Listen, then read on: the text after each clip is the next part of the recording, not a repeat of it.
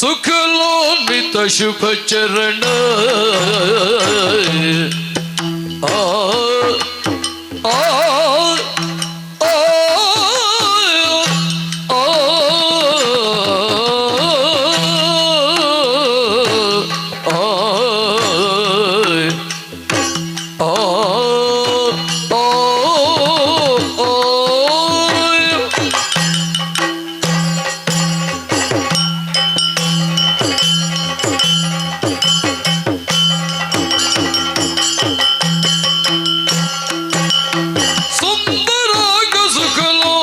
शुभचरण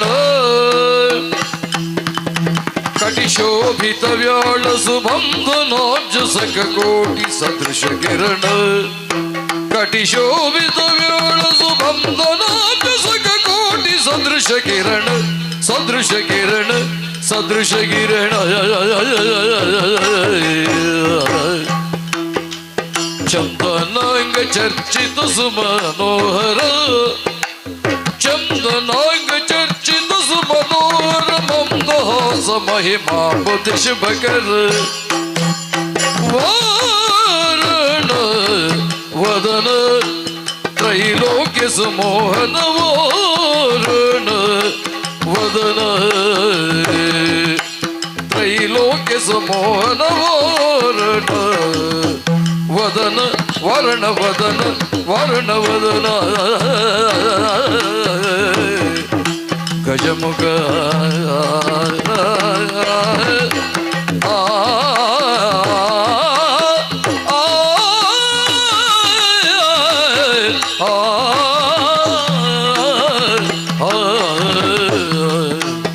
गजमुख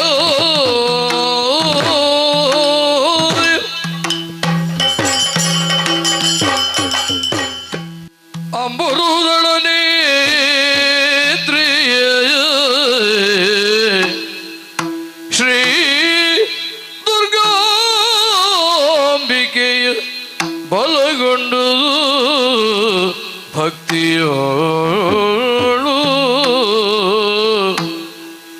ಅಂಬಿಕಾ ಸುತ ವಿಘ್ನರಾಜನ ಬಿರಿದು ಸಂಸ್ತುತಿಸಿ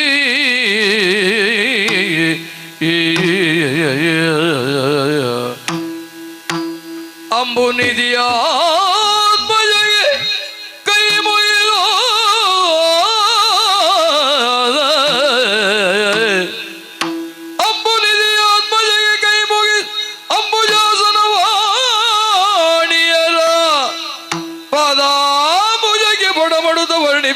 ಕಥಾಮೃತವ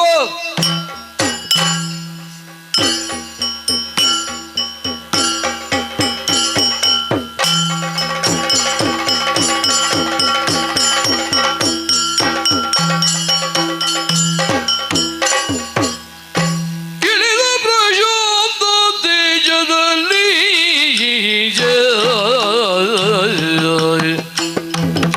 ಕಾಲ ಇಳೆಗೆ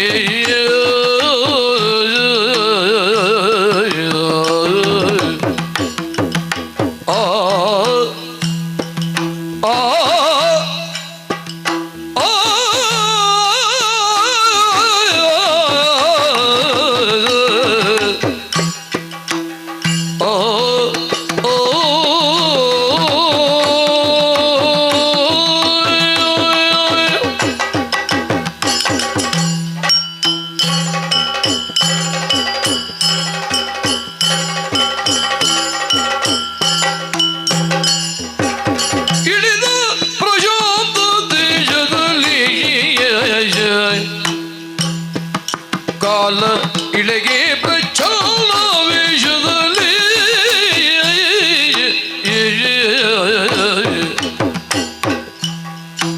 ಕಲಿಮಲಹರ ಕಾಮರೂಪ ಶ್ರೀರಾಮನ ಕಲಿಮಲಹರ ಕಾಮರೂಪ ಶ್ರೀರಾಮನ ನಿಲಯ ನೀಕ್ಷಿಸ ಅಲೆದೊಲೆಯುತ್ತಲೇ ರಾಮನ ನಿಲಯ ಈಕ್ಷಿಸ ಅಲೆದೊಲೆದು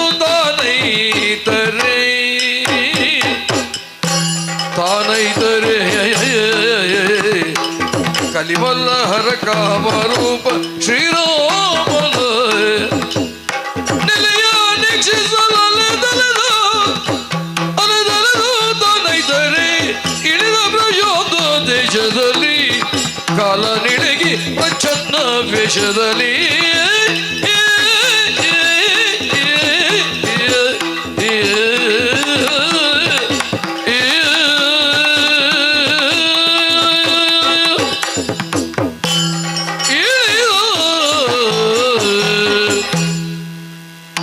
ಪರಮಪುರುಷನು ಧರ್ಮದ ಪ್ರಭು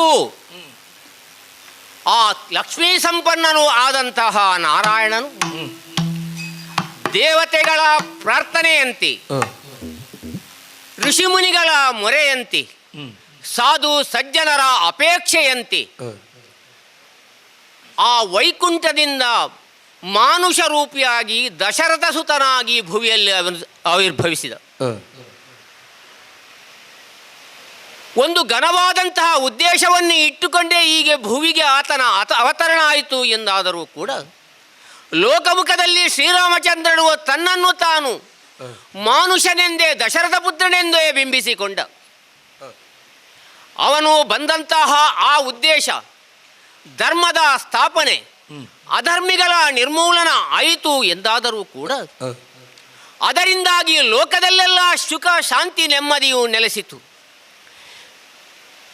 ಒಂದು ಕಾಲದಲ್ಲಿ ಅಸುರನಾದಂತಹ ರಾವಣೇಂದ್ರನ ಮುಂದೆ ಜಿಯ ಹಸಾದವೆಂದು ತನ್ನದ್ದಂಥ ಆ ದಯನೀಯ ಸ್ಥಿತಿಯಲ್ಲಿ ಆತನ ಮುಂದೆ ಕೈಜೋಡಿಸಿ ನಿಂತಿರುತ್ತಂತಹ ಇಂದ್ರ ತನ್ನದ್ದಾದಂತಹ ಪಟ್ಟವನ್ನು ಪುನರಪಿ ಪ್ರಾಪ್ತಿಸಿಕೊಂಡ.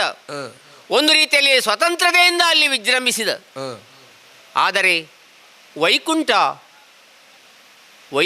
ಒಂದು ರೀತಿಯಲ್ಲಿ ಪೂರ್ಣ ಬರಿದು ಅಂತ ಅಲ್ಲ ಅಂತ ಹೇಳಿದರೂ ಕೂಡ ಒಂದು ರೀತಿಯಲ್ಲಿ ಅಲ್ಲಿ ಆ ನಾರಾಯಣನ ಛಾಯೆ ಮಾತ್ರ ಉಳಿಯುವಂತಾಯಿತು. ಆ ಸಂದರ್ಭದಲ್ಲಿಯೇ ಸುರಮುನಿಗಳಾದಂತಹ ಆ ನಾರದರು ಇಂದ್ರನಲ್ಲಿ ಬಂದು ಇದರ ವಿಷಯವನ್ನು ತಿಳಿಸಿದಾಗ, ನೀನು ಇದಕ್ಕೊಂದು ವೇದಿಕೆಯ ನಿರ್ಮಾಣ ಮಾಡಬೇಕು. ವೈಕುಂಠದಿಂದ ನಿರ್ಗಮಿಸಿದಂತಹ ಆ ನಾರಾಯಣ ಪುನರಪಿ ತನ್ನದ್ದಾದಂತಹ ಪೂರ್ವಸ್ಥಾನಕ್ಕೆ ಮರಳುವಲ್ಲಿ ನಿನ್ನದ್ದಾದಂತಹ ಕೊಡುಗೆ ಬಹಳ ಮುಖ್ಯ ಎಂದರು. ಇದನ್ನು ಬ್ರಹ್ಮದೇವರಲ್ಲಿ ಒಂದು ರೀತಿಯಲ್ಲಿ ವಿಚಾರಿಸಿದಾಗ ಅವರೂ ಒಪ್ಪಿ ಕೊನೆಗೆ ನನ್ನನ್ನೇ ಇದಕ್ಕೆ ಆಯ್ಕೆ ಮಾಡಿದರು. ಕಾಲಪುರುಷ, ನೀನು ಅಲ್ಲಿಗೆ ಹೋಗಿ ಈ ವಿಷಯವನ್ನು ಪ್ರಸ್ತಾಪಿಸಿ ಆ ಚಿನ್ಮಯನ ಜೊತೆಯಲ್ಲಿ ಒಂದು ರೀತಿಯಲ್ಲಿ ಸಂವಾದವನ್ನು ಮಾಡಿ ಆತನನ್ನು ಪುನರಪಿ ವೈಕುಂಠಕ್ಕೆ ಬರುವಲ್ಲಿ ನೀನು ಮನ ಮಾಡಬೇಕೆಂದು ಅವರು ಹೇಳಿದರು. ಅದರಂತೆ ಬ್ರಹ್ಮ ಪಿತಾಮಹನ ಆಜ್ಞೆಯನ್ನು ಪಡೆದುಕೊಂಡು ನೇರವಾಗಿ ಕಲಿಮಲಹರನು ಕಾಮರೂಪನು ಆದಂತಹ ಆ ಶ್ರೀರಾಮಚಂದ್ರನ ನೆಲೆಯೇನು ಎಂಬುದನ್ನು ತಿಳಿಯುವ ಸಲುವಾಗಿ ನೇರವಾಗಿ ಭುವಿಗೆ ಇಳಿದಿದ್ದೇನೆ ಹಾಗೆಂದುಕೊಂಡು ಕಾಲಸ್ವರೂಪಿಯಾದಂತಹ ನಾನು ಈ ರೀತಿಯಾಗಿ ಹೋದರೆ ಆ ಭುವಿಯಲ್ಲಿ ಚಿನ್ಮಯನ ಸಮ್ಮುಖದಲ್ಲಿ ವಾರ್ತಾಲಾಪವನ್ನು ಮಾಡಲಿಕ್ಕೆ ಅನುಕೂಲ ಆಗುವುದಿಲ್ಲ ಅಂತ ತಿಳಿದು ಸರ್ವರೂ ಮೆಚ್ಚುವಂತಹ, ಸರ್ವರೂ ಒಪ್ಪುವಂತಹ, ಸರ್ವರಿಂದಲೂ ಮಾನಿತವಾಗುವಂತಹ ಒಂದು ರೀತಿಯಲ್ಲಿ ಪ್ರಚ್ಛನ್ನ ವೇಷ ಅರ್ಥಾತ್ ಭೂಸುರ ವೇಷವನ್ನು ದಾಳಿ ನೇರವಾಗಿ ಸಾಕೇತದೆಡೆಗೆ ಬಂದಿದ್ದೇನೆ. ಸಾಕೇತದ ಸಮೃದ್ಧಿಯನ್ನೆಲ್ಲ ನೋಡುವಾಗ ಒಂದು ರೀತಿಯಲ್ಲಿ ಅಭಿನವ ವೈಕುಂಠವೇ ಅಂತೆ ಕಾಣುತ್ತಾ ಉಂಟು. ನಿಜವಾಗಿಯೂ ಧರ್ಮ ಸಾಮ್ರಾಜ್ಯ ಇಲ್ಲಿ ಸ್ಥಾಪನೆ ಆಗಿದೆ. ರಾಮರಾಜ್ಯವೆಂದು ಲೋಕಪ್ರಸಿದ್ಧಿಯನ್ನು ಹೊಂದಿದೆ ಎಂಬುದಕ್ಕೆ ಸಂಶಯವೇ ಇಲ್ಲ. ಹಾಗಾದರೆ ಇದಕ್ಕೆಲ್ಲ ಕಾರಣ ಏನು? ಆ ಪ್ರಭುವಿನದ್ದಾದಂತಹ ಲೀಲೆ ಏನೇ ಇರಲಿ, ರಾಜ ರಾಮನಾಗಿ ವರ್ತಮಾನದಲ್ಲಿ ಒಡ್ಡೋಲವನ್ನು ಕೊಡುತ್ತಿರುವಂತಹ ಆತನ ದೂರದಿಂದ ವೀಕ್ಷಿಸಿ ಇಲ್ಲಿ ಕೈ ಮುಗಿದು ನಿಂತಿರುತ್ತೇನೆ, ನೋಡೋಣ. ಜನಪಕುಲ ಮಣಿ ರಾಮಚಂದ್ರನು ರಾಮಚಂದ್ರನು ಶ್ರೀರಾಮಚಂದ್ರನು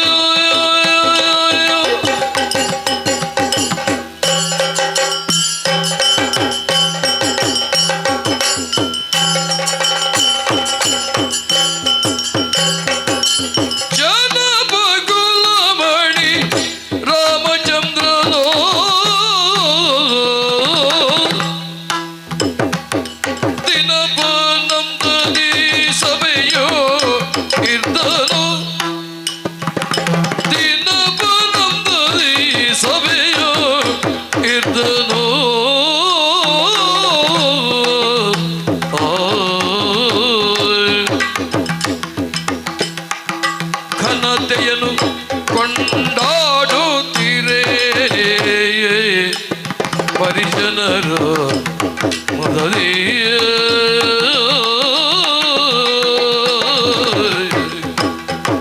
ಘನತೆಯನ್ನು ಕೊಂಡೋಡುತ್ತೀರಿ ಪರಿಜನರು ಮೊದಲಿಯ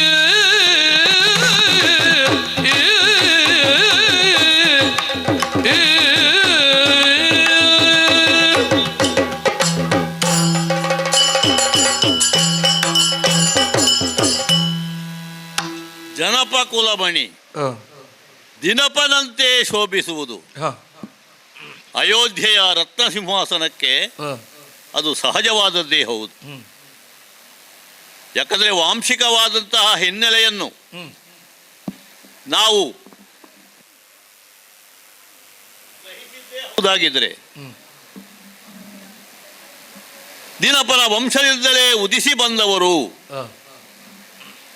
ಸೂರ್ಯವಂಶೀಯರಾದಂತಹ ನಾವು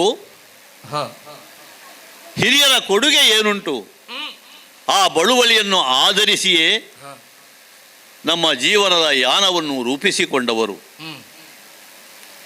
ಸಾಗಿ ಬಂದ ಹಾದಿಯ ಕಡೆಗೆ ದೃಷ್ಟಿಯನ್ನು ಹರಿಸಿದರೆ ಏಳು ಬೀಳುಗಳುಳ್ಳಂತಹ ಜೀವನದಲ್ಲಿ ಇದುವರೆಗೆ ಸಾವರಿಸಿಕೊಂಡು ನಡೆದು ಬಂದದ್ದೇ ಒಂದು ಸಾಧನೆ ಆಗುತ್ತದೆ. ಮೃಗರಾಜನಾದಂಥ ಸಿಂಹ ಅತಿವೇಗದಿಂದ ಸಂಚರಿಸುವುದೇ ಹೌದಾಗಿದ್ದರೂ ಕೂಡ ಅದರ ಗಾಂಭೀರ್ಯ ಇರುವುದು ಎಲ್ಲಿ ಅಂತ ಕೇಳಿದರೆ ಹಿಂದಕ್ಕೊಮ್ಮೆ ತಿರುಗಿ ಬಂದ ಹಾದಿಯನ್ನು ಅವಲೋಕಿಸುವಂತಹದ್ದು. ಬಹುಶಃ ಈ ರಾಮಚಂದ್ರನ ಜೀವನದಲ್ಲಿ ಹಾಗೆ ಸಿಂಹಾವಲೋಕನ ಕ್ರಮದಿಂದ ನೋಡಬೇಕಾದಂತಹ ಅನೇಕ ವಿದ್ಯಮಾನಗಳಿದ್ದಾವೆ. ಈ ಹಂತದಲ್ಲಿ ಕುಳಿತು ಯೋಚಿಸಿದಾಗ ಅದೆಲ್ಲವೂ ಒಂದರ ಹಿಂದೊಂದರಂತೆ ನೆನಪಿಗೆ ಬಂದು ಬದುಕಿನಲ್ಲಿ ಏನೆಲ್ಲ ಕಹಿ ಸಿಹಿ ಅನುಭವಗಳಾಗಿವೆಯೋ ಅವುಗಳನ್ನು ಮೆಲುಕು ಹಾಕುವಂತಹ ಸಂದರ್ಭ ಇದು ಅಂತ ನನಗೆ ಅನ್ನಿಸ್ತದೆ. ಯಾಕಂದರೆ ಸೂರ್ಯನ ಕಿರಣ ಎಲ್ಲಿಯವರೆಗೆ ಚಾಚಿಕೊಂಡಿರುತ್ತದೋ ಅಲ್ಲಿಯವರೆಗೆ ಸೂರ್ಯವಂಶೀಯರಾದಂತಹ ನಮ್ಮ ಆಳ್ವಿಕೆ ವಿಸ್ತರಿಸಿಕೊಂಡಿದೆ ಎನ್ನುವುದು ಜನಜನಿತವಾದಂತಹ ಮಾತು. ಅದಕ್ಕನುಗುಣವಾಗಿ ರಾಮನ ಅಯಣ ಎನ್ನುವಂಥದ್ದು ಕೇವಲ ಅಯೋಧ್ಯೆಗೆ ಮಾತ್ರ ಸೀಮಿತವಾದದ್ದಲ್ಲ. ಬಹುಶಃ ನನ್ನ ಈ ಒಂದು ಬದುಕಿನಲ್ಲಿ ನಡೆದುಕೊಂಡು ಬಂದಂತಹ ಬೇರೆ ಬೇರೆ ರೀತಿಯದ್ದಾದಂತಹ ಪ್ರಯಾಣಗಳು ಅನುಭವದ ಪಕ್ವತೆಗೆ ಸಾಧ್ಯವಾಯಿತು ಎನ್ನುವ ಸಮಾಧಾನ ಈ ಹೊತ್ತು ನನಗಿದೆ. ರಾಮನಂತೆ ಜೀವನವನ್ನು ರೂಪಿಸಿಕೊಳ್ಳಬೇಕು ಅಂತ ಬಯಸುವವರನ್ನು ನಾನು ಕಂಡಿದ್ದೇನೆ. ಮಾನವತೆಯಿಂದ ದೈವತ್ವಕ್ಕೆ ನನ್ನನ್ನು ಏರಿಸಿಕೊಂಡು ಆ ಮೂಲಕ ರಾಮ ಎಂದರೆ ಅತಿಮಾನುಷ ಒಂದು ಶಕ್ತಿ ಎನ್ನುವ ಹಾಗೆ ಹೇಳುವವರು ಇದ್ದಾರೆ. ಯಾರು ಏನೇ ಹೇಳಿ ನಾನು ಮನುಷ್ಯ ಎನ್ನುವ ರೀತಿಯಿಂದಲೇ ಮನುಷ್ಯರಿಗೆ ಯೋಗ್ಯವಾಗಿರತಕ್ಕಂತಹ ಜೀವನ ಕ್ರಮವನ್ನೇ ಆಧರಿಸಿಕೊಂಡು ನಡೆದು ಬಂದಿದ್ದೇನೆ. ಸಾಮಾನ್ಯ ಮನುಷ್ಯರ ಹಾಗೆ ಕಷ್ಟ ಕೋಟಲೆಗಳನ್ನು ನಾನು ಅನುಭವಿಸಿದವ. ಒಬ್ಬ ತಾಯಿ ಹೆತ್ತ ಮಗನಾಗಿ ಈ ಭೂಮಿಯಲ್ಲಿ ಏನೆಲ್ಲ ಅಡ್ಡಿ ವಿಡ್ಡೂರಗಳುಂಟು ಅದೆಲ್ಲವನ್ನು ದಾಟಿಕೊಂಡು ಬಂದು ಒಂದು ನಿಲುಗಡೆಗೆ ಬಂದ ಈ ಕ್ಷಣ ಸಮಾಧಾನವನ್ನು ತಂದಿರುವಂಥದ್ದು. ರಾಮರಾಜ್ಯ ಆಗಬೇಕು ಈ ವಸುಂಧರೆಯಲ್ಲಿ ಅಂತ ಬಯಸಿದ ಜನರೆಷ್ಟೋ ಇದ್ದರು. ಅವರೆಲ್ಲವರ ಕನಸನ್ನು ನನಸು ಮಾಡುವ ರೀತಿಯಿಂದ ಈ ಹೊತ್ತು ಏನು ನಿರೀಕ್ಷೆ ಇದೆ ಅದಕ್ಕನುಗುಣವಾಗಿಯೇ ನನ್ನದಾದ ಆಳ್ವಿಕೆಯ ಕ್ರಮವನ್ನು ನಾನು ನಡೆಸಿಕೊಂಡು ಬಂದವನು. ಬಹುಶಃ ಅದೆಷ್ಟೋ ಸಂವತ್ಸರಗಳನ್ನು ಕಳೆದ ಮೇಲೆ ನನಗೆ ಯೋಚನೆಗೆ ಬರುವುದು, ಅಯೋಧ್ಯೆಯ ಸಿಂಹಾಸನಕ್ಕೆ ಉತ್ತರಾಧಿಕಾರಿ ನಾನು ಎನ್ನುವ ಹಾಗೆ ತಂದೆಯವರಾದಂಥ ದಶರಥ ಭೂಪತಿಗಳು ನಿರ್ಧಾರ ಮಾಡಿದಂಥ ಆ ಕ್ಷಣದಲ್ಲಿ ಆ ಯೋಗ ನನಗೆ ಒದಗಿ ಬರಲಿಲ್ಲ. ಆದರೆ ಬದುಕಿನಲ್ಲಿ ಅನೇಕ ಅನುಭವಗಳನ್ನು ಪಡೆಯುವುದಕ್ಕೆ ಅದು ನಿಜವಾದಂಥ ಅಸ್ಥಿವಾರವನ್ನು ಹಾಕಿಕೊಟ್ಟಿದೆ ಎನ್ನುವುದು ಈ ಹೊತ್ತಿಗೆ ನನಗೆ ಅರ್ಥವಾಗುತ್ತಾ ಇದೆ. ಹುಟ್ಟಿ ಇನ್ನೂ 11-12 ವರ್ಷ ಆಗದ ಹೊತ್ತಿನಲ್ಲಿ ಕೂಡ ಮುನಿಗಳ ಯಾಗ ಸಂರಕ್ಷಣೆಯನ್ನು ಮಾಡಬೇಕಾದಂಥ ಒಂದು ಸಂದರ್ಭ ಬಂತು. ದೇವಕಲ್ಪನಾಗಿ ಋಷಿಕಲ್ಪನಾಗಿ ಜನ್ಮಿಸಬೇಕಾದಂಥ ಸಂದರ್ಭ ಬಂದಾಗ 60,000 ಸಂವತ್ಸರಗಳನ್ನು ದಾಟಿದಂತಹ ದಶರಥ ಚಕ್ರವರ್ತಿಗೆ ಮಕ್ಕಳಾಗಿ ನಾವು ಹುಟ್ಟಬೇಕು ಅಂತ ಇದ್ದರೆ ಋಷಿ ಪಂಚಮಿಯನ್ನು ಕಳೆದಂತಹ ಕೌಸಲ್ಯಾದೇವಿಯ ಗರ್ಭಾಂಬುದಿಯಲ್ಲಿ ನಾನು ಜನ್ಮವನ್ನು ಪಡೆಯಬೇಕು ಅಂತ ಇದ್ದರೆ ಇದು ಕೇವಲ ಮನುಷ್ಯ ಮಾತ್ರ ಆದವರ ಭಾವನೆ ಅಲ್ಲ, ದೇವಕಲ್ಪವೂ ಹೌದು ಎನ್ನುವುದನ್ನು ತಿಳಿಯುವುದಕ್ಕೆ ಸಾಧ್ಯ ಆಗುತ್ತದೆ. ಹಾಗಾಗಿ ಅಲ್ಲವೇ ಋಷಿಗಳ ಯಾಗ ಸಂರಕ್ಷಣೆಯನ್ನು ಮಾಡುವಂತಹ ಒಂದು ಯೋಗ ನನ್ನ ಪಾಲಿಗೆ ಬಂತು. ಆ ಬಳಿಕ ಅಯೋಧ್ಯೆಯ ಸಿಂಹಾಸನದಿಂದ ವಂಚಿತನಾದರೂ ಕೂಡ ವನಾಂತರವಾಸಿಯಾದಂತಹ ನಾನು ಋಷಿಗಳಿಗೆ, ಮುನಿಗಳಿಗೆ, ತಪಸ್ವಿಗಳಿಗೆ, ಒಟ್ಟಿನಲ್ಲಿ ಲೋಕದ ಸಜ್ಜನ ಸ್ತೋಮಕ್ಕೆ ಆತಂಕಕಾರಿಗಳಾಗಿ ಒದಗಿ ಬಂದಿರುವಂತಹ ದೈತ್ಯರನ್ನು ನಿರ್ವಾಣ ಮಾಡುವಲ್ಲಿ, ನಿರ್ನಾಮ ಮಾಡುವಲ್ಲಿ, ಅವರನ್ನು ಯೋಗ್ಯವಾದಂತಹ ರೀತಿಯಲ್ಲಿ ಪಾಲಿಸುವಂತಹ ಒಂದು ಸಂದರ್ಭ ಕೂಡ ಒದಗಿ ಬಂದದ್ದು. ಅದು ಸಾಮಾನ್ಯ ಮನುಷ್ಯನಿಗೆ ದಕ್ಕುವಂಥದ್ದಲ್ಲ. ರಾವಣಾದಿ ರಕ್ಕಸರ ವಧೆ ನನ್ನಿಂದಾಯಿತು ಎನ್ನುವ ಮೂಲಕವಾಗಿ ಭುವಿಗಂಟಿದಂತಹ ಒಂದು ಕಲ್ಮಶ ಅದು ಕಣ್ಮರೆವಾಯಿತು. ಆ ಮೂಲಕವಾಗಿ ಏನನ್ನು ದೇವತೆಗಳು ಬಯಸಿದರು ಅದು ಸಿದ್ಧಿ ಆಯಿತು ನನ್ನ ಮೂಲಕ ಎನ್ನುವಂಥದ್ದು ಮತ್ತೊಂದು ಸಮಾಧಾನದ ಸಂಗತಿ. ಹೌದು, ಅದೆಲ್ಲವನ್ನು ಮಾಡಿದ ಮೇಲೆ ಮತ್ತೆ ಅಯೋಧ್ಯೆಯ ಪುರಪ್ರವೇಶವನ್ನು ಮಾಡಿ ಸಿಂಹಾಸನಾಧೀಶನಾಗಿ ರಾಮಚಂದ್ರ ರಾಮರಾಜ್ಯದ ಆಳ್ವಿಕೆಯನ್ನು ಪ್ರಾರಂಭಿಸಿದಲ್ಲಿಗೆ ಎಲ್ಲ ರೀತಿಯದ್ದಾದಂತಹ ದೈವಾನುಗ್ರಹ ನನಗೆ ಸಿದ್ಧಿಸಿದೆ. ರಾಮರಾಜ್ಯ ಅಂದರೆ ಏನು? ಇವತ್ತು ಇಲ್ಲಿ ಮಳೆ ಬೆಳೆಗಳಿಗೆ ಸಮೃದ್ಧಿಯ ಸ್ಥಿತಿ, ಹಾಲು ಕೊಡದ ಹಸುವಿಲ್ಲ, ಬೆಳೆ ಕೊಡದ ಅಥವಾ ಫಲ ಕೊಡದ ಮರಗಳಿಲ್ಲ, ಸಂತಾನವಿಲ್ಲದಂಥ ಹೆಂಗಳೆಯರಿಲ್ಲ. ಹೀಗೆ ಸಮೃದ್ಧಿ ಎನ್ನುವಂಥದ್ದು ಏನುಂಟು ಅದೆಲ್ಲವೂ ರಾಮನ ರಾಜ್ಯದಲ್ಲಿ ಉಂಟು ಎನ್ನುವ ಹಾಗೆ ಜನ ಕೊಂಡಾಡುವ ಹಾಗಾಯಿತು. ಮಾತ್ರ ಅಲ್ಲ, ನ್ಯಾಯ ತೀರ್ಮಾನದಲ್ಲೂ ಹಾಗೆ. ಯಾರು ಯಾವ ಹೊತ್ತಿಗೆ ಬಂದರೂ ಕೂಡ ಅಯೋಧ್ಯೆಯ ಬಾಗಿಲು ತೆರೆದಿರುತ್ತದೆ, ನಮ್ಮ ಬಾಗಿಲು ಮುಚ್ಚಿದ್ದಿಲ್ಲ. ಆ ಕಾರಣದಿಂದ ಬಹುಶಃ ವೈಯಕ್ತಿಕವಾದಂಥ ಯಾವ ವಾಸನಾಬಲವೂ ಇಲ್ಲದೆ ಎಲ್ಲವೂ ಸಮಷ್ಟಿಯದ್ದು ಎನ್ನುವ ರೀತಿಯಿಂದ ರಾಮರಾಜ್ಯವನ್ನು ನಡೆಸಿಕೊಂಡು ಬಂದಂತಹ ಸಮಾಧಾನ ನನಗಿದೆ. ನನ್ನ ಸಹೋದರರು, ಮಂತ್ರಿಗಳು, ಕುಲಗುರುಗಳಾದಂಥ ವಸಿಷ್ಠರು ಕಾಲಕಾಲಕ್ಕೆ ನನಗೆ ಸರಿಯಾದಂತಹ ನಿರ್ದೇಶನವನ್ನು ಕೊಡುವುದರ ಮೂಲಕವಾಗಿ ಏನು ಜನ ನಿರೀಕ್ಷೆ ಮಾಡ್ತಾರೆ ರಾಮನಿಂದ ಅದನ್ನು ಯಥಾನುಶಕ್ತಿ ನೀಡುವುದಕ್ಕೆ ಪ್ರಯತ್ನ ಪಟ್ಟವನು ನಾನು. ಆದರೆ ಏನು ಮಾಡೋಣ ಹೇಳಿ, ಮಾನುಷ್ಯ ಜೀವನದಲ್ಲಿ ಒಂದು ಆಯುರ್ಮಾನ ಅಂತ ಇರ್ತದೆ. ನಮ್ಮ ತಂದೆಯವರಾದರೂ 60 ಸಹಸ್ರ ವರ್ಷ ಬದುಕಿ ಬಾಳಿದರು. ಆ ಎತ್ತರಕ್ಕೆ ಏರುವುದಕ್ಕೆ ನಮ್ಮಂಥವರಿಗೆ ಸಾಧ್ಯ ಇಲ್ಲ ಎನ್ನುವುದು ಗೊತ್ತಿದ್ದು ನನಗೂ ಒಂದು ಆಯುರ್ಮಾನದ ಪರಿಮಿತಿ ಇದೆ ಅಂತ ನಾನು ಭಾವಿಸಿದವ. ಹೆಚ್ಚು ಕಡಿಮೆ 11,000 ವರ್ಷದ ಆಳ್ವಿಕೆ ನನ್ನದು. ಇನ್ನೇನು ಸಮೀಪಿಸ್ತಾ ಇದೆ. ಯಾವಾಗ ಇದಕ್ಕೆ ನಿಲುಗಡೆ ಆ ನಿರೀಕ್ಷೆ ನನಗುಂಟು. ಆದರೆ ಯಾವಾಗ ಎನ್ನುವಂಥದ್ದು ಸ್ಪಷ್ಟ ಇಲ್ಲ. ಅದಕ್ಕಾಗಿ ಕಾಲವನ್ನು ಕಾಯಬೇಕು. ನೋಡೋಣ. ಮನುಜಲೀಲ ಸಕ್ತನಾಗಿಯ ಚಿನ್ಮಯನ ಕಂಡಾಗ ದೂರದಿಯ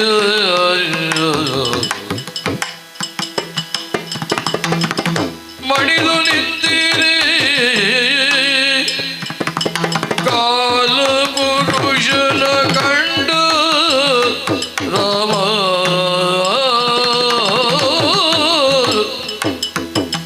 ಕಂಡ ರಾಮ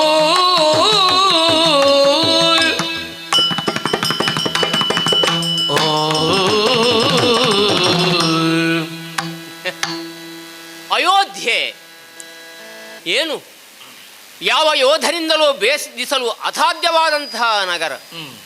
ಮನುವಿನ ಮನಸಂಕಲ್ಪದಿಂದ ನಿರ್ಮಾಣಗೊಂಡ ಈ ನಗರ. ಈ ನಗರದಲ್ಲಿ ಆ ಮಹಾಸ್ವಾಮಿ, ಆ ಮಹಾಸನ್ನಿಧಾನ ಇಲ್ಲಿ ಮಾನುಷ ರೂಪದಿಂದ ಇದೆ ಅಂತ ಹೇಳಿದರೆ ನಮಗೆ ನಂಬಲಿಕ್ಕೆ ಆಗುವುದಿಲ್ಲ. ಆದರೆ ವಾಸ್ತವ ಸತ್ಯ ಅದು. ಕೇವಲ ಲೀಲಾಸಕ್ತ, ಅದರಲ್ಲಿಯೂ ಮಾನುಷ ಲೀಲಾಸಕ್ತ. ಪ್ರಜೆಗಳಿಗೆ ಪ್ರಭುವಾಗಿ, ತಮ್ಮಂದಿರಿಗೆ ಅಣ್ಣನಾಗಿ, ಮಿಕ್ಕುಳಿದ ಋಷಿವರ್ಗಕ್ಕೆ ಒಂದು ರೀತಿಯಲ್ಲಿ ಅಭಯಪ್ರದನಾಗಿರುವಂತಹ ಈತನನ್ನು ಕಾಣುವಾಗ ಒಂದು ರೀತಿಯಲ್ಲಿ ಮನಸ್ಸಿಗೆ ಅನ್ನಿಸ್ತು, ಈ ಮಹಾಸ್ವಾಮಿಯನ್ನು ನಾವು ಆ ಸನ್ನಿಧಾನದಲ್ಲಿ ನೋಡಿದವರಲ್ಲ ಅಂತಲ್ಲ, ಹಾಗೆಂದುಕೊಂಡು ವರ್ತಮಾನದಲ್ಲಿ ಇಲ್ಲಿ ನೋಡುವಾಗ ನನಗೆ ಒಂದು ರೀತಿಯಲ್ಲಿ ಭಯವೇ ಆಗುತ್ತಾ ಉಂಟು. ಹಾಗೆಂದುಕೊಂಡು ನೇರವಾಗಿ ಒಳ ಹೋಗುವನವೇ ಖಂಡಿತವಾಗಿಯೂ ಸರಿಯಲ್ಲ. ಅಂತರಂಗದಲ್ಲಿ ನಾನ್ಯಾರು, ಅವನ್ಯಾರು, ಈ ಎಲ್ಲದರ ಬಗ್ಗೆ ಸರಿಯಾದ ತಿಳುವಳಿಕೆ ಉಳ್ಳಂತಹ ನಾನು ಏಕಾಏಕಿ ಒಳ ಹೋಗುವುದೂ ಸರಿಯಲ್ಲ. ಹೇಗಿದ್ದರೂ ಕಾಲನಲ್ಲವೇ, ಕಾಯುವುದು ಬೇಕು. ನಾನೇ ಎಲ್ಲರೂ ಕೆಲವರು ನನ್ನನ್ನು ಕಾದರೆ ನಾನೇ ಕಾಯುವಂತಹ ಸ್ಥಿತಿ. ಕಾಲನ ಕರೆ ಅಲ್ಲ, ಕಾಲನಿಗೆ ಯಾವಾಗ ಕರೆ ಬರ್ತದೆ ಅಂತ ನಿರೀಕ್ಷಿಸ್ತೇನೆ. ನೋಡೋಣ. ಯಾರದು ಆಸ್ಥಾನದಲ್ಲಿ ಓಲಗಸ್ತನಾಗಿರುವಂಥ ಹೊತ್ತಿದು? ಸಭಾಸ್ಥಾನದಲ್ಲಿ ಯಾರೆಲ್ಲ ಬೇಕು ಅವರೆಲ್ಲರೂ ನೆರೆದಿದ್ದಾರೆ. ಹಾಗಂತ ಆಗಂತುಕನೊಬ್ಬನ ಆಗಮನ ಆಗಿದೆ ಎನ್ನುವ ಹಾಗೆ ದ್ವಾರಪಾಲಕರು ಬಂದು ಹೇಳಿದರು, ಬ್ರಾಹ್ಮಣನೊಬ್ಬ ಬಂದಿದ್ದಾನೆ. ಹೇಳಿದರೆ ಅತಿಬಲ ಎನ್ನುವಂಥ ಋಷಿಯ ಶಿಷ್ಯ ನಾನು ಅಂತ ಹೇಳಿದನಂತೆ.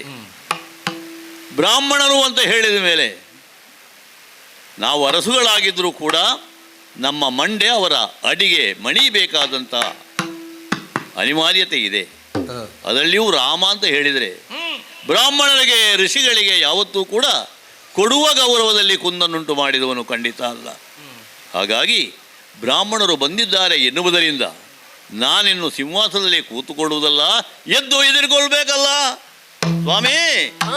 ಇದಿರಿದು ಬಂದು ಮನ್ನಿಸಿ ಕರೆದೊಯ್ದ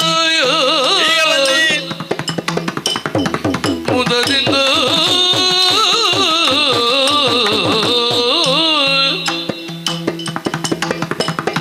ಇದಿರೆದ್ದು ಬಂದು ಮನ್ನಿಸಿ ಕರೆದೊಯ್ದ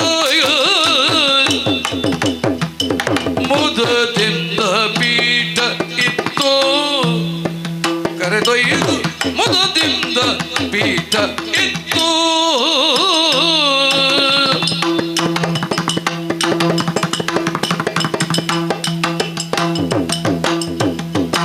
ಪದ ಎರಗುತ್ತಲೆಲ್ಲ ಧರ್ಮದೇವನೇ, ನೀ ಬಂದುದಕ್ಕೆ ಸಂತೋಷವಾಯ್ತು. ಬಹಳ ಸಂತೋಷ. ಬಂದುದಕ್ಕೆ ಸಂತೋಷವಾಯ್ತು. ನೀ ಬಂದುದಕ್ಕೆ ಸಂತೋಷವಾಯ್ತು.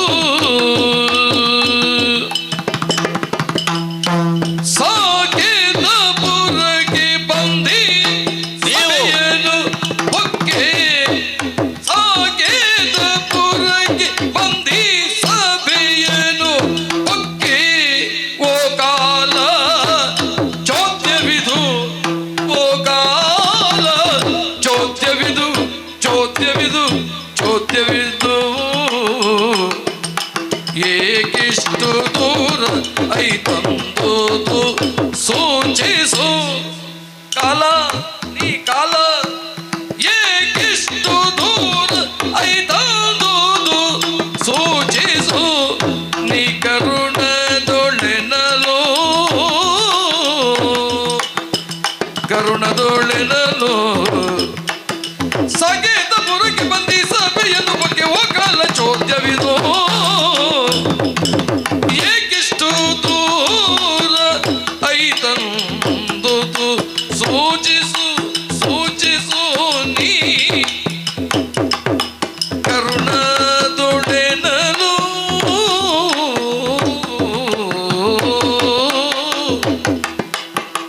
ಓ ಕಾಲಪುರುಷ,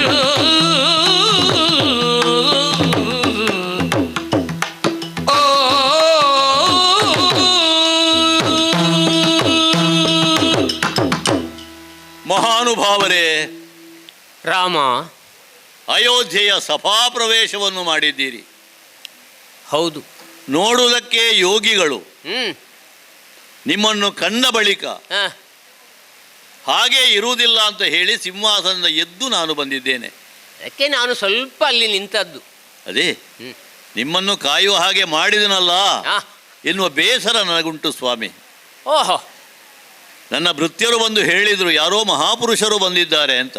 ಹ್ಮ್ ವಿಚಾರಿಸಿದರೆ ಮಹಾಯೋಗಿಯ ಶಿಷ್ಯರು ಅಂತ ಹೇಳಿದ್ರಂತೆ. ಹಾ ಬಂದವರನ್ನು ಎದುರುಗೊಳ್ಳುವುದಕ್ಕೆ ನಾನು ಬರುವುದಕ್ಕೆ ಮೊದಲೇ ಹಾ ಸಭಾಪ್ರವೇಶವನ್ನು ಮಾಡಿ ಹ್ಮ್ ಅನತಿ ದೂರದಲ್ಲಿ ನಿಂತಿದ್ದೀರಿ. ನೀವು ಹೌದು. ಬಂಧಿಸಬೇಕು. ಹ್ಮ್ ಯಾಕಂದರೆ ಹ್ಮ್ ರಾಜಕಾರ್ಯದಲ್ಲಿ ವ್ಯಸ್ತರಾಗಿರುವಂತಹ ನಮ್ಮಿಂದ ಹ್ಮ್ ತಿಳಿದೋ ತಿಳಿಯದೆಯೋ ಪ್ರಮಾದಗಳು ಸಂಭವಿಸಬಹುದು. ಹ್ಮ್ ಆದರೆ ಯೋಗಿ ಜನರಾದಂಥ ನಿಮಗೆ ಹ್ಮ್ ಮನ್ನಿಸುವಂಥ ಅಧಿಕಾರ ಉಂಟು, ಆ ಮನಸ್ಸು ಉಂಟು ಅಂತ ನಾನು ತಿಳಿಯುತ್ತೇನೆ. ಚಾಚೆ ಆದರೆ ಹಾ ಬಹು ಅಯೋಧ್ಯೆಯ ವ್ಯಾಪ್ತಿಯೊಳಗೆ ಹಾ ಇರುವಂಥ ಬ್ರಾಹ್ಮಣರು ಋಷಿಮುನಿಗಳು ಹಾ ಅವರ ಪರಿಚಯ ನನಗಿಲ್ಲದೇ ಇಲ್ಲ. ಹೌದೌದು. ಹಾಗೆ ನೋಡಿದರೆ ಹಾ ಆ ಯಾವ ಸಮುದಾಯದಲ್ಲಿಯೂ ಕೂಡ ಈ ಮುಖ ನನಗೆ ಕಂಡದ್ದಿಲ್ಲ ಇದುವರೆಗೆ. ಹೌದು. ಹಾ ಅಂಥ ತಾವು ಹಾ ಅಪರೂಪಕ್ಕೆ ಇಲ್ಲಿ ಬಂದಿದ್ದೀರಿ ಎನ್ನುವುದು ಸಂತೋಷವೇ. ಹ್ಮ್ ಆದರೆ ನಿಮ್ಮ ಮುಖವನ್ನು ನಾನು ವೀಕ್ಷಣೆ ಮಾಡಿದಾಗ ಯಾವುದೋ ಅವ್ಯಕ್ತವಾದಂತಹ ಒಂದು ಭಾವ ಹ್ಮ್ ನನ್ನ ಮನಸ್ಸಿಗೆ ಬರುತ್ತಾ ಇದೆ. ಹ್ಮ್ ಅಪರಿಚಿತರಾದರೂ ನೀವು ಪರಿಚಿತರು ಎನ್ನುವ ಹಾಗೆ ಹಾ ಹಾ ನಿಮ್ಮ ಮುಖ ನೋಡಿದರೆ ಗೊತ್ತಾಗ್ತದೆ. ಹೌದಪ್ಪ. ಮಾತ್ರ ಅಲ್ಲ, ಹಾ ನೀವು ಬಂದದ್ದು ಸಾಕೇತಕ್ಕೆ. ಹಾ ಹಾ ಈ ಸಾಕೇತಕ್ಕೆ ನಾನು ಬಂದು ಅದೆಷ್ಟೋ ವರ್ಷ ಆಗಿ ಹೋಯಿತು. ಹೌದಪ್ಪ. ಈಗ ನೀವು ಬಂದಿರಿ. ಹೌದು. ಈಗ ಬಂದಂತಹ ನೀವು ಹ್ಮ್ ಯಾಕೆ ಬಂದಿರಿ ಎನ್ನುವುದು ಅರ್ಥ ಆಗುವುದಿಲ್ಲ ನನಗೆ. ಹಾ ಹಾಗಂತ ನಿಮ್ಮನ್ನು ಅಲ್ಲೇ ನಿಲ್ಲಿಸಿ ಮಾತಾಡುವವ ನಾನಲ್ಲ. ಹ್ಮ್ ಕೈ ಹಿಡಿದು ಹ್ಮ್ ಕರೆತಂದು ಹ್ಮ್. ಉಚಿತಾಸನವನ್ನು ಕೊಟ್ಟಿದ್ದೇನೆ. ಹ್ಮ್ ಅರ್ಘ್ಯ ಪಾದ್ಯ ಆಚಮನವೇ ಮೊದಲಾದಂತಹ ಹ್ಮ್ ಶೈತ್ಯೋಪಚಾರಗಳನ್ನು ನಿಮಗೆ ಮಾಡಿದ್ದೇನೆ. ಹ್ಮ್ ಸ್ವಾಮಿ, ಹ್ಮ್ ಬರುವುದಕ್ಕೆ ಒಂದು ಕಾರಣ ಬೇಕು. ಹೌದೌದು. ರಾಮನ ಬರುವುದಕ್ಕೆ ಕಾರಣವೂ ಬೇಕು ಅಂತಲೇ ಏನೂ ಇಲ್ಲ. ಇಲ್ಲ ಇಲ್ಲ. ಆದರೆ ನೀವು ಸಂಕೋಚದ ದೂರ ನಿಂತದ್ದನ್ನು ನೋಡಿದರೆ ಹಾ ಯಾವುದೋ ಕಾರ್ಯನಿಮಿತ್ತದಿಂದ ನೀವು ಬಂದಿದ್ದೀರಿ ಎನ್ನುವುದು ನನಗೆ ಅರ್ಥ ಆಗ್ತದೆ. ಹಾ ಹಾ ಹೇಳುವ ಮನಸ್ಸಿದ್ರೆ, ಹಾ ಹೇಳುವುದಕ್ಕಾಗಿ ಬಂದಿದ್ರೆ ಹ್ಮ್ ತಿಳಿಸ್ತೀರಾ? ಹ್ಮ್ ಹ್ಮ್ ಅಪರಮ ಪುರುಷ ಕೇಳು ಹರಿತ ರಹಸ್ಯದ ಓ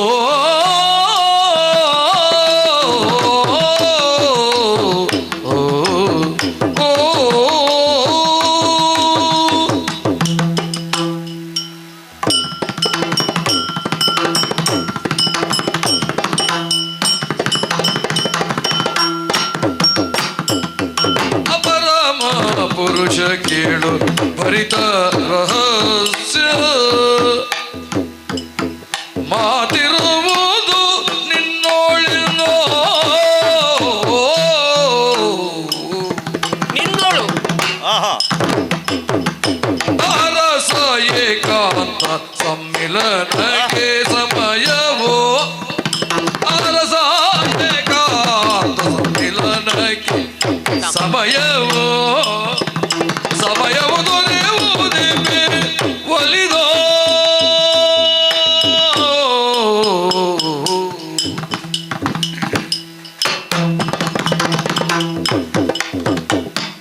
ಅರಸ ಏಕಾಂತ ಸಮ್ಮೇಳನಕ್ಕೆ ಸಮಯವು ದೊರೆಯುವುದೇ ಬೇಳೆನಲ್ಲೋ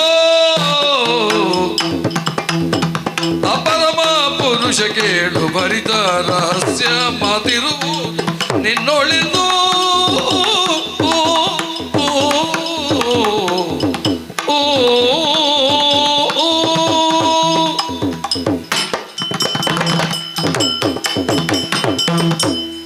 ರಾಮ. ಸ್ವಾಮಿ, ಪಾರಮಾರ್ಥಿಕತೆಯಲ್ಲಿ ನೀನು ಯಾರು ಎಂಬುದನ್ನು ನಾನು ಚೆನ್ನಾಗಿ ತಿಳಿದಿದ್ದರೂ ಕೂಡ ಹಾ ಪೃಥ್ವಿಗೆ ಅವತರಣ ನೀನು ಬಂದ ಮೇಲೆ ಹಾ ದಶರಥ ಪುತ್ರನಾಗಿಯೇ ನೀನು ನಿನ್ನನ್ನು ಬಿಂಬಿಸಿಕೊಂಡದ್ದು. ಹಾ ಅಲ್ಲಿ ಕೂಡ ನೀನು ಒಂದು ಮರ್ಯಾದೆಯ ಹಾ ಆ ಮಿತಿಯೊಳಗೆ ವ್ಯವಹರಿಸಿದ್ದಿ. ಹಾ ಎಲ್ಲೂ ಅದಕ್ಕೆ ಉಲ್ಲಂಘನೆ ಮಾಡಿದ್ದನ್ನು ಇಲ್ಲ. ಹಾ, ಯಾಕೆ? ಹ್ಮ್, ಪಂಚಭೂತಾತ್ಮಕವಾದಂತಹ ಪ್ರಪಂಚದಲ್ಲಿ ಮಾನುಷನಾದವನು ಹೇಗೆ ವ್ಯವಹರಿಸಬೇಕು ಆ, ಅದಕ್ಕೆ ತಕ್ಕದಾಗಿಯೇ ನೀನು ವ್ಯವಹರಿಸಿದ್ದಿ. ಮನುಷ್ಯನ ಜೀವನಕ್ಕೆ ಒಂದು ಮಿತಿ ಅಂತ ಉಂಟಲ್ಲ, ಉಂಟು ಉಂಟು ಉಂಟು. ಆ ಮರ್ಯಾದೆಯ ಒಳಗೆ ಇರಬೇಕಲ್ಲ ನಾವೆಲ್ಲ. ಹೌದೌದು. ಆದ್ದರಿಂದಲೇ ನಿನ್ನನ್ನು ಮರ್ಯಾದಾ ಪುರುಷೋತ್ತಮ ಅಂತ ಹೇಳಿದರು. ಓ, ನಾನು ನಿನ್ನನ್ನು ಹಾಗಲ್ಲ, ಹಾ, ಪರಮ ಅಂದರೆ ಶ್ರೇಷ್ಠ, ಓಹೋ, ಪರಮ ಪುರುಷ ಅಂತ ನಿನ್ನಲ್ಲಿ ಕೇಳುದು. ವಿಶೇಷಣ. ಹೌದೌದು, ಹ್ಮ್, ಒಂದು ವಿಶೇಷಣ. ಹಾ, ನನಗೆ ಒಳಗಿರುವಂತಹ ಒಂದು ಆ ಭಕ್ತಿ ಹಾ. ಅಥವಾ ಒಂದು ರೀತಿಯಲ್ಲಿ ನಿನ್ನಲ್ಲಿರುವಂತಹ ಶ್ರದ್ಧೆ. ಹಾ, ಅಯ್ಯ, ಓ, ನಾನು ಬಂದದ್ದು ಯಾರು, ಹ್ಮ್, ನಾನು ಯಾರು, ಹ್ಮ್, ಬಂದದ್ದಕ್ಕೆ ನಿನ್ನ ಆಕ್ಷೇಪ ಅಂತಲ್ಲ, ಛೆ, ಛೆ. ಬಂದುದು ಚೋದ್ಯ ಅಂತ ಹೇಳಿದ್ದಿ ನೀನು. ಬಂದದ್ದು ಚೋದ್ಯ ಯಾಕೆ ಅಂತ ಕೇಳಿದ್ರೆ, ಹಾ. ಬಂದವರು ನೇರವಾಗಿ ಬರಲಿಲ್ಲ, ಇಲ್ಲ ಇಲ್ಲ, ದೂರದಲ್ಲಿ ನಿಂತ್ರಿ, ಹಾ. ನಾನು ಬಂದು ಕರ್ಕೊಂಡು ಬಂದ ಮೇಲೆ ನೀವು ಬಂದಿದ್ದೀರಿ. ಹೌದು, ಮಾತ್ರ ಅಲ್ಲ, ಹಾ. ನೀವಾಗಿ ಏನೂ ಹೇಳುವುದಕ್ಕೆ ಹೊರಡುವುದಿಲ್ಲ, ಇಲ್ಲ ಇಲ್ಲ, ಹಾಗಾಗಿ ಚೋದ್ಯ ಅಂತ ಆದದ್ದು. ಏನಾದರೂ ವಿಶೇಷ ಇದ್ರೆ ಹಾ. ರಾಮನ ಎದುರಿನಲ್ಲಿ ಸಂಕೋಚ ಬೇಡ ಅಂತ. ಛೆ ಛೆ, ಹಾಗೇನಿಲ್ಲ. ಹಾ, ನಾನು ಯಾರು ಅಂತ ಕೇಳಿದ್ರಿ, ಹಾ. ಅತಿಬಲ ಎನ್ನುವಂತಹ ತಾಪಸಿಯ ಕಡೆಯಿಂದ ಬಂದವ ನಾನು. ಅದೇ ಹೌದು ಬರುವಾಗಲೇ ನೀವು ಹೇಳಿದ್ರಂತೆ, ಹೌದೌದು, ಅತಿಬಲ ಎನ್ನುವಂತಹ ತಪಸ್ವಿಗಳ ಹೆಸರು ಈಗ ನಿಮ್ಮ ಮುಖದಿಂದ ಕೇಳುವುದು ನಾನು. ಹೌದೌದು. ಆದರೂ ಸಾಮಾನ್ಯರಾದ ಅವರಲ್ಲ ಎನ್ನುವುದಕ್ಕೆ ಹಾ, ನಿಮಗಿರುವಂತಹ ಹಿನ್ನೆಲೆ ಅಂತ ನನಗೆ ಅರ್ಥ ಆಗ್ತದೆ. ಆಯ್ತು. ಹಾಗಂತ ಹಾ, ನನ್ನಲ್ಲೇ ಮಾತಾಡಬೇಕು ಅಂತ ಬಂದದ್ದಿದ್ರೆ ಹಾ, ರಾಮ ಕೇಳುವುದಕ್ಕೆ ಸದಾ ಸಿದ್ಧನೇ, ಹೌದಲ್ಲ? ಹೌದೌದು. ಯಾಕೆ ಸಂಕೋಚ ಅಂತ? ಸಂಕೋಚ ಹಾ, ರಾಮನೆಡೆಗೆ ಋಷಿಮುನಿಗಳು ಬಂದದ್ದು ಇದು ಹೊಸತೇನಲ್ಲ. ಏನಲ್ಲಪ್ಪ. ಕೆಲವು ಸಂದರ್ಭದಲ್ಲಿ ವನವಾಸದ ಅವಧಿಯಲ್ಲಿ ಕೂಡ ಬಂದದ್ದುಂಟು. ಹೌದೌದು. ಆ ಸಂದರ್ಭದಲ್ಲಿ ಅಭಯ ಪ್ರದಾನವನ್ನು ನೀನು ಮಾಡಿದ್ದು ಉಂಟು. ಹಾ, ಇಲ್ಲಿ ಹಾಗಲ್ಲ, ಹ್ಮ್, ಭರಿತ ರಹಸ್ಯವಿದು. ಓಹೋ, ರಹಸ್ಯವಾದ ವಿಚಾರವನ್ನು ಮಾತಾಡುವಂತಹ ಉದ್ದೇಶವನ್ನು ಇಟ್ಟುಕೊಂಡಿದ್ದೀರಿ. ಹೌದು, ಭರಿತ ರಹಸ್ಯ. ಭರಿತ ರಹಸ್ಯ ಅಥವಾ ರಹಸ್ಯ ಭರಿತವಾದ ಮಾತೆ ಅಂತ ಕೂಡ ಆಗ್ಬಹುದು ಅದು. ಅಲ್ಲ, ಹಾಗೂ ಹೇಳ್ತಾರೆ. ಹೌದು. ರಹಸ್ಯ ಭರಿತವಾದಂಥದ್ದಾದ್ರೆ ಹಾ. ಅದು ಹೇಳಲಿಕ್ಕೆ ಆಗದೇ ಇದ್ದದ್ದೇನು ಅಲ್ಲ, ಇಲ್ಲ ಇಲ್ಲ, ಅಲ್ವಾ? ಆದರೆ ಹೇಳುವವರಲ್ಲಿ ಹೇಳುವವರಲ್ಲಿ ಹೇಳ್ಬೋದು. ಹೇಳ್ಬೇಕು. ಹೌದೌದು. ಭರಿತ ರಹಸ್ಯ ಹಾ. ಮೊದಲೇ ತುಂಬಿಕೊಂಡದ್ದು, ಅದನ್ನು ರಹಸ್ಯವಾಗಿ ಹೇಳಬೇಕು ಅಂತ ಇದ್ರೆ ಅದಕ್ಕೊಂದು ವ್ಯವಸ್ಥೆ ಬೇರೆ ಬೇಕಾಗ್ತದೆ. ಸರಿಯಾದ ವ್ಯಕ್ತಿಯಲ್ಲಿ ಹಾ. ಸರಿಯಾದ ಸ್ಥಳದಲ್ಲಿ ಅದನ್ನು ಹೇಳಬೇಕು. ಹಾ ಹಾ, ಹಾಗೆ ಸರಿಯಾದ ಸ್ಥಳ ಅಂತ ತಿಳ್ಕೊಂಡೆ ಅಲ್ವಾ ನೀವು ಅಯೋಧ್ಯೆಗೆ ಬಂದದ್ದು? ಭರಿತ ರಹಸ್ಯ ಅಂತ ಇದ್ಮೇಲೆ ಹಾ, ಅದು ಇಬ್ಬರ ನಡುವೆ ಅಲ್ಲ, ಓಹೋ, ಹೇಳುವವನು ಮತ್ತು ಅದನ್ನು ಕೇಳುವವನು. ಹಾ, ನೀವೀಗ ಸಭೆಗೆ ಬಂದದ್ದು. ಹೌದು, ಆಸ್ಥಾನದಲ್ಲಿ ಎಲ್ಲವರು ಇದ್ದಾರೆ. ಇದ್ದಾರೆ. ಎಲ್ಲವರ ಸಮ್ಮುಖದಲ್ಲಿ ನಾವಿಬ್ಬರೇ ಕೂತು ಮಾತಾಡುವ ವಿಷಯ ಅಲ್ಲ. ವಿಷಯ ಅಲ್ಲ. ರಾಮ ಎಲ್ಲಿಯವರೆಗೆ ಪೀಠದಲ್ಲಿದ್ದವನೋ ಹಾ. ಅಲ್ಲಿವರೆಗೆ ಸಭಾಸದರು ಇದ್ದಾರೆ. ಅಂದ್ರೆ ಲೋಕಾಂತರವಾಗುವಂತ ವಿಚಾರ ಅಲ್ಲ, ಅಲ್. ಏಕಾಂತ ಬೇಕು ಎನ್ನುವುದು ನಿಮ್ಮ ಅಭಿಪ್ಸೆ. ಹೌದು. ಅದಕ್ಕೆ ಸ್ವಾಮಿ, ಈಗ ರಾಮನ ಅಯೋಧ್ಯೆಯಲ್ಲಿ ಏ, ಏಕಾಂತ ಎನ್ನುವುದೇ ಈಗಲೀಗ ಇಲ್ಲ ಅಂತ ಆಗಿದೆ. ಮತ್ತೆ ನಮ್ಮಲ್ಲಿ ಯಾವಾಗಲೂ ಬಾಗಿಲು ಮುಚ್ಚಿಕೊಳ್ಳಿಕ್ಕಿಲ್ಲ, ಇಲ್ಲ ಇಲ್ಲ, ಸದಾ ತೆರೆದ ಬಾಗಿಲೇ. ಹಾ, ಮತ್ತೆ ಆ ವೇಳೆಯಲ್ಲಿಯೂ ಜನ ಬಂದ್ರೆ ರಾಮ ಹೋಗೊಡ್ತಾನೆ. ಹೌದು. ಅಂಥ ಒಂದು ಸ್ಥಿತಿ ಅಯೋಧ್ಯೆಯಲ್ಲಿ ಇರುತ್ತಾ ಹಾ, ನನ್ನ ಜೊತೆಯಲ್ಲಿ ಏಕಾಂತದಲ್ಲಿ ವ್ಯವಹರಿಸಬೇಕು ಅಂತ ನೀವು ಭಾವಿಸಿದ್ರೆ ಹಾ, ನಿಮಗೋಸ್ಕರ ಹಾ. ಅದನ್ನು ನಾನು ಏರ್ಪಾಡು ಮಾಡಲೇಬೇಕಲ್ಲ. ಯಾಕಂತ ಕೇಳಿದ್ರೆ ಯಾ, ಅಯೋಧ್ಯೆಯಲ್ಲಿ ಹಿಂದೆ ಕೂಡ ಕೆಲವು ಘಟನೆ ನಡೆದಿದೆ. ಹೌದು. ಏಕಾಂತವಾಗಿರುವಂತಹ ಘಟನೆ ಮತ್ತೆ ರಾದ್ಧಾಂತವಾಗಿ ಲೋಕಾಂತವಾಗಿ ಏನೇನೋ ಆದದ್ದು ಉಂಟು ಕೆಲವು. ಹೌದು. ಆಮೇಲೆ ನಿಮ್ಮ ಪಟ್ಟದ ಆ ಸಮಯದಲ್ಲಿ ಅಲ್ಲ, ಅದೇ ಹೌದು ಹೌದು. ಈಗ ನಮ್ಮಲ್ಲಿ ಏಕಾಂತ ಭವನ ಇಲ್ಲ ಅಂತ ಅಲ್ಲ, ಅಲ್ಲ, ಆದ್ರೆ ಬಾಗಿಲು ಹಾಕಿದ್ರೆ ಅದನ್ನು ತೆಗೆಯುವಂತ ಕ್ರಮ ಇಲ್ಲ. ಇಲ್ಲ ಇಲ್ಲ ಇಲ್ಲ ಇಲ್ಲ. ಒಂದು ಸಲ ತೆಗೆದದ್ದಕ್ಕೆ ಏನೆಲ್ಲ ಆಗಿ ಹೋಗಿದೆ. ಹೌದು. ಹಾಗಾಗಿ ಈಗ ಅದನ್ನು ಮುಚ್ಚಿ ಇಟ್ಟದ್ದು ನಾವು. ಹೌದು. ಟಾರೆಯಾಗಿ ಹಾ. ಅದಕ್ಕೆ ಏಕಾಂತ ಬೇಕು. ಮಾತ್ರವಲ್ಲ, ಹಾ, ಅದಕ್ಕೆ ಗೌಪ್ಯವಾದಂತಹ ಹಾ. ಒಂದು ಭದ್ರವಾದಂತಹ ಕಾವಲು ಕೂಡ ಬೇಕು. ಓಹೋ, ಏಕಾಂತ ಭವನ ಬಾಗಿಲು ಮುಚ್ಚಿದ ಭವನವೇ ಸಾಧ್ಯ ಆಗ್ಲಿಕ್ಕಿಲ್ಲ. ಇಲ್ಲ ಇಲ್ಲ, ಗೌಪ್ಯವಾದ ಗ್ರಹ ಬೇಕು, ಭದ್ರವಾದಂತಹ ಕಾವಲು ಬೇಕು. ಅದಕ್ಕೆ ಕಾವಲು ಬೇಕು. ಬೇಕು. ಯಾರಿಗೂ ತಿಳಿಯದಂತದಿ ಗೌಪ್ಯ ಗ್ರಹದೇ ವಿಚಾರವ ಬೇಳು ನೀನು. ಯಾರಿಗೂ ತಿಳಿಯದಂತದಿ ಗೌಪ್ಯ ಗ್ರಹದೇ ವಿಚಾರವ ಬೇಳು ನೀನು. ಸಾರಿ ನೇಮವ ಭದ್ರ ಕಾವಲ ನಿರಿಸುವೆ, ಸಾರಿ ನೇಮವ ಭದ್ರ ಕಾವಲ ನಿರಿಸುವೆ. ಬಾರಿಂದ ರಘುವರನೋ, ಬಾರಿಂದ ರಘುವರನೋ. ಸ್ವಾಮಿ, ಓ, ಯಾರಿಗೂ ಅಲ್ಲಿ ಪ್ರವೇಶ ಇರಬಾರ್ದು. ಹಾಂ ಒಂದು ರೀತಿಯಲ್ಲಿ ಬೇಕಾದರೆ ಹೀಗೆ ಹೇಳೋಣ, ಹಾಂ ದೇವ ರಹಸ್ಯ ಅಂತಲೇ ಬೇಕಾದರೆ ಹೇರ್ಬೋದು. ರಾಜ ರಹಸ್ಯ, ಕುಟುಂಬ ರಹಸ್ಯ, ದೇವ ರಹಸ್ಯ ಇದೆಲ್ಲ ಬಯಲಾಗಬಾರದು ಅಂತ ಉಂಟು. ಇದು ಜೀವ ರಹಸ್ಯ ಅಲ್ಲ, ದೇವ ರಹಸ್ಯ. ಹೌದೌದು ಹೌದು. ಹಾಂ ಹಾಂ. ಹಾಗಿರುವಾಗ ಹ್ಮ್. ಗೌಪ್ಯವಾದಂಥ ಹ್ಮ್. ಏಕಾಂತಕ್ಕೆ, ಎಲ್ಲಿಂದ ಏಕಾಂತಕ್ಕೆ ಅದರಲ್ಲಿ ಮತ್ತೆ ಅವರಿಗೆ ಕುತೂಹಲ, ಮತ್ತೆ ಕುತೂಹಲ ಇದೆಯಂತ, ಎಲ್ಲಿ ಹೋದದ್ದು ಇವತ್ತು, ಹೌದು. ಏನು ಅದು ಎಲ್ಲ ಹಾಂ ಇಲ್ಲಿಂದಲೇ. ಹಾಂ ಅಥವಾ ನಿನಗೆ ಬೇಕಾದ ಹಾಗೆ ನೀನು ಯಾವ ರೀತಿಯಲ್ಲಿ ಅದಕ್ಕೆ ವ್ಯವಸ್ಥೆಯನ್ನು ಮಾಡುತ್ತೀಯ ಆ ಬಗ್ಗೆ ನನಗೆ ಸಂತೋಷ. ಅಂತೂ ಹಾಂ ಅದಕ್ಕೆ ಭದ್ರವಾದಂತ ಒಂದು ಕಾವಲು ಬೇಕು. ಬರೇ ಬರೇ ಏಕಾಂತ ಅಲ್ಲ, ಭದ್ರವಾದ ಕಾವಲು ಬೇಕು. ಎಂಥ ಕಾವಲು ಬೇಕು? ಸರ್ಪ ಕಾವಲಿದ್ರೆ ಒಳ್ಳೇದು. ನಾವು ರೂಢಿಯಲ್ಲಿ ಹೇಳುವ ಮಾತು. ಹೌದು. ಅಥವಾ ಸರ್ಪನನ್ನೇ ಕಾವಲಾಗಿದ್ರು ಕೂಡ ಒಳ್ಳೇದು. ಸರ್ಪ ಕಾವಲು ಅಂದ್ರೆ ಹಾಗೆ ಹಾಗೆ ಅಂದ್ರೆ ಯಾವ ಒಂದು ಸಣ್ಣ ಹುಳು ಕೂಡ ಹೋಗ್ಲಿಕ್ಕಿಲ್ಲ ಅಂತ ಅರ್ಥ. ಇಲ್ಲ ಅಲ್ವಾ? ಇಲ್ಲ ಇಲ್ಲ. ಮಾತ್ರ ಅಲ್ಲ, ರಾಮನ ಜೊತೆಯಲ್ಲಿ ನೀವು ವ್ಯವಹರಿಸುವುದಕ್ಕೆ ಹೌದು ಬಂದವರಾದದ್ದರಿಂದ ರಾಮನ ಮತ್ತೊಬ್ಬ ರಾಮನೇ ಕಾವಲಾದ್ರೂ ಆದೀತು ಅಂತ ಬಹುಶಃ, ಅಲ್ವಾ? ಹೌದೌದು. ಈಗ ಒಳಗೆ ರಾಮನಲ್ಲಿ ನೀವು ವ್ಯವಹರಿಸುವಾಗ ಹೊರಗಿನ ರಾಮ ಯಾರಾದ್ರೂ ಇದ್ರೆ ಅಂದ್ರೆ ನಾನೇ ಕಾವಲು ಮಾಡಿದ ಹಾಗೆ ಆಗಬೇಕು ಅಂತಲ್ವಾ? ಸ್ವಾಮಿ, ಯೋಚಿಸಬೇಡಿ. ಈಗ ರಾಮ ಮತ್ತು ಅಯೋಧ್ಯೆ ಎನ್ನುವಂಥದ್ದು ಉಂಟಲ್ಲ, ನನ್ನ ಪ್ರತಿನಿಧಿಗಳಾಗಿ ವ್ಯವಹರಿಸುವುದಕ್ಕೆ ಬಹಳಷ್ಟು ಮಂದಿ ಏನೂ ಇಲ್ಲ. ಆದರೆ ರಾಮನೇ ಆಗಿ ನನ್ನ ಪ್ರಾತಿನಿಧ್ಯತ್ವವನ್ನು ಹೊಂದಿ ವ್ಯವಹರಿಸಬಲ್ಲವರು ಕೆಲವರಿದ್ದಾರೆ. ಈಗ ನಿಮಗೆ ಅಂಥ ಕಾವಲು ಬೇಕು ಅಂತ ಹೇಳಿದ್ರೆ ಅದು ಕೂಡ ಕಾವಲು ಕಾದವ ಶಿಕ್ಷೆಗೂ ಬದ್ಧನಾಗಿರ್ಬೇಕು, ಅಲ್ವಾ? ತಪ್ಪಿದ್ರೆ ಮೊದಲೇ ನೀನು ನಿರ್ಣಯಿಸದೆ ಹೋದೆ ಅಂದರೆ ಅವನು ಎಲ್ಲಿ ಆದ್ರೆ ಅದು ಔದಾಸೀನ್ಯವನ್ನು ತೋರಿದ್ರೆ. ಹಾಗಿದ್ರೆ ಇದ್ದಾನೆ ಒಬ್ಬ, ಯಾರಲ್ಲಿ? ಲಕ್ಷ್ಮಣ ಬರಲಿ. ಲಕ್ಷ್ಮಣ ನೀ ಬೇಗ ಗೌಪ್ಯದ ರಕ್ಷಣೆಗೆ ಹೇಳೀಗ, ಗೌಪ್ಯದ ರಕ್ಷಣೆಗೆ ಹೇಳೀಗ.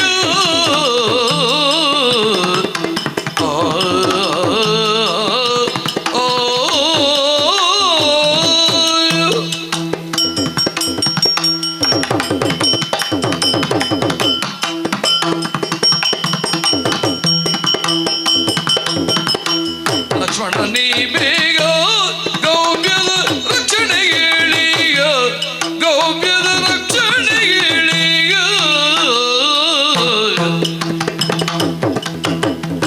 ಶಿಕ್ಷೆ ಇದೆ ನೊಂದಲಿ ಭಾವಿಸು ಅತಿಥಿಯ, ಉಪೇಕ್ಷೆಯ ಸಲ್ಲಿಸುವ ಹೊಣೆ ನಮಗ್ ಒದಗಿದೆ, ಅಪೇಕ್ಷೆಯ ಸಲ್ಲಿಸುವ ಹೊಣೆ ನಮಗ್ ಒದಗಿದೆ. ಶಿಕ್ಷೆ ಇದೆ ನೊಂದಲಿ ಭಾವಿಸುವ ಅತಿಥಿ, ಅಪೇಕ್ಷೆಯ ಸಲ್ಲಿಸುವ ಹೊಣೆ ನಮಗೊದಗಿದೆ. ಲಕ್ಷ್ಮಣ ನೀ ಬೇಗ ಗೌಪ್ಯದ ರಕ್ಷಣೆಗೆ ಹೇಳೀಗ, ಗೌಪ್ಯದ ರಕ್ಷಣೆಗೆ ಹೇಳೀಗ. ಲಕ್ಷ್ಮಣ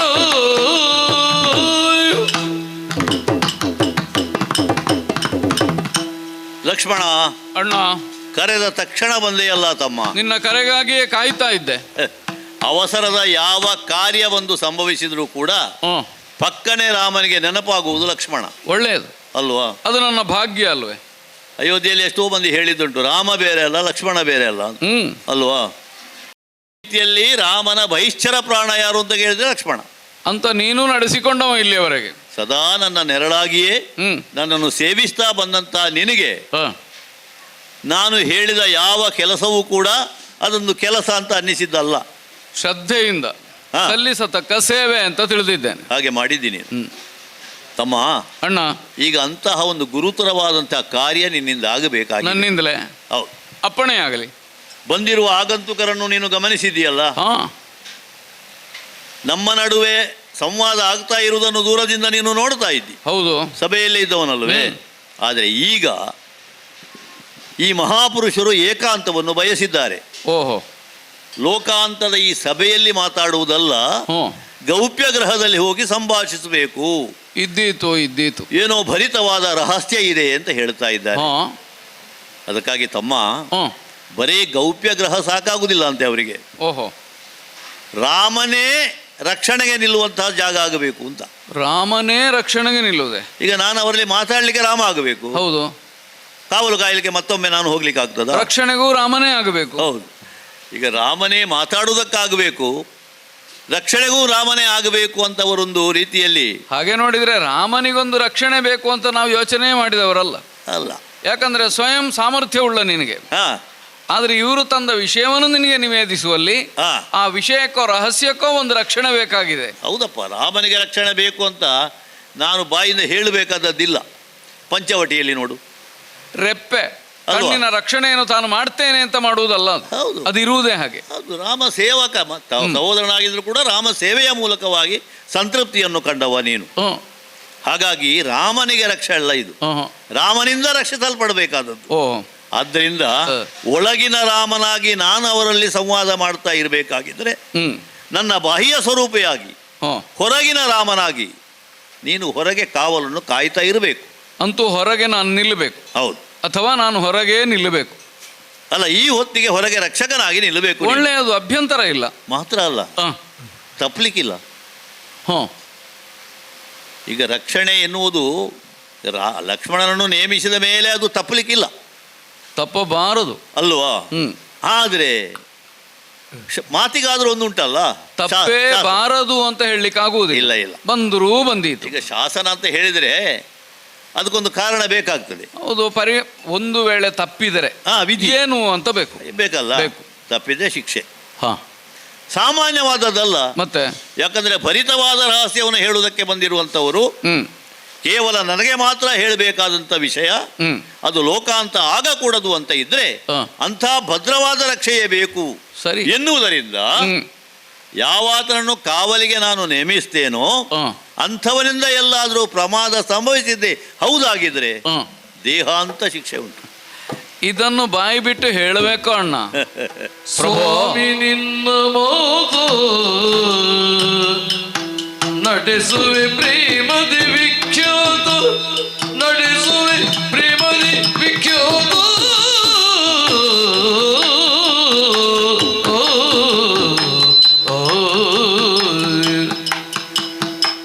ನಿಮದ ಸೀಮೆಯ ಮೀರದಿ ಕಾವಲು, ನಿಮದ ಸೀಮೆಯ ಮೀರದಿ ಕಾವಲ, ಕಾವಲ ನಮನ ಗುಟ್ಟ ಚಲಿಸುವೆ ನಲ್ಲ ಸದೇ.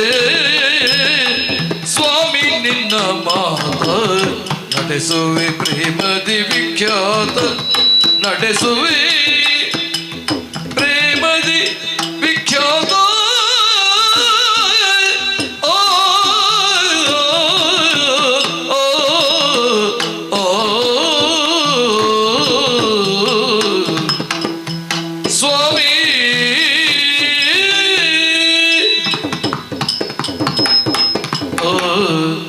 ಅಣ್ಣ, ಸಹೋದರ, ಮರ್ಯಾದಾ ಪುರುಷೋತ್ತಮ ಅಂದ್ರೆ ಒಂದು ಸೀಮೆಯನ್ನು ಮೀರದೆ ಅದರೊಳಗೆ ವ್ಯವಹರಿಸತಕ್ಕ ವ್ಯಕ್ತಿತ್ವ ಉಳ್ಳವ ನೀನು.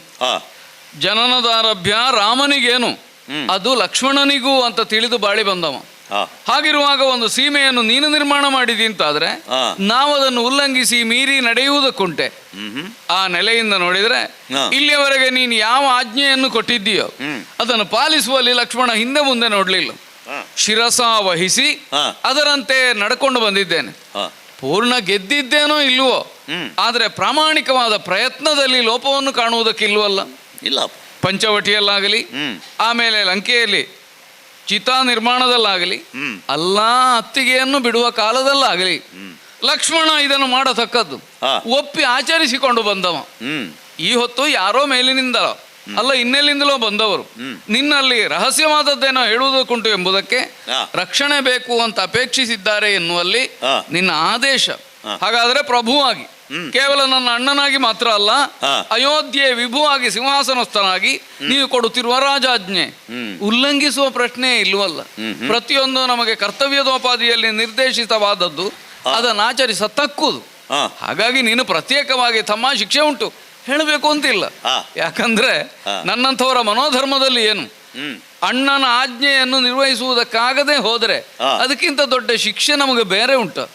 ಆ ಪ್ರಾಯಶ್ಚಿತ್ತವೇ, ಆ ಪಶ್ಚಾತ್ತಾಪದ ಅಗ್ನಿಯೇ ನಮ್ಮನ್ನು ಸುಡುವುದಿಲ್ವೇ? ಆದ್ರಿಂದ ಅದನ್ನು ಬೇರೆ ಹೇಳಬೇಕು ಅಂತಿಲ್ಲ. ಅಥವಾ ಅದು ಒದಗಿ ಬರ್ತದೆ ಅಂತ ಅನ್ನುವ ಸನ್ನಿವೇಶವೇ ನಿರ್ಮಾಣ ಆಗಲಿಕ್ಕೆ ಇಲ್ಲ. ಯಾಕಂದ್ರೆ ಪ್ರಾಮಾಣಿಕವಾಗಿ ಹಾ. ನೇಮದ ಸೀಮೆಯ ಮೀರದೆ ಹಾ. ಪೂರ್ಣ ಮನಸ್ಸಿನಿಂದ ಶ್ರದ್ಧೆಯಿಂದ ಇದನ್ನು ನಾನು ನಡೆಸಿಕೊಡ್ತೇನೆ. ಸಹೋದರ, ಅಣ್ಣ, ಸದಾ ನನ್ನ ಜೊತೆಯಲ್ಲಿಯೇ ಇರುವವ ನೀನು. ನನ್ನಿಂದ ಹೊರತಾಗಿ ದೂರ ನೀನು ಇರಬೇಕು ಅಂತ ನಾನು ಆದೇಶಿಸಿದವನೇ ಅಲ್ಲ. ಅದು ಹೇಗಾಯ್ತು ಅಂತಂದ್ರೆ ನೆರಳನ್ನು ನನ್ನನ್ನು ಬಿಟ್ಟು ದೂರ ಹೋಗು ಅಂತ ಹೇಳಿದಾಗ ಆಯ್ತು. ಹೌದೌದು. ಹಾಗೆ ಹ್ಮ್. ನಿನ್ನನ್ನು ದೂರ ಇಟ್ಟಿದ್ದೇನೆ ಅಂತ ನೀನು ಭಾವಿಸಬಾರದು. ಮಾತ್ರ ಅಲ್ಲ, ರಾಮನ ಏಕಾಂತವನ್ನು ಭಂಗಪಡಿಸುವವರು ಅಯೋಧ್ಯೆಯಲ್ಲಿ ಯಾರಿದ್ದಾರೆ? ಮತ್ತೊಂದುಂಟಣ್ಣ, ಹಾ, ಹಗಲು ಹಾ, ನೆರಳನ್ನು ಅಗಲುವುದಕ್ಕಾಗುವುದಿಲ್ಲ. ಇಲ್ಲ. ಹಾಗೆ ಅಂತ ಅಗಲುವುದೇ ಇಲ್ವ ಅಂತ ಕೇಳಿದರೆ ಸೂರ್ಯಾಸ್ತವಾದ ಮೇಲೆ ಮತ್ತೆ ಆ ನೆರಳಲ್ಲಿ ಹೋಯ್ತು. ಹಾ, ಆ ನೆರಳು ಹುಡುಕ್ಬೇಕಾಗ್ತದೆ. ವ್ಯಕ್ತಿಯನ್ನೇ ಸೇರಿದೆ ಅಂತ ಅರ್ಥ. ಹೌದೌದು. ಮತ್ತೆ ಮರುದಿನ ಹಾ. ಕಾಣಿಸಿಕೊಳ್ಳುವ ನೆರಳು. ಹಾಗಾಗಿ ಇದೊಂದು ತಾತ್ಕಾಲಿಕವಾಗಿ ನೀನು ನನ್ನನ್ನು ಹೊರಗಿಟ್ಟದ್ದು ಅಂತ ನಾನು ಎಣಿಸ್ತೇನೆ. ಹಾ, ಆ ಕುರಿತು ಶೋಕ ಇಲ್ಲ. ಹಾ, ನಿನ್ನ ಆಜ್ಞೆಯನ್ನು ಹಾ, ಶಿರಸಾ ವಹಿಸಿ ನಾ ಪಾಲಿಸ್ತೇನೆ, ನಾ ಹೊರಗೆ ನಿಲ್ಲುತ್ತೇನೆ. ಒಳ್ಳೇದಪ್ಪ, ಎಚ್ಚರಿಕೆ ಇದೆ. ಸಹಜನ ನುಡಿಗೊಲಿಯುತ್ತಲಿ ಕೃತಾಂತನು ಸಹಿತ ರಾಘವನು ಸಹಜತೆಯಂದೇ ಕಾಂತದಿ ನುಡಿದನು ಮೀರಗುಲಾಧಿಪನು ಭಾವಿಸದೆಮ್ಮಯ ದೋಷವ ಸೋಚಿಸೋ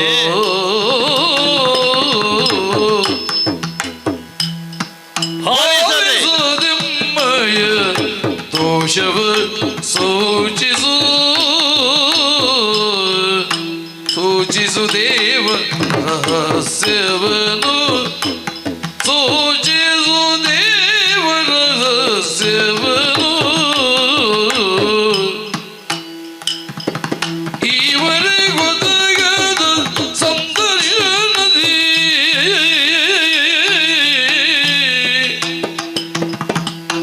ಈವರೆಗೊದಗದ ಸಂದರ್ಶನದಿ ಪ್ರಭಾವಿತನಾಗಿನೋ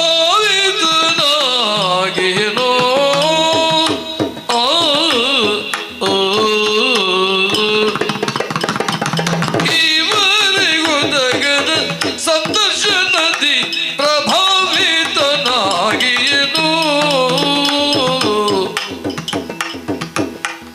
ಭಾವಿಸದೆಮ್ಮಯ ದೋಷವ ಸೂಚಿಸು ದೇವರ ರಹಸ್ಯವನು ಸೂಚಿಸು ದೇವರ ರಹಸ್ಯವನು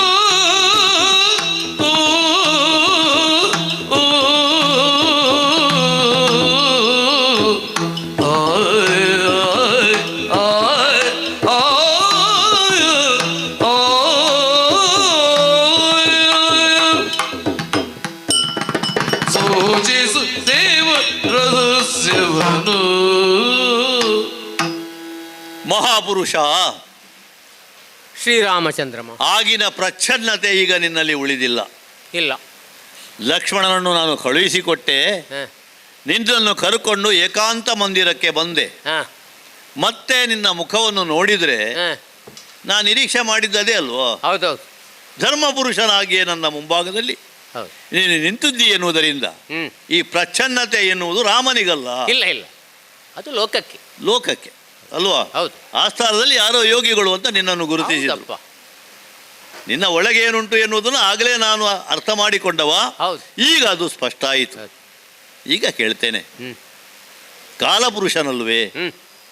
ಕಾಲ ಯಾವತ್ತೂ ಯಾರಿಗೂ ಕಾಯುವುದಿಲ್ಲ ಅಂತ ಲೆಕ್ಕ. ಹೌದು. ಆದರೆ ಕಾಲವೂ ಕಾಯಬೇಕಾಗಿತ್ತು. ಹ, ಎಲ್ಲಿ? ರಾಮನ ರಾಜ್ಯ. ರಾಮನ ರಾಜ್ಯದಲ್ಲಿ. ಅದೊಂದು ಚೋದ್ಯ. ಹೌದು. ಅದನ್ನೇ ನಾನು ಧ್ವನ್ಯರ್ಥವಾಗಿ ಚೋದ್ಯ ಅಂತ ಆಗ ಹೇಳಿದ್ದು. ಆದರೆ ಈಗ ಹ, ಗೌಪ್ಯ ಮಂದಿರಕ್ಕೆ ಬಂದ ಮೇಲೆ ಹ್ಮ್, ಇನ್ನು ನಿನ್ನ ಭರಿತ ರಹಸ್ಯವೋ ರಹಸ್ಯ ಭರಿತವಾದದ್ದು. ಅದು ರಾಮನ ಮುಂದೆ ಪ್ರಕಟವಾಗಬೇಕಾದದ್ದೇ ಹೌದು ಅಂತ ಆದರೆ ಹ, ಇನ್ನು ನೀನು ಹಿಂದೆ ಮುಂದೆ ಯೋಚಿಸಬೇಕಾಗಿಲ್ಲ. ಹ, ಬಹುಶಃ ಕಾಲ ನಿರ್ಣಯ ಎನ್ನುವಂಥದ್ದು ಪ್ರತಿಯೊಬ್ಬರ ಬದುಕಿನಲ್ಲಿ ಉಂಟು. ಉಂಟುಂಟು. ನಿನ್ನನ್ನು ನೋಡಿದಾಗಲೇ ಅರ್ಥ ಆಯಿತು ಹ್ಮ್, ಕಾಲ ಹತ್ತಿರ ಬಂದಿದೆ ಅಂತ. ಆದರೆ ಏನು ಎತ್ತ ಎನ್ನುವುದು ಸ್ಪಷ್ಟ ಆಗಲಿಲ್ಲ ನನಗೆ. ಹ್ಮ್, ಭಾವಿಸದೆ ಮಮ ದೋಷ. ಹ, ಒಬ್ಬ ಮನುಷ್ಯ ಎಷ್ಟೇ ಒಳ್ಳೆಯವನಾಗಿದ್ರೂ ಕೂಡ ದೋಷಗಳು ತುಂಬ ಇರ್ತವೆ. ಹೌದಪ್ಪ. ಲೋಕ ರೂಢಿಯೇ ಉಂಟಲ್ಲ, ಹ, ದೀಪದಡಿ ಕತ್ತಲೆ ಅಂತ. ಕತ್ತಲೆ. ನಮ್ಮ ದೋಷಗಳು ನಮಗೆ ಕಾಣುವುದಿಲ್ಲ. ಹ, ರಾಮ ಬದುಕಿನಲ್ಲಿ ಏನನ್ನೋ ಸಾಧಿಸಿರಬಹುದು, ಹ, ನನ್ನನ್ನು ದೋಷರಹಿತ ಕಲಿಮಲ ರಹಿತ ಎನ್ನುವ ಹಾಗೆ ಲೋಕ ಗುರುತಿಸಿರಬಹುದು. ಹಾಗಂತ ದೋಷವೇ ಇಲ್ಲ ಅಂತ ಹೇಳುವುದಕ್ಕಾಗುವುದಿಲ್ಲ. ಭಾವಿಸದೆ ನಮಗೆ ತಿಳಿಯದೇ ನಮ್ಮಿಂದ ಏನಾದರೂ ದೋಷ ಆಗಿದ್ರೆ ಅದನ್ನು ಮತ್ತೊಬ್ಬರು ಹೇಳಬೇಕಾಗ್ತದೆ. ಇನ್ನೊಂದು ಹೇಗಪ್ಪ ರಾಮನಲ್ಲಿ ಹೇಳೋದು, ಅದನ್ನು ಭಾವಿಸಬಾರದು. ಹೌದೌದು. ನನ್ನ ನಿನ್ನ ನಡುವೆ ಆ ಭಾವವು ಬರ್ಬೋದು. ಆ ರೀತಿಯದ್ದಾಗಿ ಬದುಕಿನಲ್ಲಿ ನಾ ಸಾಗಿ ಬಂದಂತಹ ಸಂದರ್ಭದಲ್ಲಿ ಏನೆಲ್ಲ ಅಚಾತುರ್ಯಗಳು ನನ್ನಲ್ಲಿ ಮಾನುಷ ಭಾವದಿಂದ ಆಗಿ ಹೋಗಿವೆಯೋ, ಭೂ ಸಂಬಂಧವಾದಂತಹ ಯಾವ ಯಾವ ದೋಷ ದುರಿತಗಳು ನನ್ನ ಸಂಬಂಧವಾಗಿ ಸಂಭವಿಸಿದೆಯೋ ಅವುಗಳು ನನ್ನ ಅವಗಾಹನೆಗೆ ಬಾರದೇ ಇದ್ರೆ ಅದನ್ನು ತೋರಿಸಿಕೊಡುವಲ್ಲಿ ನಿನ್ನಂಥವರು ಹಿಂಜರಿಬಾರದು. ಯಾಕಂದ್ರೆ ನೀನು ದೇವಪುರುಷನಿದ್ದೀಯ, ನೀವು ಕಾಲಪುರುಷನಿದ್ದಿ ಅಲ್ವಾ? ಕಾಲಾತೀತವಾದದ್ದು ಯಾವುದೂ ಇಲ್ಲ, ಅದಕ್ಕೆಲ್ಲವೂ ಕೂಡ ಉತ್ತರವನ್ನು ಕೊಡುವವ ನೀನೇ ಹೌದಾದುದರಿಂದ ನನ್ನ ದುರಿತವನ್ನು ನನ್ನ ದೋಷವನ್ನು ತೋರಿಸಿಕೊಟ್ಟಲ್ಲಿ ಮಹಾದುಪಕಾರ ಆಗ್ತದೆ. ಅದೇನು ರಹಸ್ಯ ಹೇಳ್ತೀಯಾ ರಾಮ? ಓ ಕೇಳಯ್ಯ ಕೇಳಯ್ಯ ರಾಮ ಕೇಳಯ್ಯ ರಾಮ ಕೇಳಯ್ಯ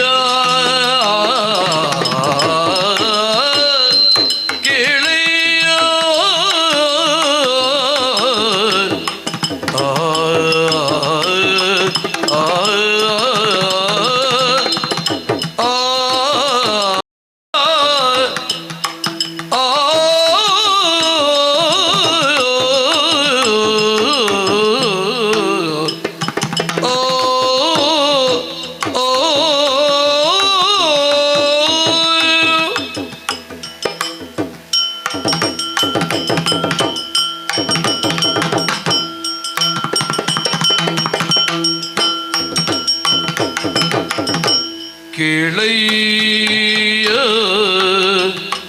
ರಾಮ ರಾಮ ಕೇಳಯ್ಯ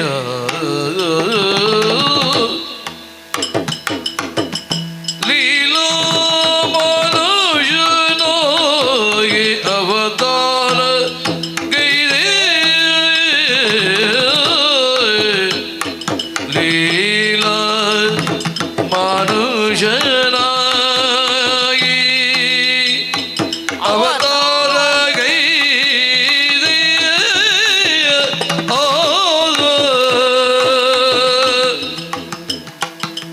ಬಾಳಿನ ನೀತಿಯ ಬೋಧಿಸಿ ಮೆರೆದೆ ರಾಮ. ಬಾಳಿನ ನೀತಿಯ ಬೋಧಿಸಿ ಮೆರೆದೆ ಕೇಳಯ್ಯ ರಾಮ.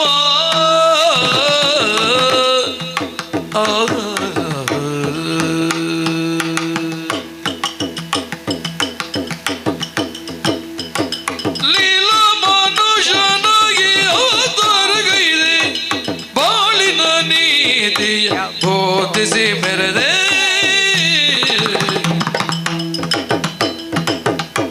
ನಾಕವಾಸಿಗಳ ಕೊಯ್ಯಲ ಕೇಳಿ ಬಂದೆ. ಆ ನಾಕವಾಸಿಗಳ ಕೊಯ್ಯಲ ಕೇಳಿ ಬಂದೆ ನಾ, ಕೊಯ್ಯಲ ಕೇಳಿ ಬಂದೆ. ಲೋಕ ಕಂಟಕ ರಾವಣಾದ್ಯರ ಕೊಂದೆ, ಲೋಕ ಕಂಟಕ ರಾವಣಾದ್ಯರ ಕೊಂದೆ ಕೊಂದೆ ಕೊಂದೆ. ಸಾಕೇತ ಕಿಲ್ಲಿ ಏನೋ ಏನೋ ಸಾಕೇತ ಕಿಲ್ಲಿ ತೊರೆಯಾದೆ. ಸಾಕು ಏತ ಕಿಲ್ಲಿ ನೀ ತೊರೆಯಾದೆ ಏತಕಿ ದೇವಾ. ವೈಕುಂಠ ವಾಸ ಏನಿದು ನಿನ್ನ ಭಾವ. ನಾಕವಾಸಿಗಳ ಹುಯ್ಯಲ ಕೇಳಿ ಬಂದೆ, ಲೋಕ ಕಂಟಕ ರಾವಣಾದ್ಯರ ಕೊಂದೆ. ಏತಕಿಲ್ಲಿ ನೀ ದೊರೆಯಾದೆ ದೇವ ವೈಕುಂಠ ವಾಸ ಏನಿದು ನಿನ್ನ ವೈಕುಂಠ ವಾಸ ಏನಿದು ನಿನ್ನ ಭಾವ ಏನಿದು ನಿನ್ನ ಭಾವ ಬೆಳೆ ನಗದು ದೇವಾ ಕೇಳಯ್ಯ ರಾಮ ಕೇಳಯ್ಯ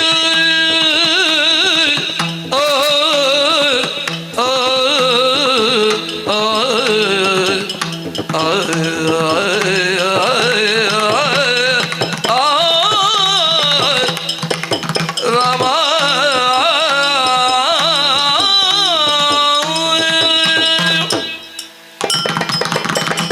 ಕೇಳಯ್ಯ ರಾಮ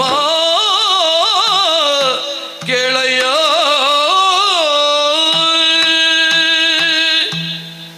ರಾಮ ಕೇಳಯ್ಯ ಅಂತ ಹೇಳುವಂತಹ ದಾರ್ಷ್ಟ್ಯ ನನ್ನಲ್ಲಿಲ್ಲ.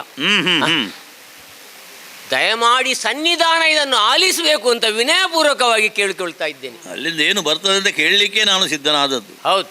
ಓ, ನಿಜವಾಗಿ ಕಾಲ ನಿರ್ಣಯ ಮಾಡಿದವನು ನಾನಲ್ಲ, ನೀನೇ. ಓಹೋ. ಅಂದು ಹಾ, ಒಮ್ಮೆ ನಮ್ಮ ಬಹಳ ಹಿಂದೆ ಹೋಗಬೇಕು ನಾವು. ಹಾ, ಹಾ. ನಾವೆಲ್ಲರೂ ಋಷಿಮುನಿಗಳು ದೇವತೆಗಳೆಲ್ಲ ಒಕ್ಕೊರಳಿನಿಂದ ನಿನ್ನನ್ನು ಪ್ರಾರ್ಥಿಸಿ, ಬ್ರಹ್ಮಾದಿಗಳು, ಹೌದು, ಕೇಳಿಕೊಂಡಾಗ ಕ್ಷೀರಸಾಗರದಲ್ಲಿ ಧರೆಯಲ್ಲಿ ಧರ್ಮಾದಿಗಳೆಲ್ಲ ಅಪವ್ಯಯವನ್ನು ಹೊಂದಿದೆ, ಅಪಕರ್ಷೆಯನ್ನು ಹೊಂದಿದೆ, ದುಷ್ಟದಮನ ಆಗಬೇಕು ಅಂತ ಕೇಳಿಕೊಂಡಾಗ ನೀನು ಒಂದು ಮಾತನ್ನು ಹೇಳಿದ್ದುಂಟು. ಅದಿತು ಅಲ್ಲಿ ಹೋಗಿ 11,000 ವರ್ಷಗಳ ಕಾಲ ನಾನು ಅಲ್ಲಿ ಇರುತ್ತೇನೆ ಅಂತ.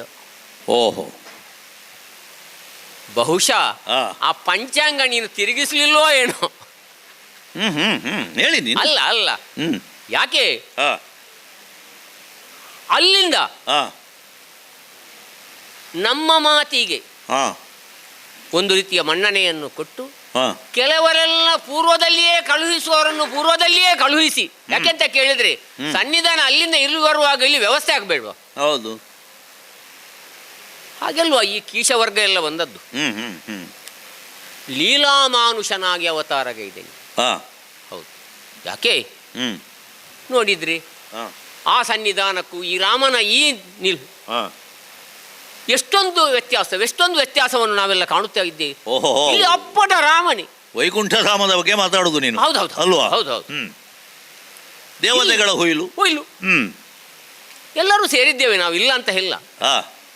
ಇಲ್ಲಿ ಆ ಲೀಲಾಮಾನುಷನಾಗಿ ಆವಿರ್ಭವಿಸಿದಂತಹ ನೀನು ಇಲ್ಲ ಇದ್ರೆ ಯಾಕೆ ಅಂತ ಕೇಳಿದ್ರೆ ತಂದೆ ತಾಯಿ ಯಾರು ಅಂತ ನೀನೇ ನಿರ್ಣಯಿಸುವುದಂತೆ. ಅಲ್ಲ, ಹುಟ್ಟು ಆಕಸ್ಮಿಕ ಅಂತ ಹೇಳಿದ್ರೆ ತಂದೆ ತಾಯಿ ಯಾರು ಅಂತ ಹುಟ್ಟುವ ಶಿಶು ನಿರ್ಣಯ ಮಾಡ್ಲಿಕ್ಕೆ ಉಂಟ?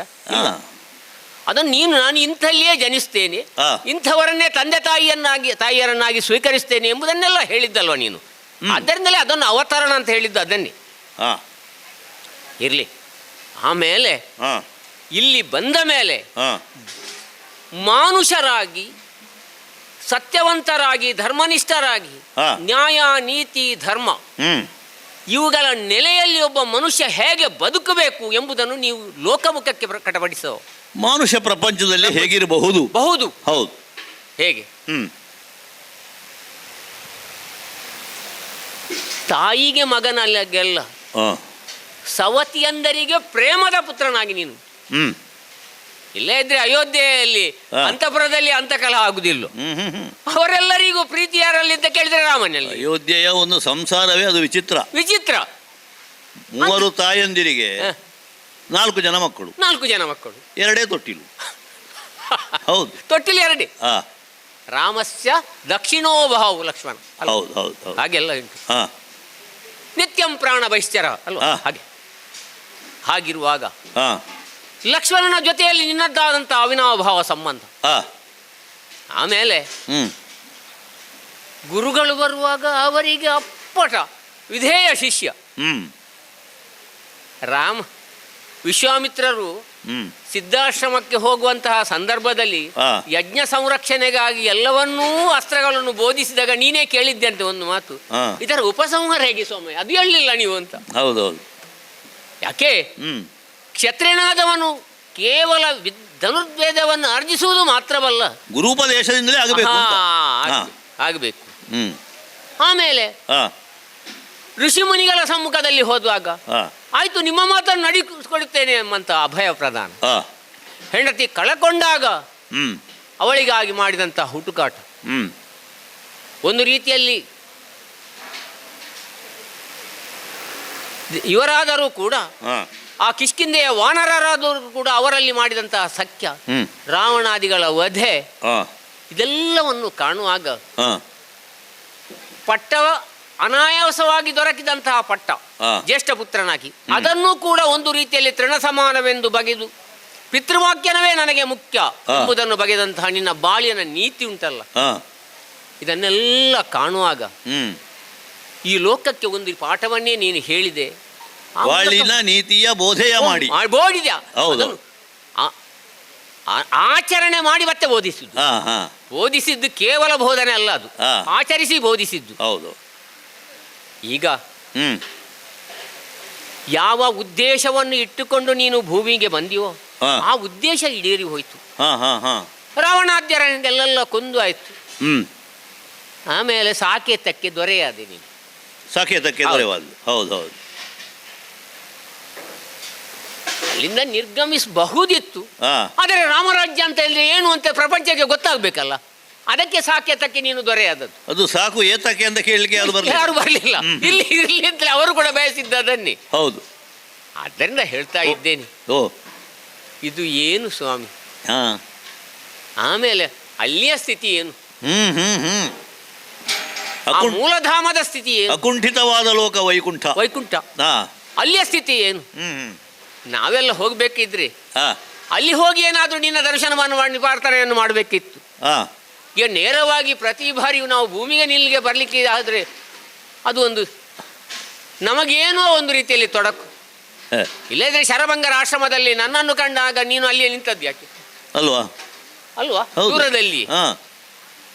ಹಾಗಿರುವಾಗ ಇಂಥ ಎಲ್ಲ ವಿಷಯವನ್ನು ಅಷ್ಟು ಮಾತ್ರವಲ್ಲ, ಕಾಲಪುರುಷನೇ ಎಲ್ಲವೂ ದೈವ ನಿಮಿತ್ತವಾದದ್ದು. ಒಂದು ದೇವಕಲ್ಪನೂ ಋಷಿಕಲ್ಪನೂ ಆಗಿ ದಶರಥನಿಗೆ ಕೌಸಲ್ಯಗೆ ಮಗನಾಗೆ ಹುಟ್ಟಿದವ ರಾಮಚಂದ್ರ ಭೂಮಿಯಲ್ಲಿ ಒಬ್ಬ ಮನುಷ್ಯ ಹೇಗೆ ಬದುಕಬಹುದು ಎನ್ನುವುದನ್ನು ಮಾನುಷ ಭಾವದಿಂದ ನಾನು ತೋರಿಸಿಕೊಟ್ಟೆ. ಈಗ ನೀನು ನನಗೆ ಎಚ್ಚರಿಸ್ತಾ ಇರುವುದು ಆ ಲೋಕವನ್ನು. ಅಕುಂಠಿತವಾದ ವೈಕುಂಠದಲ್ಲಿರುವಂತಹ ನಾರಾಯಣ ಯಾವ ಕಾಲಕ್ಕೂ ಮೂಲ ಸ್ಥಾನವನ್ನು ಉಳಿದು ಹೋಗಬೇಕಾದದ್ದಿಲ್ಲ. ಅದು ಪೂರ್ಣಾವತಾರಿಯಾಗಿದ್ದರೂ ಕೂಡ ಆ ಒಂದು ಶಕ್ತಿ ಅಲ್ಲಿಯೇ ಇರ್ತದೆ. ಬಹುಶಃ ಧಾಮಕ್ಕೆ ಹೋಗಿ ಬಂದವರು ನಿನಗೆ ವಿಚಾರ ಹೇಳಿರಬೇಕು. ಹೌದೌದು. ಆ ನೆಲೆ ಅಲ್ಲಿಂದ ಭುವಿಗೆ ಇಳಿದು ಬಂತು ಎನ್ನುವಂಥ ಧಾವಂತ ನಿಮ್ಮಂಥವರಿಗೆ ಆಗಬೇಕು. ಆದರೆ ಏನನ್ನು ಸಂಕಲ್ಪಿಸಿ ನಾರಾಯಣ ಈ ರೀತಿಯಾಗಿ ಇಲ್ಲಿಗೆ ಬಂದನೋ ಅದನ್ನು ಪೂರ್ತಿ ಮರೆತು ಬಿಟ್ಟ ಅಂತ ಹೇಗೆ ಅನಿಸಿದ್ದು ನಿನಗೆ? ಭೂಮಿಗೆ ಹೋಗಿದ್ದಾಳಲ್ಲ ಈಗ, ಮೂಲಧಾಮಕ್ಕೆ ನೀನು ಸೇರುವಂತಹ ಸಂದರ್ಭದಲ್ಲಿ ಅಲ್ಲಿಯ ವ್ಯವಸ್ಥೆ ಆಗ್ಬೇಕಲ್ಲ. ಹೋಗ್ಬೇಕಾದವರೆಲ್ಲ ಹೋದ್ರ? ಹೋಗ್ಬೇಕಾದವರೆಲ್ಲ ಹೋಗಿದ್ದಾರೆ, ಇಲ್ಲೂ ಹೋಗುವವರಿದ್ದಾರೆ. ಹಾಗಿರುವಾಗ ಇವೆಲ್ಲವನ್ನು ನೀನು ಸರಿಯಾಗಿ ಅಳವಡಿಸಿಕೊಂಡು ತಿಳುವಳಿಕೆಯಿಂದ ಒಂದು ನಿರ್ಧಾರಕ್ಕೆ ಬರಬೇಕು ಅಂತ ನಾವು ಕೇಳಿಕೊಳ್ಳುವುದು. ಅಂದ್ರೆ ಈಗ ಎಚ್ಚರಿಸಲಿಕ್ಕೆ ಬಂದದ್ದು. ಹೌದೌದು ಅಲ್ವಾ? ಎಲ್ಲಾದ್ರೂ ಮರೆತು ಬಿಟ್ಟಿಯೋ ರಾಮ ಅಂತ ನನಗೆ ಮರೆಯುವುದಕ್ಕುಂಟು. ಕಾಲ ಪುರುಷ ಕೇಳಿ ವಸುಂಧರೆಯು ಈ ವಸುಂಧರೆಯು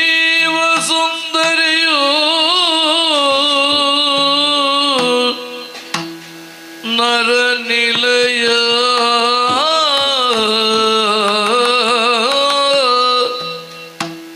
ಈ ವಸುಂಧರ ನರ ನಿಲಯ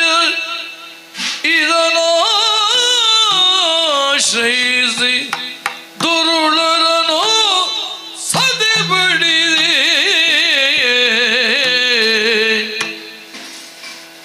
ಇದನಾಶ್ರಯಿಸಿ ದುರುಳರನು ಸದೆ ಬಡಿದೆ.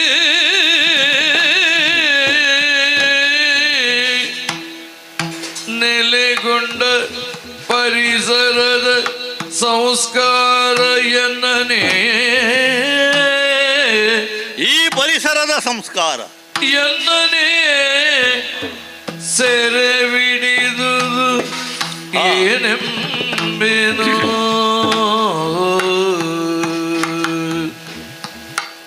ನೆಲೆಗೊಂಡ ಪರಿಸರದ ಸಂಸ್ಕಾರ ಎನ್ನನೇ ಸೆರೆವಿಡಿದು ಏನೆಂಬೆನೋ ಎಲೆಗಾಲ ಪುರುಷಗೆ ತಳುವದೈ ತಂದು ನೀನು ಸೂಚಿಸಿದೆ ಒಳ್ಳೆದಾಯ್ತು. ಮೂಲವನು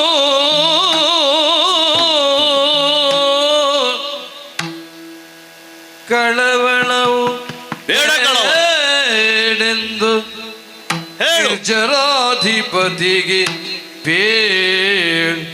ಹೇಳು. ತಿಳಿದು ಲೋಕಾಂತರವ ಗೈವೆ ತಿಳಿದು ಲೋಕಾಂತರವ ಗೈವೆ ಈ ವಿಷಯಕ್ಕಿನ್ನನುಮಾನ ಬೇಡೆಂದನು ತಿಳಿದು ಲೋಕಾಂತರವ ಗೈವೆ ಈ ವಿಷಯಕ್ಕಿನ್ನ ಅನುಮಾನ ಬೇಡೆಂದನೋ ಆ ಆ ಆ ಆ ಎಲೆಗಾಲ ಪುರುಷ ಕೇಳೋ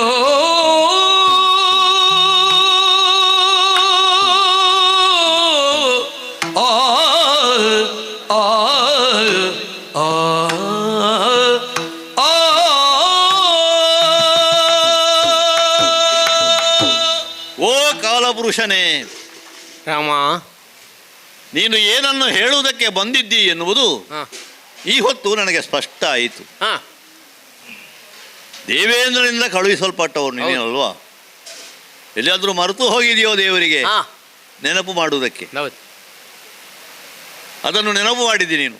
ಕ್ಷೀರಸಾಗರದ ತಡಿಯಲ್ಲಿ ಬ್ರಹ್ಮಾದಿ ದೇವತೆಗಳು, ಅದರಲ್ಲಿ ನೀನು ಇದ್ದಿ. ಬಂದು ಮಾಡಿದ ಪ್ರಾರ್ಥನೆ, ದಶವರ್ಷ ಸಹಸ್ರಾಣಿ, ದಶವರ್ಷ ಶತಾನಿ ಅಲ್ವಾ? ಎಣಿಕೆಗೆ 11,000 ವರ್ಷಗಳು. ದೇವರಿಗೆಲ್ಲಾದ್ರೂ ಮರೆತು ಹೋಗಿದೋ ಅಂತ ಚೆನ್ನಾಗಿ ನೆನಪುಂಟು. ಈಗ ನಾನು ನಿನ್ನಲ್ಲೇ ಕೇಳುವುದು, ನೀನು ಕಾಲ ಅಲ್ವಾ? ಈಗ 11,000 ವರ್ಷ ಆಗಿ ಹೋಯ್ತಾ? ಇಲ್ಲ, ಗಣನೆಯಲ್ಲಿ ಆಗಲಿಲ್ಲ. ಆಗುವುದಕ್ಕುಂಟು, ಒಳ್ಳೆಯದು. ಈ ಆತಂಕ ನಿಮಗೆ ಹೇಗೆ ಉಂಟಾಯಿತು ಎನ್ನುವುದನ್ನು ನಾನು ತಿಳಿಯಬಲ್ಲೆ. ಒಂದು ವೇಳೆ ನೀನೇ ನಿರೀಕ್ಷೆ ಮಾಡುವುದಿದ್ದರೆ ನನ್ನನ್ನು. ಮನುಷ್ಯ ಪ್ರಪಂಚ ಅಲ್ವೋ? ಮನುಷ್ಯ ಪ್ರಪಂಚಕ್ಕೆ ಬಂದ ಮೇಲೆ ದೈವತ್ವವೂ ಕೆಲವು ಸಲ ವಿಸ್ಮೃತಿಯನ್ನು ಹೊಂದುತ್ತದೆ. ಈ ಭಾವ ನಿಮ್ಮಂಥವರಿಗೆ ಬಂದರೆ ತಪ್ಪಲ್ಲ. ಯಾಕಂದ್ರೆ ಈ ವಸುಂಧರೆ ನರನಿಲಯ ಅಲ್ವಾ? ಈಗ ವಸುಂಧರಾ ಎನ್ನುವಂಥ ಶಬ್ದ ಬಂದದ್ದು ಹೇಗೆ? ಸಂಪತ್ತಿನಿಂದ. ವಸು, ಬಂಗಾರಕ್ಕೂ ಹೆಸರುಂಟು. ವಸುಂಧರೆ ಅಂತ ಹೇಳಿದರೆ ತನ್ನ ಅಂತರ್ಭೂತವಾದಂಥ ವ್ಯವಸ್ಥೆಯಲ್ಲಿ ಸಕಲ ಸಂಪತ್ತನ್ನು ಒಳಗೊಂಡದ್ದು ಅಂತ ಅರ್ಥ. ಅಂಥ ವಸುಂಧರೆಯ ಸ್ಪರ್ಶ ಯಾವ ಜೀವಿಗೆ ಆಗಲಿ ಬಹುಶಃ ಕೆಲ ಕಾಲಕ್ಕೆ ಒಂದು ರೀತಿಯ ವಿಸ್ಮೃತಿ ಹೊಂದುವುದು ಅಸಹಜ ಏನೂ ಅಲ್ಲ. ಈ ನೆಲೆಯಲ್ಲಿ ಭಗವಂತನಿಗೂ ಆ ವಿಸ್ಮೃತಿ ಬಂತೋ? ದೇವವರ್ತುಲದಲ್ಲಾದಂತಹ ಗೊಂದಲ ಅಲ್ಲ, ನವನವೋನ್ಮೇಷಶಾಲಿ ಎನಿಸಿಕೊಂಡಂತ ಈ ಪೃಥ್ವಿ, ಈ ವಸುಂಧರೆ ಅಲ್ಲ. ಗೊತ್ತಾಗ್ತದೆ ನನಗೆ.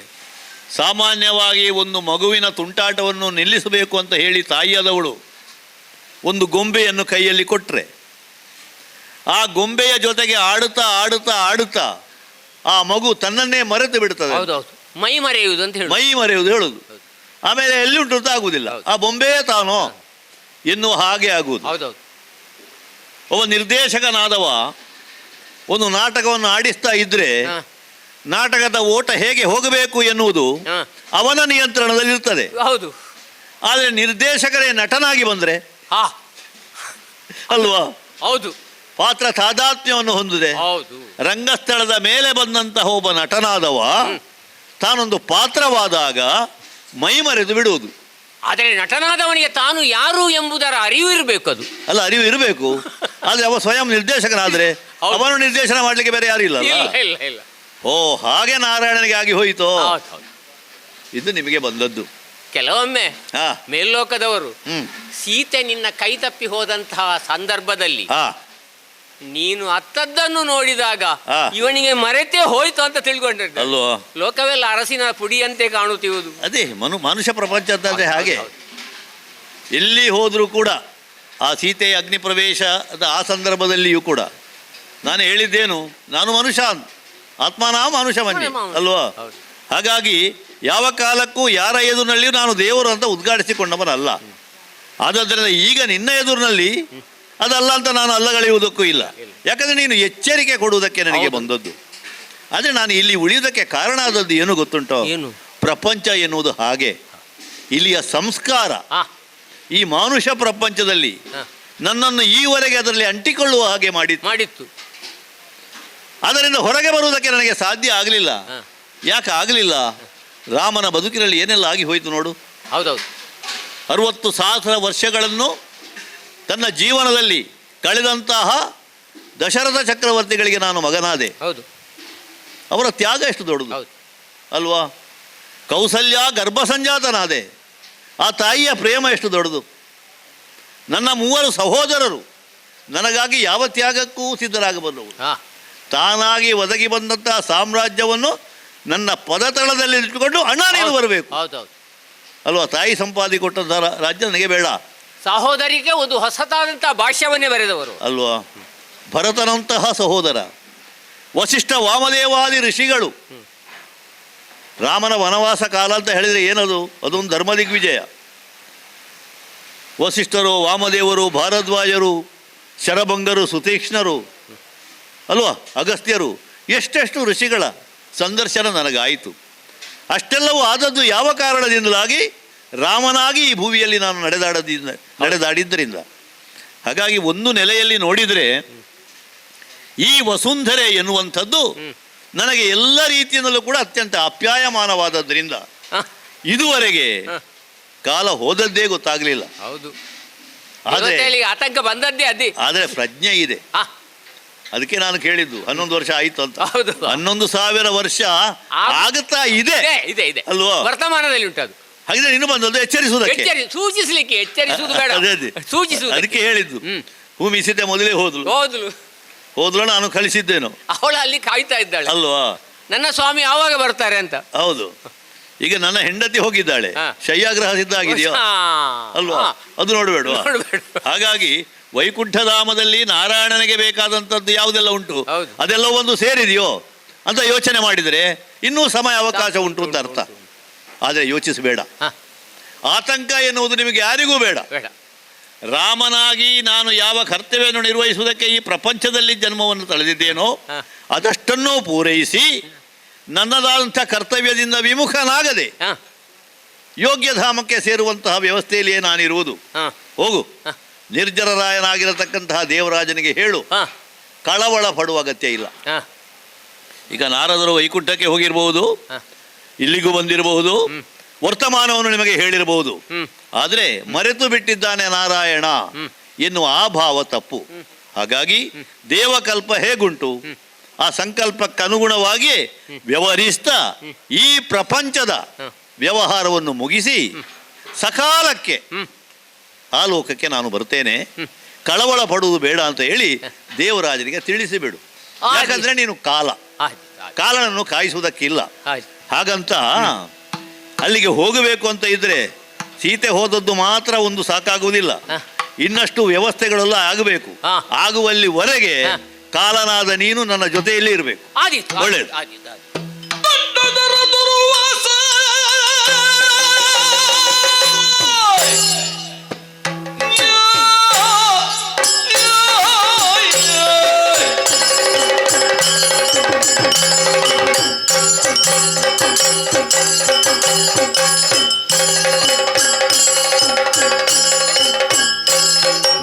ದೊಡ್ಡ ದುರ್ವಾಸ ರಾಮ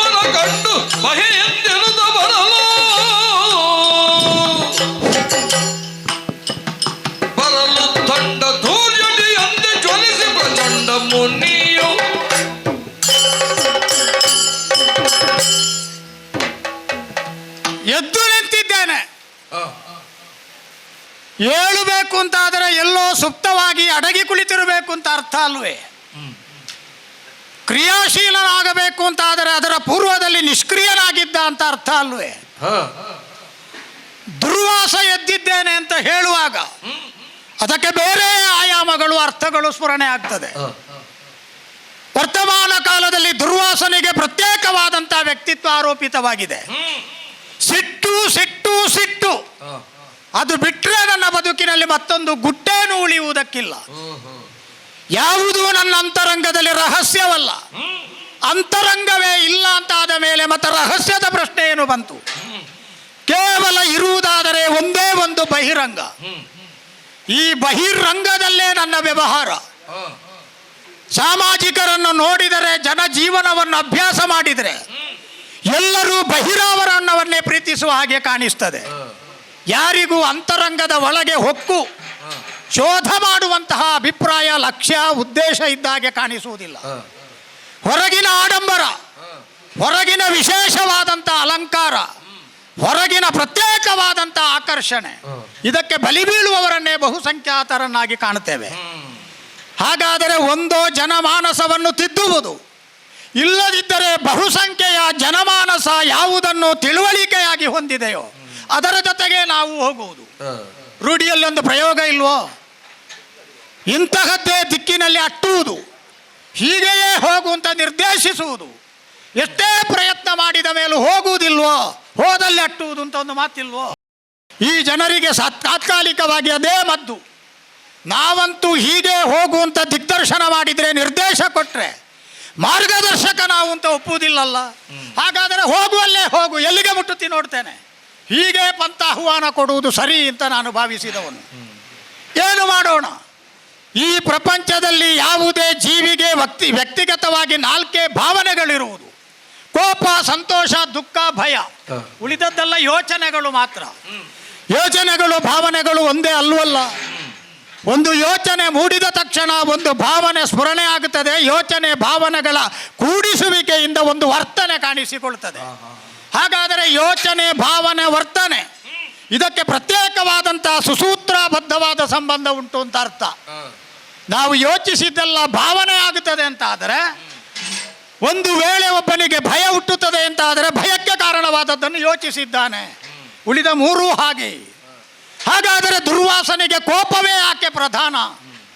ಒಂದು ಸ್ಥಾಯಿ ಭಾವವಾಗಿ ಯಾಕೆ ಉಳಿಯುತ್ತದೆ? ಯಾಕೆ ನನಗೆ ಉಳಿದ ನವರಸಗಳಲ್ಲಿ ಇರಬಹುದಾದಂತಹ ಆಸಕ್ತಿಯೋ ಉತ್ಸಾಹವೋ ಕಾಣಿಸುವುದಿಲ್ಲ? ನಾನು ಉಳಿದದರಿಂದ ಯಾಕೆ ಬಾಹಿರನಾಗುತ್ತೇನೆ? ಒಬ್ಬ ವ್ಯಕ್ತಿಯಾದವನು ಒಂದೇ ರಸದ ಕುರಿತು ಆಸಕ್ತಿ ಹೊಂದಿದರೆ ಉಳಿದ ರಸಗಳನ್ನು ಅನುಭವಿಸುವಲ್ಲಿ ಸೋತ ಅಂತ ಅರ್ಥ ಅಲ್ವೇ? ಅದು ಒಂದರ್ಥದಲ್ಲಿ ವೈಫಲ್ಯ ಅಲ್ವೇ? ಅದು ಒಂದರ್ಥದಲ್ಲಿ ಜೀವನಿಗೆ ಒದಗುವ ಹಿನ್ನಡೆಯೇ ಅಲ್ವೇ? ಹಾಗಾದರೆ ನನಗೆ ರೋಮಾಂಚನಗಳಿಲ್ಲ, ನನ್ನ ಪಾಲಿಗೆ ಸುಖದ ಸಂವೇದನೆ ಇಲ್ಲ, ನನಗೆ ತೃಪ್ತಿ ಎನ್ನುವುದೇ ಇಲ್ಲ. ಬದುಕಿನಲ್ಲಿ ಭಾವನಾತ್ಮಕವಾಗಿ ನಾನು ಎಲ್ಲೋ ವಿಹಾರಧಾಮದ ಉತ್ತುಂಗದಲ್ಲಿ ವಿಹರಿಸಲಾರೆ. ನನ್ನ ಬದುಕಿನಲ್ಲಿ ರಸಕ್ಷಣಗಳೆಂಬುದೇ ಇಲ್ಲ. ಎಲ್ಲಿ ನೋಡಿದರಲ್ಲಿ ಕಾಣಿಸುವುದೇ ಕೋಪ, ಕೋಪ, ಕೋಪ. ಎಷ್ಟೋ ಸಲ ಇದನ್ನು ಬಿಡಬೇಕು ಅಂತ ಪ್ರಯತ್ನ ಪಟ್ಟಿದ್ದೇನೆ. ಬಿಡಬೇಕು ಅಂತ ಆದರೆ ಅದು ಬಂದದ್ದು ಗೊತ್ತಾಗಬೇಡ. ಅದು ಬಂದದ್ದು ಗೊತ್ತಾಗಬೇಕಾದ್ರೆ ಯಾರು ತುಂಬಿದ್ದು ಅಂತ ಗೊತ್ತಾಗಬೇಡ. ಮೊದಲಿನ ಎರಡೂ ಗೊತ್ತಾಗುವುದಿಲ್ಲ, ಮತ್ತೆ ಬಿಡುವುದೆಲ್ಲಿಗೆ ಬಂತು? ಆದ ಕಾರಣದಿಂದ ಕೋಪಕ್ಕೆ ನಾನು ದಾಸನೋ ಅಲ್ವೇ ಅಲ್ಲ, ಕೋಪಕ್ಕೆ ನಾನು ಸ್ವಾಮಿಯೋ ಅದೂ ಅಲ್ಲ. ಹಾಗಾದರೆ ಸ್ವಾಮಿಯು ದಾಸನು ಎರಡೂ ಅಲ್ಲದ ನಾನು ಕೋಪ ಎನ್ನುವುದನ್ನು ಹೇಗೆ ನಿಯಂತ್ರಣ ಮಾಡಲಿ? ಹಾಗಾಗಿ ನಾನು ಅದನ್ನು ಅಭಿವ್ಯಕ್ತಿಸ್ತೇನೆ, ಪ್ರಪಂಚಕ್ಕೆ ಚೆಲ್ಲುತ್ತೇನೆ. ನಮ್ಮ ಶಕ್ತಿ ಎನ್ನುವುದು ಕ್ರೋಢೀಕರಿಸಲ್ಪಟ್ಟಾಗ ಅದ್ಭುತವಾದುದನ್ನು ಸಾಧಿಸುವುದಕ್ಕಾಗ್ತದೆ. ನಮ್ಮ ಶಕ್ತಿಯನ್ನು ಬಿಡಿಬಡಿಯಾಗಿ ಒಡೆದು ಪದರ ಪದರಗಳಾಗಿ ಬೇರ್ಪಡಿಸಿ ನಾನಾ ಕಡೆಗಳಲ್ಲಿ ಹಂಚಿಬಿಟ್ಟಾಗ ಶಕ್ತಿ ಖಿಲವಾಗುತ್ತದೆ, ಹೃಸ್ವವಾಗುತ್ತದೆ, ಸಣ್ಣದಾಗುತ್ತದೆ. ಆದ ಕಾರಣದಿಂದ ನಾನು ಕೋಪವನ್ನು ಯಾಕೆ ಪ್ರಪಂಚಕ್ಕೆ ಹಂಚುತ್ತೇನೆ? ಅದರ ತೀವ್ರತೆ ಕಡಿಮೆ ಆಗಲಿ, ಅದರ ಉಬ್ಬಣ ಕಡಿಮೆ ಆಗಲಿ, ಅದರ ರೋಮಾಂಚಕ ಕ್ಷಣಗಳು ತಪ್ಪಿ ಹೋಗಲಿ, ಹಾನಿಗಳು ಕಡಿಮೆ ಆಗಲಿ ಎನ್ನುವ ಉದ್ದೇಶಕ್ಕಾಗಿ ಕೋಪವನ್ನು ಹಂಚಿ ಬಿಡ್ತೇನೆ, ಬೇರೆಯವರ ಮೇಲೆ ಆರೋಪಿಸಿ ಬಿಡ್ತೇನೆ. ಯಥಾ ಅರ್ಥಕ್ಕಾಗಿ ಯಾವ ಕಾರಣದಿಂದಲೂ ಪ್ರಪಂಚಕ್ಕೆ ಹಾಳಾಗಲಿ ಅಂತ ಬಯಸುವವನೇ ಅಲ್ಲ. ಹಾಗಾದರೆ ದುಷ್ಟಾನಿ ವಾಸಾಂಸಿ ಯಸ್ಯ ದುರ್ವಾಸ. ಈ ಕಾಣಿಸುತ್ತಿರುವಂಥ ಕೊಳಕಾದ ಬಟ್ಟೆಯನ್ನು ಹುಟ್ಟ ಕಾರಣದಿಂದ ನಾನು ದುರ್ವಾಸ ಅಂತ ಆಡಿದರು. ಯಥಾರ್ಥಕ್ಕೂ ಒಬ್ಬ ವ್ಯಕ್ತಿಯ ಹೊರಗಿನ ಬಟ್ಟೆಯಿಂದ ಅವ ಸಾಗುತ್ತಿರುವ, ಅವ ಉದ್ದೇಶಿಸುತ್ತಿರುವ ಅವನ ಪರಂಪರೆಯ ಬಟ್ಟೆಯನ್ನು ನಿರ್ಣಯ ಮಾಡಲಿಕ್ಕೆ ಬರ್ತದೋ? ಒಂದು ಬಟ್ಟೆ ಅಂತ ಹೇಳಿದ್ರೆ ನಾವು ತೊಡುಗೆಯಾಗಿ ಇಟ್ಟುಕೊಂಡದ್ದು, ಆಭೂಷಣ ಅಂತ ಕರೆಯುವಂಥ ಮೈ ಮುಚ್ಚುವುದಕ್ಕೆ ಇಟ್ಟುಕೊಂಡಂತಹ ಉಡುಪು, ಅದನ್ನಲ್ಲೇ ಬಟ್ಟೆ ಎನ್ನುವ ಹಾಗೆ ಕರೆಯುವುದು. ಹಾಗೆಂದು ಬಾಳ ಬಟ್ಟೆ ಅಂತ ಹೇಳಿದರೆ ನಾವು ಸಾಗುವ ದಾರಿ, ನಾವು ಹೋಗಬೇಕಾದ ದಾರಿ, ನಮ್ಮ ಗಮ್ಯವನ್ನು ಸೇರುವುದಕ್ಕೆ ಮಾಧ್ಯಮವಾಗಿ ಬಳಸಬಹುದಾದಂಥ ಉಪಾಧಿ, ಅದು ಬಟ್ಟೆ. ಹಾಗಾದರೆ ಹೊರಗಿನ ಬಟ್ಟೆಯನ್ನು ನೋಡುವುದಲ್ಲ, ನಾನು ಧರಿಸಿರುವಂತಹ ಕೊಳಕಾದಂಥ ಬಟ್ಟೆಯಲ್ಲಿ ಕಾಣಿಸಬಹುದಾದಂಥ ಚಿತ್ರವನ್ನು ಅನ್ವೇಷಣೆ ಮಾಡುವ ಚಿತ್ರಾನ್ವೇಷಿಗಳಿಗೆ ನನ್ನ ಪಂಥಾಹ್ವಾನ. ಹೊರಗಿನದ್ದನ್ನು ನೋಡಿ ಹಾಳಾಗಬೇಡಿ, ಒಳಗೆ ಏನುಂಟು ಅಂತ ನೋಡಿ. ಅದನ್ನು ನೋಡುವುದಕ್ಕೆ ಅಂತಃಕರಣಗಳು ನಿಮಗೆ ಪ್ರಾರ್ಥಿಸಲಿ, ಅಂತಃಚಕ್ಷುಗಳಿಗೆ ಪ್ರಭಾವಶಾಲಿಯಾದಂಥ ದೃಷ್ಟಿಕೋನ ಪ್ರಾರ್ಥಿಸಲಿ. ಹೀಗೆ ಹಾರ್ದವಾಗಿ ನಾನು ಹಾರೈಸುವುದು. ಆದರೆ ಅಳತೆಯನ್ನು ಮಾಡುವವನಲ್ಲಿ ಇರುವುದೇ 100 ಮಣವನ್ನು ಅಳೆಯುವಂತಹ ತಕ್ಕಡಿ ಅಂತ ಆದ ಮೇಲೆ ಈ 150 ವಿಕ್ರಯಕ್ಕೆ ತಂದರೆ ಹೇಗಪ್ಪ ಅಳೆಯುವುದು? 75 ಅಂತ 2 ಸಲ ಅಳಿಬೇಕಷ್ಟೇ. ಹಾಗಾದರೆ ನಾನು ಉಳಿದವರ ಅಳತೆಗೆ ಆಳತಕ್ಕೂ ಸಿಕ್ಕುವುದಿಲ್ಲ ಅಂತ ಹೇಳುವ ಕಾರಣದಿಂದ ದುರ್ವಾಸ ಅಮೋಘನಿದ್ದಾನೆ. ಈ ಭೂಮಿಯಲ್ಲಿ ವಿಸ್ತಾರವಾದ ಹಿನ್ನೆಲೆ ಹೊಂದಿದ್ದಾನೆ. ನಮ್ಮ ಅಳತೆಗೋ ನಮ್ಮ ಮುಷ್ಟಿಗೋ ಸಿಕ್ಕದವನು ಅಂತ ಏಕಪಕ್ಷೀಯವಾಗಿ ಸೋಲನ್ನಪ್ಪಿಕೊಂಡು ನಿರ್ಣಯ ಮಾಡಿದರು. ಆದ ಕಾರಣದಿಂದಲೇ ಹೊರಗಿನ ಬಟ್ಟೆಯಲ್ಲಿ ಯಾಕೆ ಕೊಳಕು ತುಂಬಿಕೊಂಡಿದ್ದೇನೆ? ಪ್ರಪಂಚದ ಕೊಳಕನ್ನು ತೊಳೆದು ಅದರ ಕಳೆ ಎನ್ನುವುದನ್ನು ಕಿತ್ತು ಅದಕ್ಕೆ ಲಕ್ಕಲಕ್ಕನೆ ಹೊಳೆಯುವಂಥ ಅದ್ಭುತವಾದ ಹೊಳಪನ್ನು ಕೊಡುವುದಕ್ಕಾಗಿ ಅವರೆಲ್ಲರ ದುಷ್ಫಲಗಳನ್ನು ಮೈ ಮೇಲೆ ಆರೋಪಿಸಿಕೊಂಡು ಅವರ ಕಣ್ಣಿಗೆ ಕಾಣಿಸುವುದು ಕೊಳಕು ಬಟ್ಟೆಗಳನ್ನು ಧರಿಸಿದಂಥ ದುರ್ವಾಸ. ಇಷ್ಟಕ್ಕೂ ನನ್ನ ಹುಟ್ಟಿನ ಕತೆ ನಿಮಗೆ ಗೊತ್ತಿದ್ದದ್ದೇ ಅಲ್ವೇ? ಎಷ್ಟೋ ಸಲ ನಮ್ಮ ಗುಣಗಳು ಸ್ಥಾಯಿಯಾಗಿ ನಮ್ಮೊಳಗೆ ಸೇರಿಕೊಳ್ಳುವುದು ನಾವು ಹುಟ್ಟಿದ ಕಾರಣದಿಂದ, ಹುಟ್ಟಿದ ಮೂಲದಿಂದ, ಹುಟ್ಟುವುದಕ್ಕೆ ಹಿನ್ನೆಲೆಯಾಗಿ ಕಾರ್ಯಾಚರಿಸಿದ ಸಂಕಲ್ಪದಿಂದ. ಏನು ನನ್ನ ಹುಟ್ಟು ಸಾಮಾನ್ಯವಾದುದೇ? ಬ್ರಹ್ಮಮಾನಸ ಪುತ್ರರೆನಿಸಿಕೊಂಡಂಥ ಅತ್ರಿ ಅನಸೂಯ ಎನ್ನುವವಳ ಜೊತೆಗೆ ಸಾಗಿಸಿದ ದಾಂಪತ್ಯಕ್ಕೆ ಅಂತಿಂತ ಹೆಸರಲ್ಲ. ಪರಮ ಪಾವನವಾದಂಥ ದಾಂಪತ್ಯ ಕೆಲವರದು ಹೆಸರಿಸಲ್ಪಟ್ಟಿದೆ. ಆ ವಿಶಿಷ್ಟವಾದ ವಶಿಷ್ಠ ಅರುಂಧತಿಯರ ದಾಂಪತ್ಯ ಹೇಗೋ ಅತ್ರಿ ಅನಸೂಯ ದೇವಿಯರ ದಾಂಪತ್ಯಕ್ಕೂ ಅಷ್ಟೇ ಮಹತ್ವ ಉಂಟು.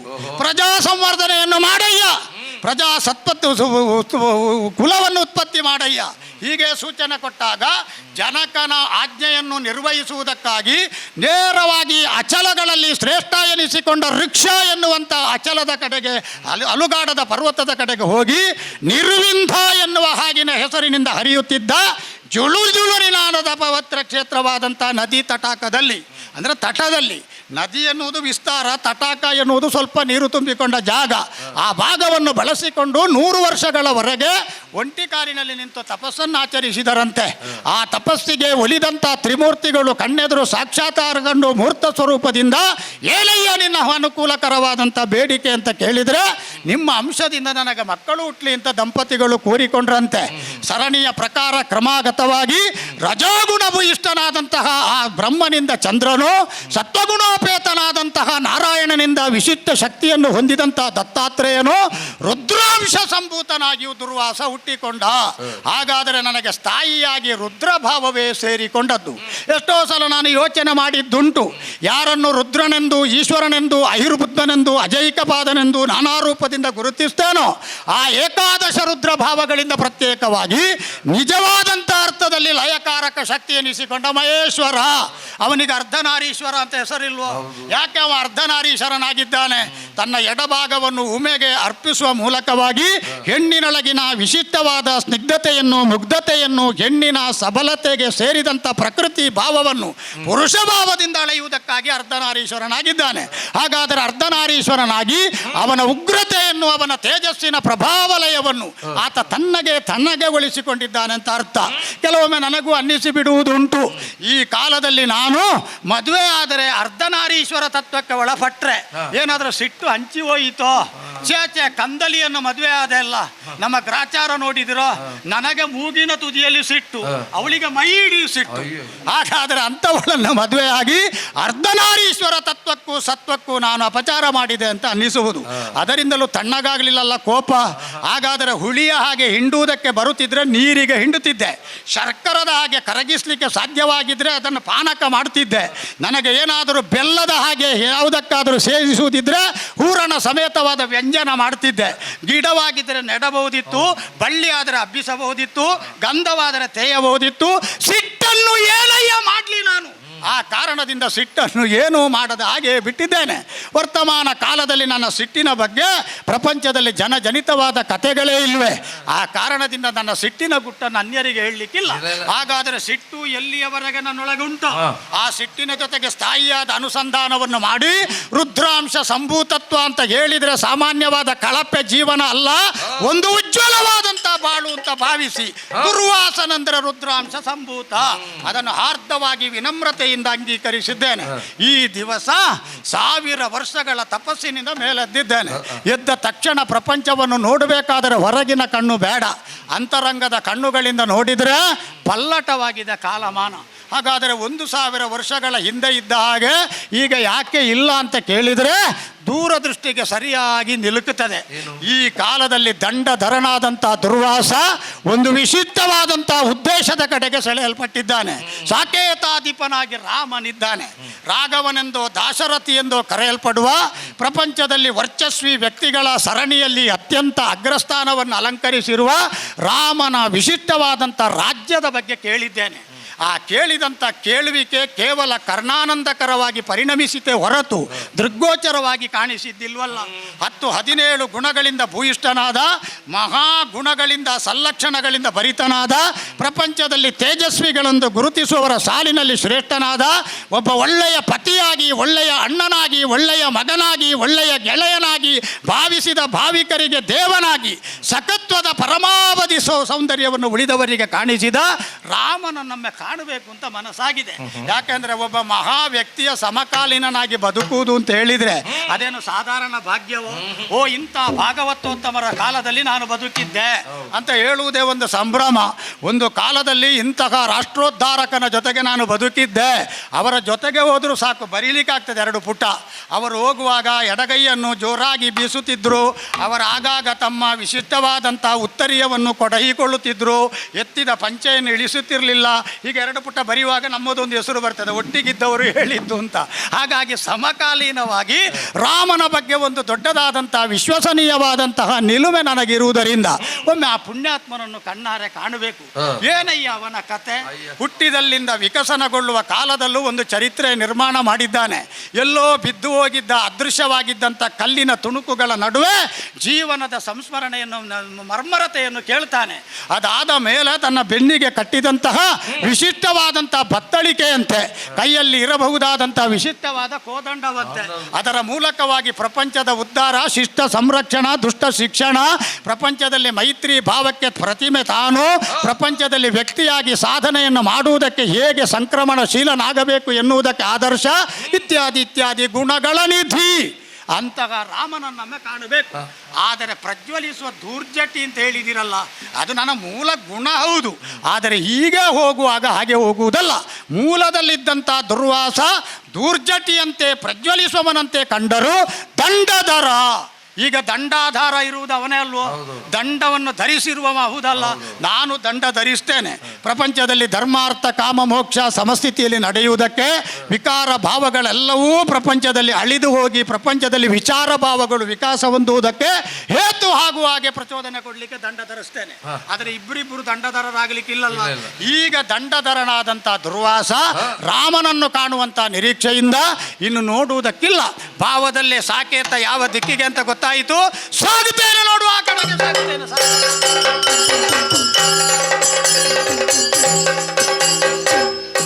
ಓಹೋ ಹೋ ಹೋ ಹೋ ಹೋ ಮಹರ್ಷಿಗಳು, ನಾನು ದುರ್ವಾಸರು ಗೊತ್ತುಂಟಲ್ಲ, ಇದು ಸಾಷ್ಟಾಂಗ ಪ್ರಣಾಮವನ್ನು ಸಲ್ಲಿಸ್ತಾ ಇದ್ದೇನೆ ಸ್ವಾಮಿ. ಲಕ್ಷ್ಮಣ ನಮಿಸಿ ಕೈ ಮುಗಿದು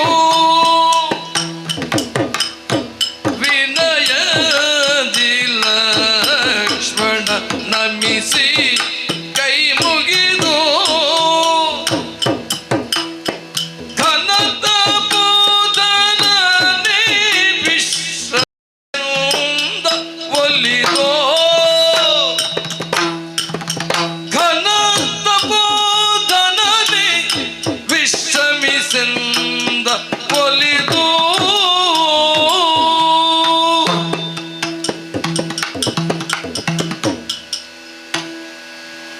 ಮಹಾಮುನೆ, ವರ್ಚಸ್ವಿಯಾಗೆ ಕಾಣ್ತೀನಿ ನೀನು.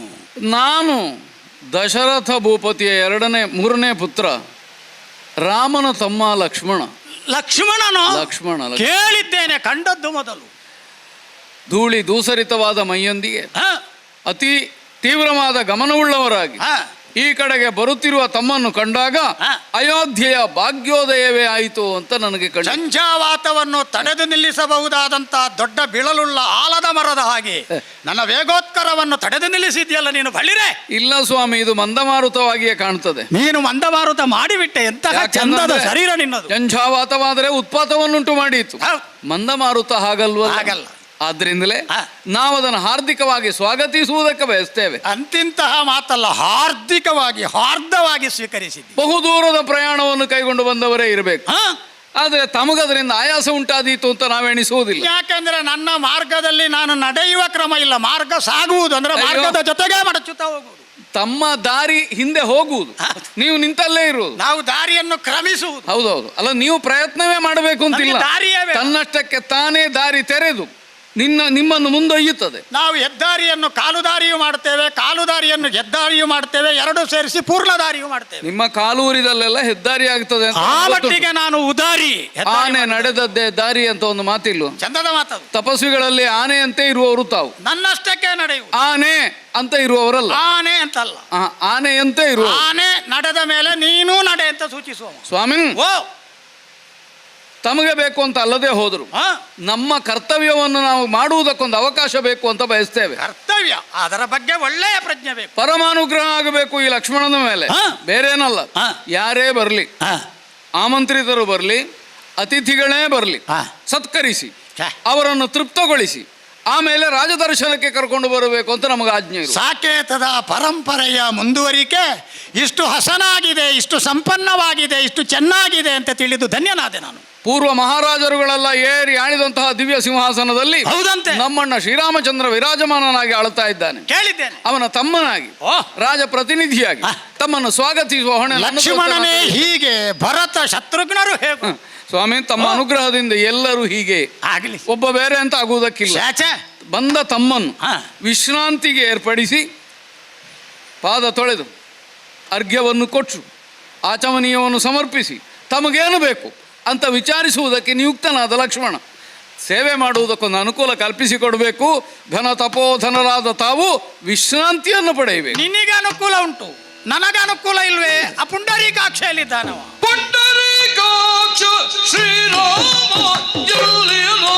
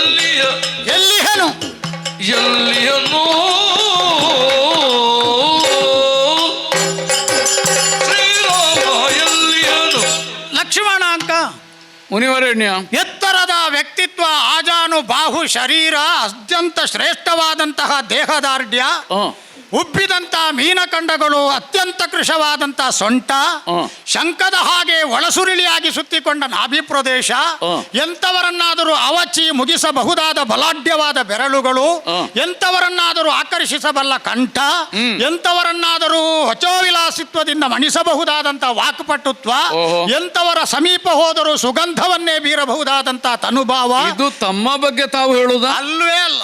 ಹೀಗೆ ನಾವು ವ್ಯಕ್ತಿಗಳ ಬಗ್ಗೆ ಗುರುತಿಸ್ತೇವೆ. ಆದರೆ ಈಗ ನಾನು ಗುರುತಿಸಿರುವ ವ್ಯಕ್ತಿ ಕಣ್ಣಿಗೆ ಸಂಬಂಧಿಸಿದ ಹಾಗೆ ಪುಂಡರೀಕ ನೇತ್ರ. ಪುಂಡರೀಕ ನೇತ್ರ ಕಣ್ಣುಗಳ ಮೂಲಕ ಯಾರು ಎಲ್ಲರನ್ನು ಆಕರ್ಷಿಸುತ್ತಾನೋ, ಕಂಗಳ ಕಾಂತಿಯಿಂದ ಯಾರು ತನ್ನತ್ತ ಸೆಳೆಯುತ್ತಾನೋ, ಕಂಗಳ ಮೂಲಕವಾಗಿ ಸರ್ವರನ್ನು ಸಂತೈಸ್ತಾನೋ, ಕಂಗಳ ಮೂಲಕ ಮಂಗಳದ ಭಾಗ್ಯವನ್ನು ಕೊಡುತ್ತಾನೋ, ಅಂಥವನಿಗೆ ಹೆಸರು ವರ್ತಮಾನದಲ್ಲಿ ಪುಂಡರೀಕಾಕ್ಷ ರಾಮ. ಶಾಬ್ದಿಕವಾದ ಅರ್ಥವನ್ನೇ ನಾವು ಲಕ್ಷಿಸಿದ್ರೆ ಅದಕ್ಕೆ ಇನ್ನೊಂದು ಮುಖವು ಉಂಟಲ್ಲ ಸ್ವಾಮಿ. ಯಾವುದಯ್ಯ? ಪುಂಡರೀಕ ಅಂತಂದ್ರೆ ಹುಲಿಗೂ ಹೇಳ್ತಾರೆ, ಹೇಳುವುದಿಲ್ವಾ? ಹುಲಿಯಂತೆ ಕಣ್ಣಿರುವವ. ಆಗ ನೀವು ಅಷ್ಟ ದಿಗ್ಗಜಗಳಲ್ಲೂ ಪುಂಡರೀಕ ಅಂತ ಒಂದು ಈ ಸೌಮ್ಯ ಗುಣಗಳು ಆರೋಪಿಸಲ್ಪಡುವುದಿಲ್ಲ. ಆದ್ರೆ ತಾವರೆ ಹೂವಿಗೂ ಪುಂಡರೀಕ ಅಂತ ಹೇಳುವುದರಿಂದ ಆ ನೆಲೆಯಿಂದ ಗ್ರಹಿಸೋಣ.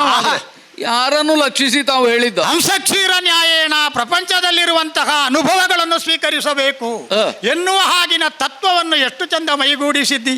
ದುರ್ವಾಸರ ಉಳಿದ ಮಾತುಗಳು ಗೌಣ, ಪ್ರಖ್ಯಾತವಾದಂತಹ ಸಾರಾಂಶ ಪ್ರಧಾನ ಅಂತ ಹಂಸಕ್ಷೀರ ನ್ಯಾಯೇನ ತಕ್ಕೊಂಡಿದ್ಯಲ್ಲ. ಸಾರಾಂಶ ಇರುವುದನ್ನೇ ತಾವು ಆಡುವವರಲ್ವೇ? ಹಾಗಾದರೆ ಸಾರವು ಅಂಶವು ಸೇರಿಸಿದ ಹಾಗೆ ಮಾತಾಡುವುದಕ್ಕೆ ನನಗೆ ಸಾಧ್ಯ ಅಂತ ಆದ್ರೆ ಅದನ್ನು ಆಲಿಸುವ ಕಿವಿಗಳಿಗೂ ಅಷ್ಟೇ ಗಟ್ಟಿತನ ಬೇಡು ಸ್ವಾಮಿ. ಸಾರ ತಮ್ಮದು, ಅಂಶ ನಮ್ಮ. ಆ ಸಾರಾಂಶವನ್ನು ಸಂಗ್ರಹಿಸುವ ಅಂತಃಕರಣದ ಸಂಗ್ರಹದ ಪಾತ್ರೆಯೂ ಗಟ್ಟಿಬೇಡು ಬೇಕು. ಅದು ಎರಡನ್ನೂ ಹೊಂದಿದ ಸತ್ಪಾತ್ರನಾದಂತ ನೀನು ರಾಮನ ಬಲಗೈ, ರಾಮನ ದೇಹದ ನೆರಳು, ರಾಮನ ಕಣ್ಣಿನ ಪ್ರಕಾಶ, ರಾಮನ ಕಿವಿಯ ಕೇಳ್ಗೆ, ಅವನ ಕಾಗ್ರಾಣಿಸುವ ಮೂಗಿನ ಪರಿಮಳ ಅಂತ ಹೇಳಿದ್ರೆ ತಪ್ಪಲ್ಲ. ಹಾಗೆ ಅಂತ ಅಣ್ಣ ಅನುಗ್ರಹಪೂರ್ವಕವಾಗಿ ನಮ್ಮನ್ನು ಅಂಗೀಕರಿಸಿದ್ದಾನೆ. ಹಾಗೆ ನೀನು ಪ್ರಪಂಚದಲ್ಲಿ ಪ್ರಚಲಿತನಿದ್ದಿ ಅಂತ ಕೇಳಿದ್ದೇನೆ.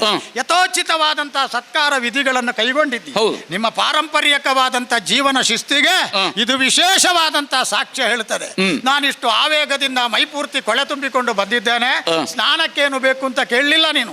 ನಿಮ್ಮ ನಿರ್ಮಲವಾದಂತಹ ದೇಹವನ್ನು ಕಾಣಬೇಕು, ಅದಕ್ಕಾಗಿ ಮಂಗಳ ಸ್ನಾನಕ್ಕೆ ಏರ್ಪಾಟು ಮಾಡಿದ್ದೇನೆ, ಸುಗಂಧ ಸಿದ್ಧಪಡಿಸಿದ್ದೇನೆ, ಪನ್ನೀರನ್ನು ಚಿಮುಕಿಸಿದ ನೀರುಂಟು ಅಂತ ಹೇಳಲಿಲ್ಲ.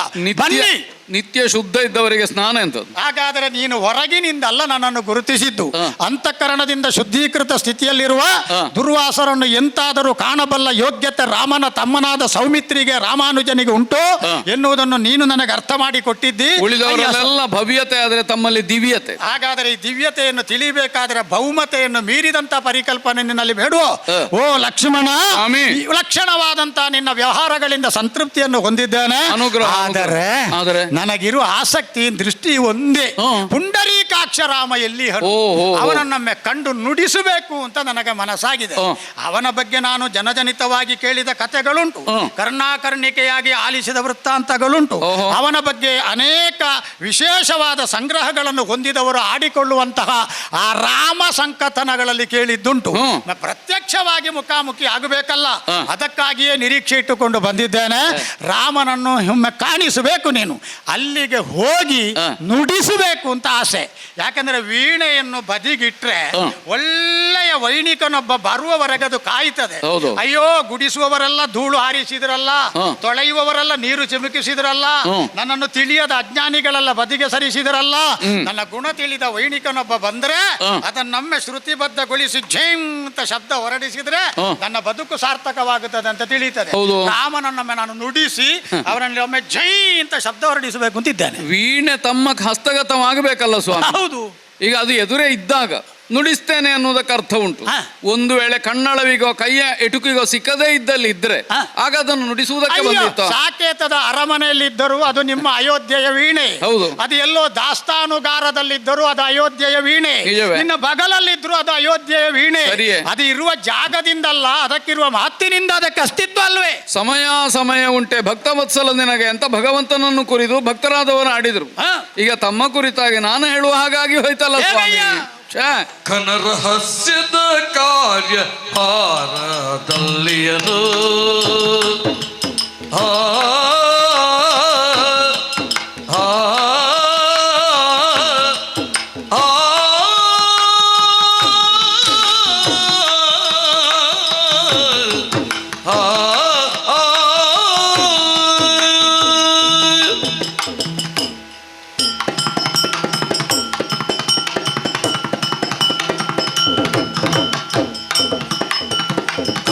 ರಹಸ್ಯದ ಕಾರ್ಯ ಭಾರದಲ್ಲಿಯನೋ ಕಾರ್ಯಭಾರದಲ್ಲಿಯನೋ ಹೌದೇ.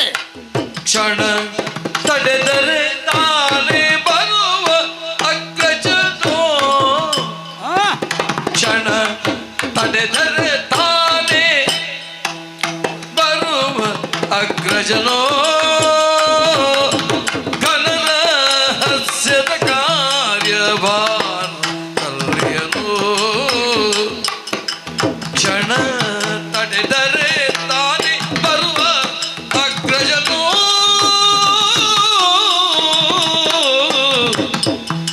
ವಿಶ್ರಮಿಸಿ ಎಂದನ ಒಲಿದೋ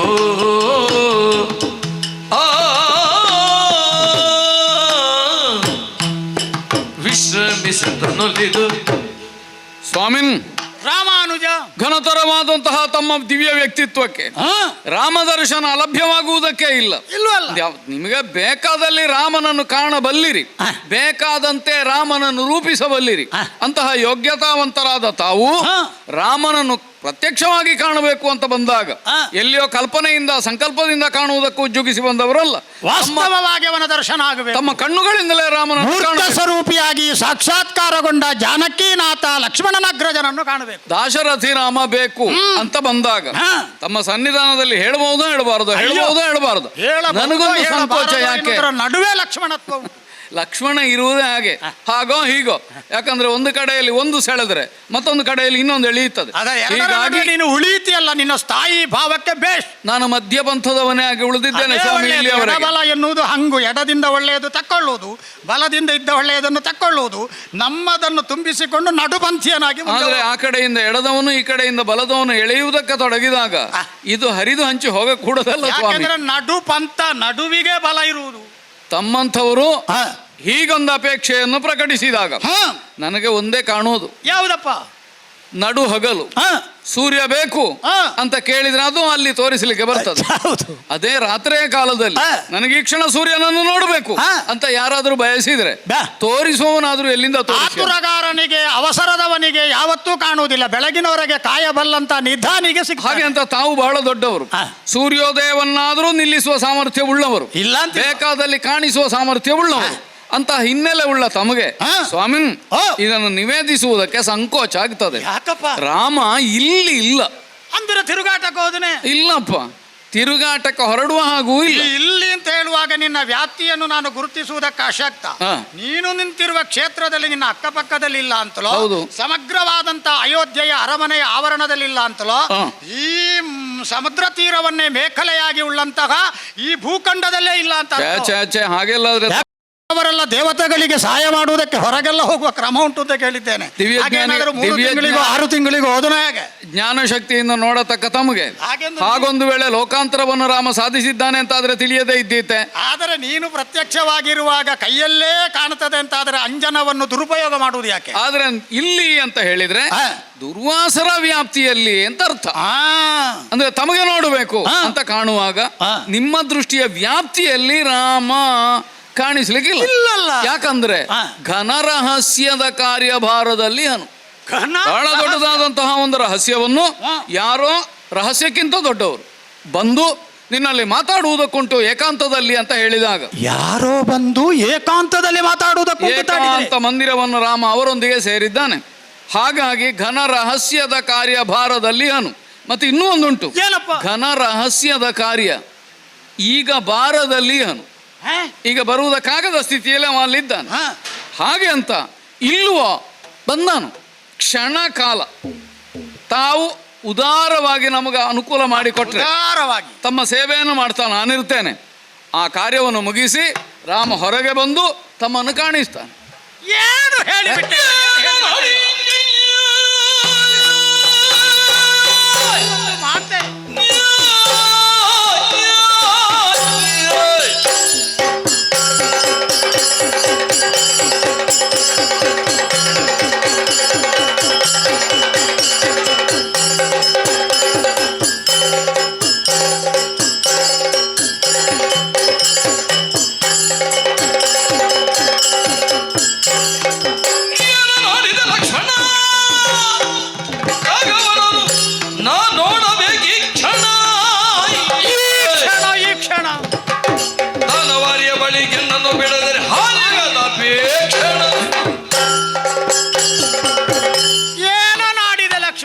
ಮುನಿವರಣ್ಯ, ಉಗ್ರ ಸ್ವರೂಪಿಯಾಗಿಯೇ ಸದಾಕಾಲ ಕಾಣಿಸುವ ದುರ್ವಾಸ, ಹೌದು, ರಾಮನ ಮತ್ತೊಂದು ರೂಪವೋ, ರಾಮನ ಮತ್ತೊಂದು ದೃಷ್ಟಿಯೋ, ರಾಮನೇ ಸೃಷ್ಟಿಸಿ ಬಿಟ್ಟ ತನ್ನ ಪ್ರತಿರೂಪವೋ ಎನ್ನುವ ಹಾಗೆಯೇ ಲಕ್ಷ್ಮಣನ ಜೊತೆಗೆ ಹಾಗೆ ಮಾತನಾಡಕೂಡದು ಎನ್ನುವ ಪ್ರಜ್ಞೆಯನ್ನು ಕಳಕೊಂಡವನಲ್ವಲ್ಲ.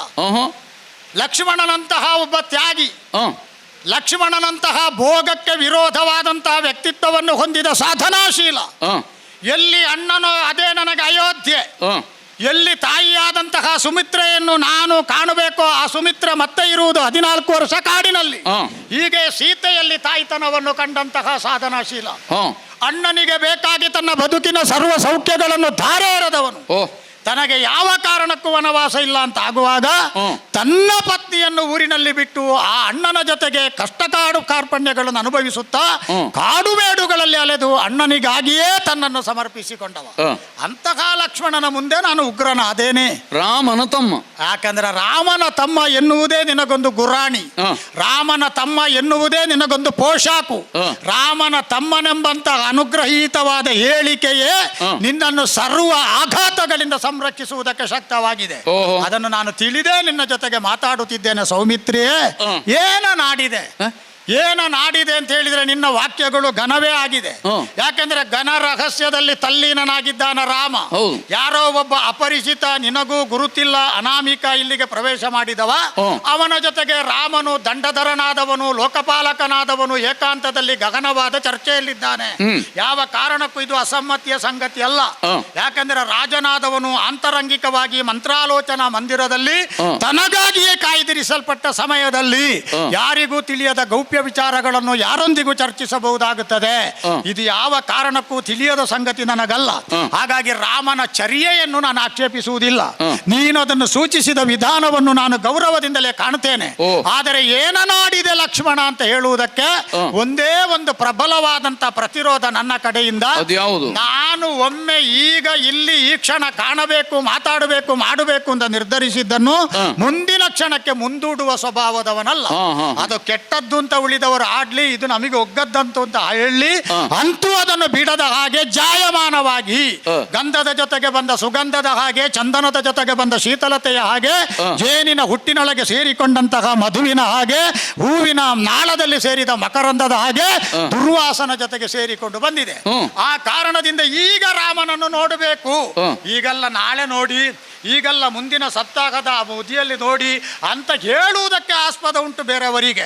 ಸ್ವೀಕರಿಸುವುದಕ್ಕೆ ನನ್ನ ಮನಸ್ಸು ಒಡಂಬಡುವುದಿಲ್ಲ. ಯಾಕೆಂದ್ರೆ ಆಗ ಅಲ್ಲಿನ ಸಂದರ್ಭಕ್ಕೆ ಹಸನಾದ ಮನೋಭೂಮಿಕೆಯನ್ನು ಹೊಂದಿದ ದುರ್ವಾಸ ಮತ್ತೊಮ್ಮೆಗೆ ಚಡಪಡಿಸುತ್ತಾ ಮತ್ತೊಂದು ರೂಪಕ್ಕೆ ಹೋಗ್ತಾನೆ. ನಿನಗೆ ಗೊತ್ತಿಲ್ಲದ್ದಲ್ಲ, ಪ್ರಪಂಚದಲ್ಲಿ ವೈಖಾನಸರು ಅಂತ ಇದ್ದಾರೆ, ವಾಲಕಿಲ್ಯರು ಅಂತ ಇದ್ದಾರೆ, ಔದುಂಬರರು ಅಂತ ಇದ್ದಾರೆ, ಫೇನಪರು ಅಂತ ಇದ್ದಾರೆ. ಏನು ವೈಖಾನಸರ ಲಕ್ಷಣ? ಯಾವ ಕಾರಣಕ್ಕೂ ಸ್ವಂತ ಪರಿಶ್ರಮದಿಂದ ಅವರು ಬೆಳೆಯುತ್ತಾರೆ. ಏನು ವಾಲಕಿಲ್ಯರ ಲಕ್ಷಣ? ಅವರು ಏನಾದರೂ ವಸ್ತು ಸಿಕ್ಕಿದ್ರೆ ಹಳತ್ತನ್ನು ಆಗಲೇ ಬಿಡ್ತಾರೆ. ನಾನು ಆ ಸ್ವಭಾವದವ, ವಸ್ತು ಸಿಕ್ಕಿದ್ರೆ ಹಳತ್ತು ಬಿಡುವುದೇ.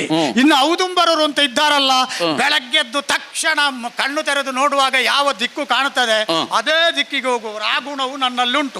ಆದ ಕಾರಣದಿಂದ ಈ ಕುಟೀಚಕ, ಬಹುದಕ, ಹಂಸ, ಪರಮಹಂಸ, ಪತ್ರಾಹಾರಿಗಳ ವಿಭಾಗದಲ್ಲಿ ನಾನಂತೂ ವಾಲಕಿಲ್ಯ ಮತ್ತು ಔದುಂಬರ ಕುಟುಂಬದವ. ನನಗೆ ರಾಮನನ್ನು ಕಾಣುವುದು ಅಂತಲ್ಲ. ಈಗ ಉದಾಹರಣೆಗೆ ಸ್ವಲ್ಪ ಹಿಂದು ಮುಂದೆ ಮಾಡುವ. ಈಗ ಇಲ್ಲಿ ಶತ್ರುಘ್ನ ಇದ್ದಾನೆ, ಲಕ್ಷ್ಮಣನನ್ನು ಕಾಣಬೇಕು ಅಂತ ನಾನು ಸಂಕಲ್ಪ ಮಾಡಿ ಬಂದಿದ್ದೇನೆ.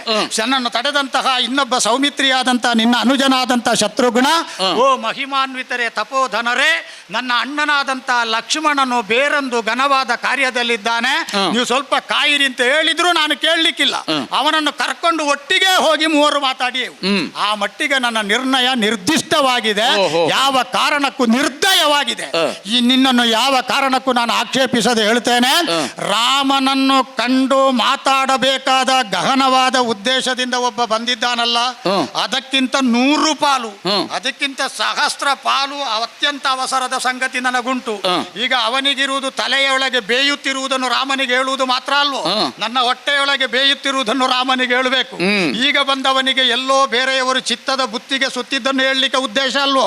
ನನ್ನದ್ದು ಆಗಲ್ಲ. ಇಲ್ಲೊಂದು ಜಠರಾಗ್ನಿ ಅಂತ ಉಂಟಲ್ಲ, ಆ ಕರುಳ ಬಳ್ಳಿಯನ್ನು ಸುತ್ತಿ ತಿರುವಿ ಗಟ್ಟಿಗೊಳಿಸುತ್ತಿರುವ ಒಂದನ್ನು ರಾಮನಿಗೆ ಹೇಳಬೇಕಾಗಿದೆ. ನಾನು ಅವನಿಗಿಂತ ಬೇಗ ಹೇಳಬೇಕಾಗಿದೆ. ಆದರೆ ನಾನು ನಿಷ್ಠುರವಾಗಿ ಹೇಳುತ್ತೇನೆ ಅಂತ ತಿಳಿಬೇಡ.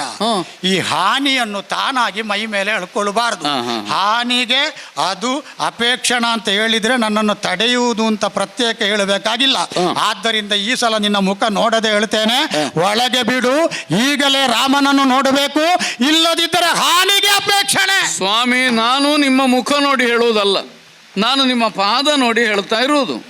ತಾವೇನೋ ಅಪೇಕ್ಷಿಸಿದ್ದೀರಿ ಹಾ. ರಾಮದರ್ಶನ ಈ ಕ್ಷಣ ಆಗತಕ್ಕ ಈಗಲೇ ಆಗಬೇಕು. ಆದೀತು ಅಂತ ಹೇಳಬಹುದಿತ್ತು. ಏನ್ ಆದ್ರೆ ಮಾಡಬೇಕು? ನನ್ನ ಕೈಯಲ್ಲಿ ಇಲ್ವಲ್ಲ. ಯಾಕೆ ಪ್ರಸಂಗ ನಿನ್ನ ಕೈಯಲ್ಲಿ ಇಲ್ಲ? ಅಯ್ಯೋ ದೇವರೇ, ನಿಮಗೂ ಗೊತ್ತಿಲ್ವ ಸ್ವಾಮಿ? ಏನು ಗಣರಹಸ್ಯ? ನಾನಿಲ್ಲಿ ಯಾರನ್ನು ಬಿಡಬಾರ ಎಂದು ಬೇಡಿದನೋ, ಯಾರನ್ನು ಬಿಡಬಾರ ಎಂದು ಬೇಳಿಯನೋ, ಸ್ವಾರಿಗೆ ನೀನು ಕ್ಷಮಿಸಬೇಕಿಲ್ಲ. ಶ್ರೀರಾಮ ಈಗ ಕಾಣಿಸನೋ, ಯಾಕಪ್ಪ? ಶ್ರೀರಾಮನೀಗ ಕಾಣಿಸನೋ, ಸಲ್ಲುತ್ತದೆ ಕಾರಣವನ್ನು ಬೀಳಬಹುದು ಎಲ್ಲೊಡನೆ, ಕಾರಣವನ್ನು ಬೀಳಬಹುದು ಎಲ್ಲೊಡನೆ.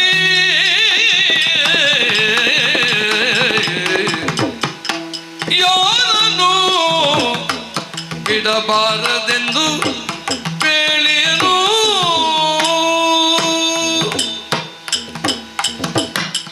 ಮುನಿಪೋತ್ತಮರೇ, ರಾಮಾನುಜ, ತಾವು ಹೇಳಿದಂತೆ ನಡ್ಕೊಳ್ಳುವಲ್ಲಿ ನಾನು ತೊಡಗುತ್ತೇನೆ. ಹೌದಾದರೂ ನನಗೊಂದು ನಿರ್ಬಂಧ ಮೊದಲೇ ಯಾಕೋ ಹೇಳಲ್ಪಟ್ಟಿದೆ. ನೀನು ನಿನ್ನ ವಲಯದಲ್ಲಿ ಕಕ್ಷೆಯಲ್ಲಿ ಸ್ಥಿರವಾಗಿ ನಿಂತ ಹಾಗೆ ಕಾಣಿಸ್ತದೆ. ನಾನು ರಾಮ ಕಕ್ಷೆಯಲ್ಲಿರುವವ, ರಾಮ ರಕ್ಷೆಯಲ್ಲಿರುವವ.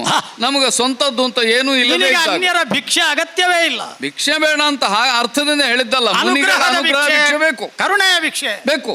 ಆದ್ರೆ ರಾಮನ ವ್ಯಾಪ್ತಿಯ ಒಳಗೆ ನಾನು ಹೇಗಿದ್ದೇನೋ ಅದನ್ನು ಮೀರುವ ಸ್ವಾತಂತ್ರ್ಯ ನನಗಿಲ್ಲ. ತಮ್ಮನು ಹೇಳಿ ಮಾಡಿಸಿ ಬ್ರಹ್ಮನಿಗೆ ನನಗೆ ಇಂಥದ್ದೇ ತಮ್ಮ ಕೊಡು ಅಂತ ಮಾಡಿಸಿದನು. ಏನೋ ಮುಂದುವರಿಸು. ಕೆಲವು ಸಲ ಹಾಗಾಗ್ತದಂತ. ತಮ್ಮಂಥವರೆಲ್ಲ ಯಾಚಿಸುವುದು ಸೃಷ್ಟಿಯಲ್ಲಿ ಇಂಥದ್ದೆಲ್ಲ ಉಂಟಾಗಲಿ, ಭುವನದ ಭಾಗ್ಯವೋ ಎಂಬಂತೆ. ನಾವೆಲ್ಲ ಉದಿಸಿ ಬಂದದ್ದು ತಮ್ಮಂಥವರ ಸಂಕಲ್ಪದಿಂದ. ಹಾಗಾಗಿ ಅದನ್ನು ಮೀರುವ ಸ್ವಾತಂತ್ರ್ಯ ನಮಗಿಲ್ಲ. ನಾನು ಆಗ ಹೇಳಿದ ಹಾಗೆ ನನ್ನ ಒಂದು ಕೈಯನ್ನು ರಾಮ ಹಿಡ್ಕೊಂಡಿದ್ದಾನೆ, ಮತ್ತೊಂದು ಕೈಯನ್ನು ನೀವು ಹಿಡಿದು ಎಳೀತಾ ಇದ್ದೇವೆ ನಾವು. ಯಾಕೆಂತಂದ್ರೆ ನನ್ನನ್ನು ಇಲ್ಲಿ ನಿಲ್ಲಿಸಿದ್ದೆ. ಮಹಿಮಾನ್ವಿತರಾದ ತಮ್ಮಂಥವರೇನಾದರೂ ಬಂದಿರಿ ಅನ್ನೋ ಸೂಚನೆ ಇತ್ತೋ ಏನೋ. ಯಾರನ್ನು ಬಿಡಬಾರದು, ಸತ್ಕರಿಸು, ಅವರನ್ನು ಕೊಳ್ಳಿರಿಸು ಎಲ್ಲಿಯವರೆಗೆ? ಈ ಕಾರ್ಯ ಮುಗಿಯುವಲ್ಲಿವರೆಗೆ. ಯಾಕಂದ್ರೆ ಮಂತ್ರಾಲೋಚನಾ ಪ್ರಕ್ರಿಯೆ ಮುಗಿಯುವವರೆಗೆ. ತಾವು ದೊಡ್ಡವರಲ್ಲ ಅಂತ ಅರ್ಥ ಅಲ್ಲ, ಬಂದವರಿಗಿಂತಲೂ ತಾವು ದೊಡ್ಡವರೇ, ಘನತೆ ವೆತ್ತವರೇ. ಆದರೆ ಅವರಿಗೆ ಮಾತು ಕೊಟ್ಟಾಗಿದೆ, ಇಷ್ಟು ಸಮಯ ನಿಮಗೆ. ಹಾಗಾದರೆ ರಾಜನ ಸಂದರ್ಶನಕ್ಕೆ ಅವಧಿ ನಿರ್ಣಯಿಸುವ ಕರಣಿಕರ ಹಾಗೆ ನಿಮಗೆ ಮುಂದಿನ ವಾರದಲ್ಲಿ ಪ್ರಾತಃ ಕಾಲ, ನಿಮಗೆ ಮುಂದಿನ ವಾರದಲ್ಲಿ ಮಧ್ಯಾಹ್ನ, ನಿಮಗೆ ಪೂರ್ವಾಹ್ನ, ಹೀಗೆ ನಿರ್ಣಯ ಮಾಡಿ ಕರಣಿಕರು ಹೇಳುವ ಕ್ರಮ ಉಂಟು. ನೀನು ರಾಮನ ಜೀವನದ ಕರಣಿಕನೇ. ಅಲ್ಲಲ್ಲ, ಸ್ವೀಕೃತವಾದ ಶಬ್ದ ಇದು ಹಾಗಲ್ಲ. ಮತ್ತೆ ನಾವು ಬಂದಾಗ ಎಲ್ಲರ ಸರದಿಯನ್ನು ಮೀರಿ ಮೊದಲು ನಿಮಗೆ ದರ್ಶನ, ಆದ್ರೆ ಮೊದಲು ಒಳಗೆ ಹೋದವನಿಗೆ ಇಷ್ಟು ಅವಧಿ ಅಂತ ಹೇಳಿ ಆಗಿದೆ. ನಾನು ಲಕ್ಷ್ಮಣನಿಗೆ ಸಂದರ್ಶನ ಕೊಡುತ್ತೇನೆ ಅಂತ ನಿರ್ಧಾರ ಮಾಡಿ ಬಂದಿದ್ರೆ ಸ್ವಲ್ಪ ಹೊಂದಾಣಿಕೆ ಮಾಡಿ ಆಚೆ ಈಚೆ ಮಾಡಿ ಪ್ರಾತಃ ಕಾಲದಿಂದ ಮಧ್ಯಾಹ್ನದವರೆಗೆ ನಿನಗೂ, ಅಪರಾಹ್ನದಿಂದ ರಾಮನಿಗೂ ಅಂತ ಮಾಡಬಹುದಿತ್ತು. ನಾನು ಲಕ್ಷ್ಮಣನನ್ನು ಕಂಡು ಬರ್ತೇನೆ ಅಂತ ಹೊರಟದ್ದೇ ಅಲ್ವಾ? ಅಯ್ಯೋ ದೇವರೇ, ನನ್ನ ಮುಖವನ್ನು ನಿಮಗೆ ತೋರಿಸಲೇಬೇಕು ಅಂತ ನನಗೂ ಹಾಗೆಂದು ಈಗ ಕಂಡದ್ದೌದಲ್ಲ. ಆದ್ರೆ ಇಲ್ಲಿ ನಿಲ್ಲಿಸುವಾಗ ಅವನ ನಕ್ಷತ್ರವನ್ನು ನೋಡದೆ ಚಂದ್ರನನ್ನು ನೋಡುವುದಕ್ಕೆ ಸಾಧ್ಯವೇ? ನೋಡಬಹುದು ಸ್ವಾಮಿ, ತಮ್ಮಂತವರಿಗೆ ಆದೀತು. ಆದರೆ ನಕ್ಷತ್ರದ ಬೆಳಕಿನಿಂದಲೇ ಅಂತಲ್ಲ, ನಕ್ಷತ್ರ ಬಂದ ಮೇಲೆ ಚಂದ್ರ ಬರ. ಆದ್ರೆ ಹಗಲು ಚಂದ್ರನನ್ನಾದರೂ ನೋಡಬಹುದು, ನಕ್ಷತ್ರ ಕಾಣಲಿಕ್ಕೆ ಸಿಕ್ಕಲಿಕ್ಕಿಲ್ಲ. ಆದ್ರಿಂದ ನಾವು ಇಲ್ಲಿ ಇದ್ದದ್ದೇ ನಮ್ಮ ಕರ್ತವ್ಯ ಯಾವುದು ಅನ್ನೋದನ್ನು ತಿಳಿದು ಈಗ ಬಿಡಬಾರದು ಅಂತ ಹೇಳಿದ ಮೇಲೆ ಬಿಟ್ರೆ ಏನಾಗ್ತದೆ? ಯಾರನ್ನೂ ಬಿಡಬಾರದು ಅಂತ ಹೇಳಿದ್ರಿಂದ ನಾನು ಅದಕ್ಕೆ ಬಾಧ್ಯನಾಗಿದ್ದೇನೆ, ರಾಜಾಜ್ಞೆಗೆ ಬದ್ಧನಿದ್ದೆ. ಈಗ ಏನೇ ಆಗಲಿ, ಅರಸನಾದವ ಒಂದು ಆಯುಧವನ್ನು ಪ್ರಯೋಗ ಮಾಡ್ತಾನೆ ಅಂತಂದ್ರೆ ಆಯುಧಕ್ಕೆ ಅಪರಾಧ ಉಂಟು ಅಂತ ಅರ್ಥ ಅಲ್ಲ. ಈಗ ರಾಮನ ಆಯುಧದಂತೆ ಅಥವಾ ರಾಮನ ಕಣ್ಣ ಸನ್ನೆಯಂತೆ ನಡೆಯುವ ಹಸ್ತಕನಾಗಿದ್ದೇನೆ. ಈಗ ಒಂದು ವೇಳೆ ತಮಗೆ ರಾಮನಿಂದ ಇಂಥದ್ದೋ ಒಂದು ಕಾರ್ಯ ಆಗಬೇಕು ಅಂತ ಇದ್ರೆ ಅಲ್ಲ, ರಾಮ ಕಂಡು ನುಡಿಸಬೇಕಿನ್ನವನಷ್ಟೇ ಇರುವುದು. ಈಗ ಅಂಥದ್ದೊಂದು ಏನೋ ನಮಸ್ಕಾರ ಕೊಟ್ರೆ ಆ ನಮಸ್ಕಾರದಿಂದಲೇ ನಾನು ಸಂತೃಪ್ತಿ ಹೊಂದಬಲ್ಲೆ. ನೀನೊಂದು 1000 ಶಬ್ದ ಹೇಳಬೇಕು ಅಂತ ನಾನು ಆಶಿಸಿದ್ರೆ ಅಷ್ಟರಿಂದಲೂ ಸಂದರ್ಭೋಚಿತವಾಗಿ ತೃಪ್ತಿ ಹೊಂದಬಲ್ಲೆ. ಒಮ್ಮೆ ಕಂಡು ಮಾತಾಡುವುದು ಮಾತ್ರ. ಅವರಿಬ್ಬರು ಮಾತಾಡ್ತಾ ಇರ್ಲಿ, ನಾನೊಮ್ಮೆ ಕಂಡು ಮಾತಾಡಿಸಿ ಬರ್ತೇನೆ. ಪ್ರಪಂಚದಲ್ಲಿ ಒಂದು ನಿಮ್ಮ ಕ್ಷಮೆ ಕೇಳ್ತೇವೆ, ನಾನೊಮ್ಮೆ ಮಾತಾಡ್ತೇನೆ ಅಂತ ಮಾತಾಡಿ. ಹಾಗಲ್ಲ, ಅದು ತಮಗೆ ಬೇಕಾದ್ರೆ ಎಲ್ಲಿಯೂ ಏನನ್ನೂ ಸೃಷ್ಟಿಸಿಕೊಳ್ಳುವುದಕ್ಕಾಗ್ತದೆ.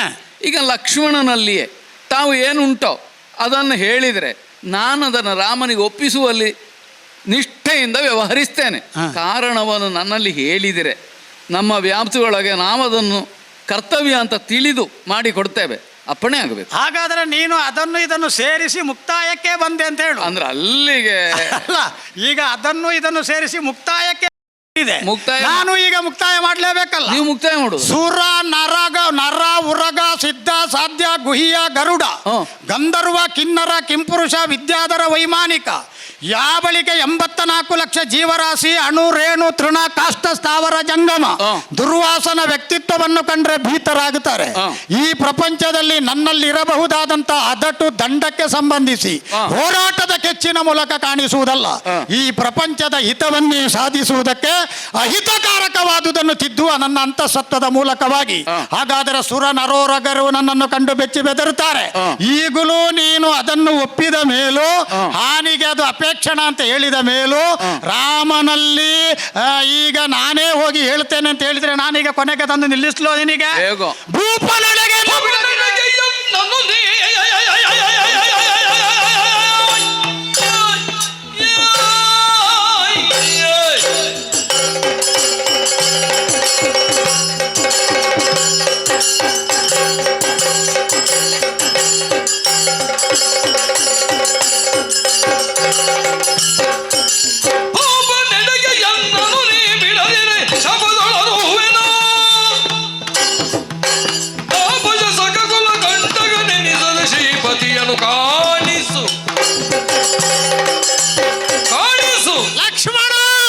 ಸ್ವಾಮಿ ಸ್ವಾಮಿ ಅನಿವಾರ್ಯವಾಗಿ ನಾನು ಧ್ವನಿ ಏರಿಸಬೇಕಾದಂತ ಸ್ಥಿತಿಗೆ ನೀನಾಗಿ ತಂದು ನಿಲ್ಲಿ. ಅಯ್ಯೋ ಅಯ್ಯೋ, ತಗ್ಗಿ ಬಗ್ಗಿ ಸಾಕೇತದ ಆವರಣದಲ್ಲಿ ಅನ್ಯರಿಗೆ ದುಷ್ಪ್ರವೇಶ ಎನ್ನುವ ಶೀರ್ಷಿಕೆಗೆ ನ್ಯಾಯ ಕೊಡುವ ಹಾಗೆ ನಾನು ವ್ಯವಹರಿಸಿದೆ.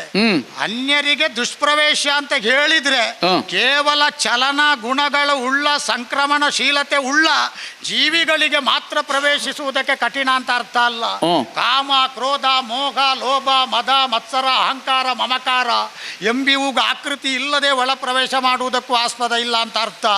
ರಾಮನ ಸರ್ಪಗಾವಲಿನ ನಡುವೆ, ರಾಮನ ವಿಶಿಷ್ಟವಾದಂತಹ ಛಿದ್ರ ಇಲ್ಲದಂತಹ ಭದ್ರ ಕೋಟೆಯ ನಡುವೆ ಸಾಕೇತ ಸದಾ ಕಾಲ ಅದ್ಭುತವಾದಂತ ಕೋವಿದಾರ ಧ್ವಜದಿಂದ ಶಾಶ್ವತವಾಗಿ ಮರೆಯುತ್ತದೆ ಅಂತ ನಾನು ಬಲ್ಲೆ. ಆದರೆ ಈ ಕಾಲದಲ್ಲಿ ಅವನ ತಮ್ಮನಾಗಿ ನನ್ನನ್ನು ನೀನು ತಡೆದು ನಿಲ್ಲಿಸುವಾಗ ನನ್ನ ಜೀವನದ ಸಾಧ್ಯಾಸಾಧ್ಯತೆಗಳನ್ನು ನೀನು ತರ್ಕಿಸಬೇಕು. ಎತ್ತರವಾದಂತಹ ಚೌದಂತಿಯ ಮೇಲೆ ಕುಳಿತು ಬಂದ ದೇವೇಂದ್ರ ನಾನು ಕೊಟ್ಟ ಸ್ವರ್ಣ ಮಾಲಿಕೆಯನ್ನು ಕಿತ್ತು ಆನೆಗೆ ಕೊಟ್ಟು ಅದು ಕಾಲಿನಿಂದ ಹೊಸಕು ಆಗಿನ ದುಸ್ಥಿತಿಗೆ ಅದನ್ನು ಒಳಪಡಿಸಿದಾಗ ನಾನು ಶಾಪ ಕೊಟ್ಟ ಪರಿಣಾಮದಿಂದ ಸರ್ವ ಸುವಸ್ತುಗಳು ಸಮುದ್ರದಲ್ಲಿ ಲೀನವಾಗಿ ಹೋದವು. ನಾನು ಶಾಪ ಕೊಟ್ಟರು ಕೆಲವೊಮ್ಮೆ ಒಳಿತಿನ ಕಾರ್ಯವೇ ಆಗುತ್ತದೆ. ಸಮುದ್ರ ಮಂಥನದ ಮೂಲಕವಾಗಿ ಕ್ಷೀರಾಬ್ಧಿಯನ್ನು ಕಡೆಯಿಂದ ಕಡೆದ ಕಾರಣದಿಂದ ಹುಟ್ಟಿಕೊಂಡಂತ ದಿವ್ಯ ವಸ್ತುಗಳು ಮಂಗಲ ಚಾರಿತ್ರ್ಯ ಉಳ್ಳದ್ದು ಅಂತ ಪ್ರಪಂಚದಲ್ಲಿ ಪ್ರಕೀರ್ತಿತವಾದುದನ್ನು ನೀನು ಬಲ್ಲೆ. ಆ ಬಳಿಕ ನಿಮ್ಮ ಪರಂಪರೆಯ ಅಂಬರೀಷನ ಭಕ್ತಿಯನ್ನು ನಾನು ಪರೀಕ್ಷಿಸಿದ್ದೇನೆ. ಮೇಲ್ನೋಟಕ್ಕೆ ದ್ವಾದಶಿ ಪ್ರಧಾನವಾದ ಕಾರ್ತಿಕ ಮಾಸದಲ್ಲಿ ಆಚರಿಸಬೇಕಾದ ಏಕಾದಶಿ ವ್ರತದ ನಂತರ ಆಪೋಷಣ ಗೈದು ಆ ವಿಶಿಷ್ಟವಾದಂತಹ ವ್ರತವನ್ನು ತೊರೆಯುವ ನಡುವೆ ನಾನೇ ನೆಪವನ್ನು ಕಲ್ಪಿಸಿಕೊಂಡು ಅವನ ಮೈ ಮೇಲೆ ಬಿದ್ದಿದ್ದೇನೆ. ಮೇಲ್ನೋಟಕ್ಕೆ ಕಾಣುವಾಗ ಕ್ರುದ್ಧನಾದ, ಕ್ರೂರನಾದ, ಕುಟಿಲ ಮನಸ್ಕನಾದ, ಕಠಿಣ ಮನಸ್ಕನಾದಂತ ದುರ್ವಾಸ ಆ ವಿಷ್ಣು ಚಕ್ರವನ್ನೇ ರಕ್ಷಣೆಗಾಗಿ ಪಡೆದ ಅಂಬರೀಷನಿಗೆ ಮೈ ಮೇಲೆ ಬಿದ್ದು ಆಪತ್ತು ತಕ್ಕೊಂಡ ಅಂತ ಆಡ್ತಾರೆ. ಅದು ಪರೀಕ್ಷಣ. ನಮ್ಮ ಪರೀಕ್ಷಣದಿಂದ ಕೆಲವರ ವ್ಯಕ್ತಿತ್ವ ಅತ್ಯಂತ ವಿಕಸನದ ಗತಿಗೆ ಹೋಗುವ ಕ್ರಮ ಉಂಟು. ಅಂಬರೀಷ ಸದಾಕಾಲ ನಾರಾಯಣ ಭಕ್ತಿ ಹರಿಸಂಪ್ರೀತಿಗೆ ಒಳಗಾದವ ಅಂತ ಪ್ರಚಾರ ಆದದ್ದೇ ಆ ಪ್ರಸಂಗದಲ್ಲಿ. ಆದ ಕಾರಣದಿಂದ ಅದನ್ನು ನೀನು ತಿಳಿಯದವನಲ್ಲ. ಎಂತಗೋ ಅದ್ಭುತವಾದ ವರ್ಚಸ್ಸು ನನಗೆ ಉಂಟು ಅಂತ ಹೇಳಿದ್ರೆ, ಶ್ವೇತಕಿ ಎನ್ನುವಂತಹ ಮಹಾರಾಜ ಗೈದಂತ ಅನೇಕ ವರ್ಷಗಳ ಹೋಮದಿಂದ ಯಜ್ಞದಿಂದ ಆ ಹೋಮ ಧೂಮದಿಂದ ಕಣ್ಣ ಉರಿ ಬಂದ ಬ್ರಾಹ್ಮಣರು ಮತ್ತೆ 100 ವರ್ಷಗಳ ಮಹಾಯಾಗಕ್ಕೆ ಒಪ್ಪದೆ ಹೋದಾಗ ಅವ ಶಿವನ ಕುರಿತು ತಪಸ್ಸು ಮಾಡಿದನಂತೆ. ಆ ಕಾಲದಲ್ಲಿ ನನಗೆ ಬರಲಿಕ್ಕೆ ವ್ಯವಧಾನ ಇಲ್ಲ, ನನ್ನ ಪ್ರತಿರೂಪವಾದ ಉಗ್ರ ಸ್ವರೂಪಿಯಾದ ದುರ್ವಾಸನನ್ನು ಕರ್ಕೊಂಡು ಹೋಗು ಅಂತ ಹೇಳಿದ್ರು. ಲೀಲಾಜಾಲವಾಗಿ ಶ್ವೇತಕಿಯ ಯಾಗವನ್ನು ಮಾಡಿ ಮುಗಿಸಿದವ ನಾನು. ವಪು ಎನ್ನುವಂತ ಅಪ್ಸರ ಸ್ತ್ರೀ ನಾನು ದುರ್ವಾಸನ ತಪಸ್ಸು ಕೆಡಿಸ್ತೇನೆ ಅಂತ ನಾರದರಿಗೆ ಸಡ್ಡು ಹೊಡೆದು ಕೋಗಿಲೆಯ ಹಾಗೆ ಹಾಡಿದ್ದರಿಂದ 16 ವರ್ಷ ನೀನು ಗಿಣಿಯಾಗಿ ಹೋಗು ಅಂತ ನಾನು ಶಾಪ ಕೊಟ್ಟವ. ಶಾಪದಿಂದ ಪ್ರಪಂಚದಲ್ಲಿ ತಾಪ ವಿಶ್ವವನ್ನು ಸೃಷ್ಟಿಸಬಲ್ಲ ಏಕಮಾತ್ರ ಕಲಾಪ ಪಟ್ಟು ಅಂತ ಕರೆಯಿಸಲ್ಪಟ್ಟ ಈ ದುರ್ವಾಸನನ್ನು ನೀನು ಆಟ ಆಡಿಸಬೇಡ. ರಾಮನನ್ನು ರಕ್ಷಣೆ ಮರೆತು ಮನುವಂಶೀಯರ ಇಕ್ಷ್ವಾಕು ವಂಶೀಯರ ರಘುಕುಲಜರ ಕಥೆಗಳನ್ನೆಲ್ಲ ಪಕ್ಕಕ್ಕಿರಿಸಿ ಲಕ್ಷ್ಮಣ ಭರತ ಸಾರ ರಾಮಾನುಜನಾದಂತಹ ಶತ್ರುಘ್ನನ ಸ್ನೇಹಮಯವಾದಂತಹ ಸಹೋದರಿಯ ಭಾವವನ್ನು ಬದಿಗಿರಿಸಿ ಶಾಪ ಕೊಟ್ಟೇನು. ತಡೆಯಿರಿ ಸ್ವಾಮಿ, ತಡೆಯಿರಿ. ಕಡುಕೋಪಿ ಮುನಿಪನ ತಡೆದರೆ ವಂಶಕ್ಕೆ, ಕಡುಕೋಪಿ ಮುನಿಪನ ತಡೆದರೆ ವಂಶಕ್ಕೆ, ಕೆಡುಕ ಹೋದೆಂದು ಲಕ್ಷ್ಮಣನೋ ವಂಶಕ್ಕೆ, ಕೆಡುಕ ಹೋದೆಂದು ಲಕ್ಷ್ಮಣನೋ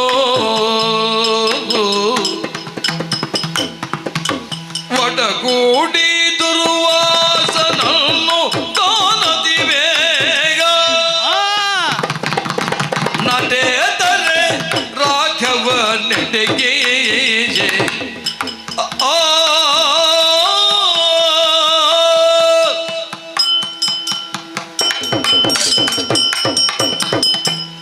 ಒಟ್ಟು ಸಂದಿಗ್ಧಕ್ಕೆ ಬಿದ್ದನಲ್ಲ ನಾನು.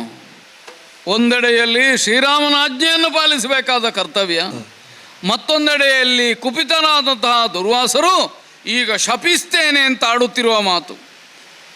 ಕಡುಕೋಪಿ ಮುನಿಪ, ತನ್ನ ಶಾಪದಿಂದ ಏನನ್ನೂ ಮಾಡಬಲ್ಲ ಸಾಮರ್ಥ್ಯವುಳ್ಳ ದುರ್ವಾಸರು ಶಪಿಸುವುದಿದ್ರೆ ನಮ್ಮ ಕುಲಕ್ಷಯವಾಗುವಂತೆ ಶಪಿಸ್ತೇನೆ ಅಂತ ಆಡಿದ್ರಲ್ಲ. ಈಗ ನನಗೆ ಕರ್ತವ್ಯ ಯಾವುದು ಅನ್ನೋದನ್ನು ನಾನು ಆಲೋಚಿಸಿದರೆ ಒಂದೇ ಹೊಳೆಯುವುದು. ಅಣ್ಣ ಹೇಳಿದ ಕಾವಲಿಗೆ ನಿಲ್ಲು, ಒಂದು ವೇಳೆ ತಪ್ಪಿದರೆ ಶಿಕ್ಷೆ ಇದೆ ಎನ್ನುತ್ತಲಿ ಭಾವಿಸು. ಶಿಕ್ಷೆ ಆದರೆ ಯಾರಿಗಾದೀತು? ಲಕ್ಷ್ಮಣನಿಗೊಬ್ಬನಿಗೆ ತಾನೆ. ನಾನು ಆಪತ್ತಿಗೆ ಮೈ ಕೊಟ್ಟರೆ ದೊಡ್ಡದಲ್ಲ, ಕುಲಕ್ಷಯವಾಗುವಂತೆ ಮುನಿಶಾಪಕ್ಕೆ ಪಕ್ಕ ಆಗಕೂಡದು. ಆದ್ದರಿಂದ ನನಗೆ ಬಂದದ್ದು ಬರಲಿ, ಆದರೆ ರಾಮನು ಅಯೋಧ್ಯೆಯು ಸುರಕ್ಷಿತವಾಗಿರಲಿ. ಈ ನೆಲೆಯಿಂದ ಸ್ವಾಮಿ ಕಮಂಡಲದಿಂದ ಒಪ್ಪಿದೆ. ಶಾಪ ಬೇಡುವ ಬೇಡ ಸ್ವಾಮಿ, ಪರಿಹಾರ ಒಪ್ಪಿದೆ.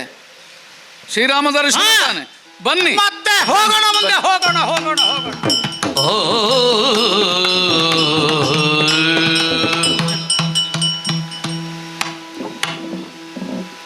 ಅಣ್ಣ ಲಕ್ಷ್ಮಣ, ಇದು ಇಲ್ಲಿ ಈ ಕಡೆಗೆ, ಈ ಕಡೆಗೆ. ನಿನ್ನ ಹಿಂದಿನಿಂದ ಯಾರು ಬರ್ತಾ ಇದ್ದಾರೆ? ಓ, ಮಹರ್ಷಿಗಳು. ರಾಮ ನೀಲ ನಿಭಾಂಗ ಶುಭಾಂಗ ಕೋದಂಡಪಾಣಿ ಅಕ್ಷಯ ತೂಣೀರವ ಇಟ್ಟುಕೊಂಡವ ನೀನೇ ಅಲ್ವೋ? ನಾನೇ. ಕಣ್ಮನ ತುಂಬಿತ್ತು. ನಮಸ್ಕಾರ. ದುರ್ವಾಸನನು ಪೀಠವನಿತ್ತು ಚರಣಕ್ಕೆ ಮಣಿದು ಮನ್ನಿಸುತ್ತೋ ಪರಮ ತೇಜೋಮಯ ನೀನಿತ ಪಂದಿರ್ಪ ಪರಿಯು ಕೌತುಕ ಎನ್ನಲೆಂದ. ಮಹರ್ಷಿ ದುರ್ವಾಸರು, ಎಂಥ ಯೋಗ ನಮ್ಮದು ಸ್ವಾಮಿ.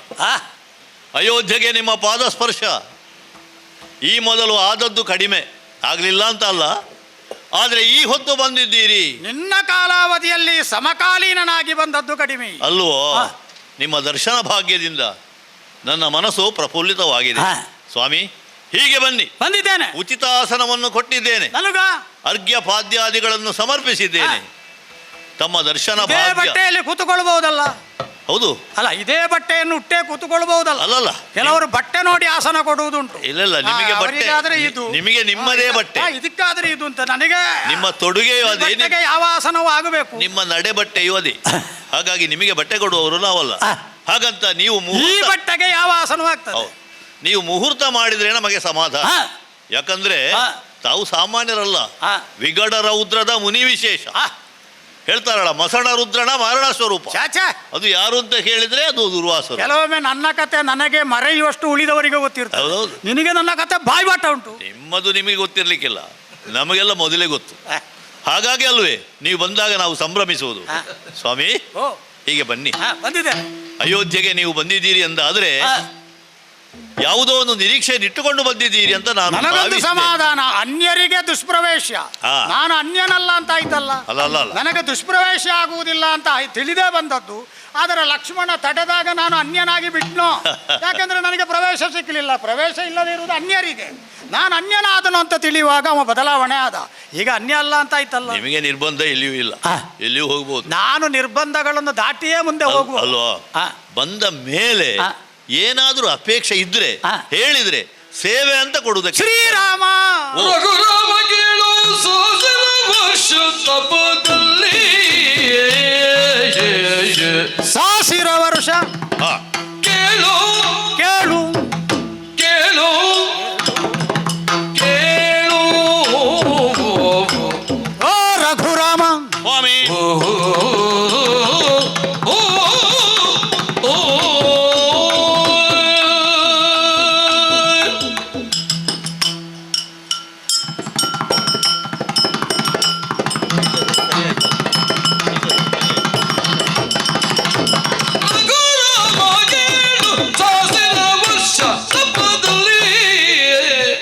ಸಾಸಿರ ವರುಷ ತಪದಲ್ಲಿ ಮಗುಜಿತು ಮಗುಚಿತು ಸೊರಗಿದಿಂದ್ರಿಯವೋ ಇಂದ್ರಿಯಗಳೇ ಸೊಗಸು. ತಪದಲ್ಲಿ ಮಗುಚಿತು ಕಾಲ ಸೊರಗಿ ಸೊರಗಿ ಸೊರಗಿದಿಂದ್ರಿಯವೋ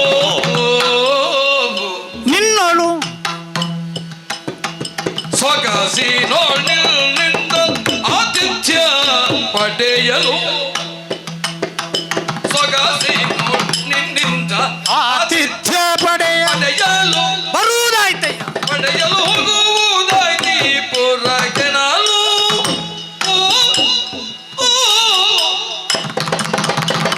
ಸೊಗಸಿನೋಳಿನಿಂದ ಆತಿಥ್ಯ ಪಡೆಯಲು ಹೋಗುವುದಾಯ್ತಿ ಪುರಕ್ಕೆ ನಾನು ರಘುರಾಮಕ್ಕೆ ಸಿಲವರ್ಷ ತಪದಲ್ಲಿ ಮಗುಚಿಸೋದಾಗಿ ತಿಂದ್ರಿಯವು ಕೇಳೋ ಕೇಳೋ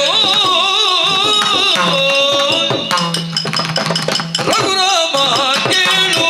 ರಘುರಾಮ ಪ್ರಪಂಚದಲ್ಲಿ ರಘುಕುಲ ತಿಲಕ ಅಂತ ಕರೆದದ್ದು ನಿನ್ನನ್ನು. ಎಷ್ಟೋ ಸಲ ನಿನ್ನ ಸಂಕಥನಗಳನ್ನು ಆಲಿಸುವ ಅವಕಾಶ ಸಿಕ್ಕಾಗಲೆಲ್ಲ ಜಿಜ್ಞಾಸುವಾಗಿದ್ದೇನೆ ನಾನು. ಇಕ್ಷ್ವಾಕುವಿನಿಂದ ತೊಡಗಿ ನಿನ್ನ ಪರಂಪರಾನುಗತವಾದಂತಹ ಆಳ್ವಿಕೆ ನಡೆಸಿದ ರಾಯರುಗಳ ಅಷ್ಟೂ ವೃತ್ತಾಂತಗಳನ್ನು ಅಧ್ಯಯನ ಮಾಡಿ ಅಭ್ಯಾಸ ಮಾಡಿ ಅದನ್ನೆಲ್ಲ ನನ್ನೊಳಗೆ ಸಂಗ್ರಹಿಸುವಾಗ ಯಾಕೆ ಈ ತಲೆಮಾರಿನಲ್ಲಿ ಹುಟ್ಟಿಕೊಂಡಂತಹ ದಶರಥನಿಗೆ 60,000 ವರ್ಷಗಳು ಆದ ಮೇಲೆ ಮೂವರು ರಾಣಿಯಲ್ಲಿ ಹುಟ್ಟಿಕೊಂಡಂತಹ ಮಕ್ಕಳಲ್ಲಿ ಜ್ಯೇಷ್ಠನಾದ ರಾಮನಿಗೆ ರಘುಕುಲ ತಿಲಕ ಅಂತ ಹೆಸರು ಬಂತು, ರಘುರಾಮ ಅಂತ ಹೆಸರು ಬಂತು. ಹೀಗೆ ನಾನು ಯೋಚಿಸುವಾಗ ರಘುವಿನ ಸಾರ್ವತ್ರಿಕವಾದ ಸತ್ವಗುಣಗಳನ್ನು ಮೈಗೂಡಿಸಿಕೊಂಡ ಸಾಧಕ ನೀನು ಎನ್ನುವ ಕಾರಣಕ್ಕಾಗಿ ನಿನಗೆ ಈ ಅತಿಶಯದ ಹೆಸರು ಪ್ರಾಪ್ತಿಸಿತು ಅಂತ ಕೇಳ್ತೇನೆ.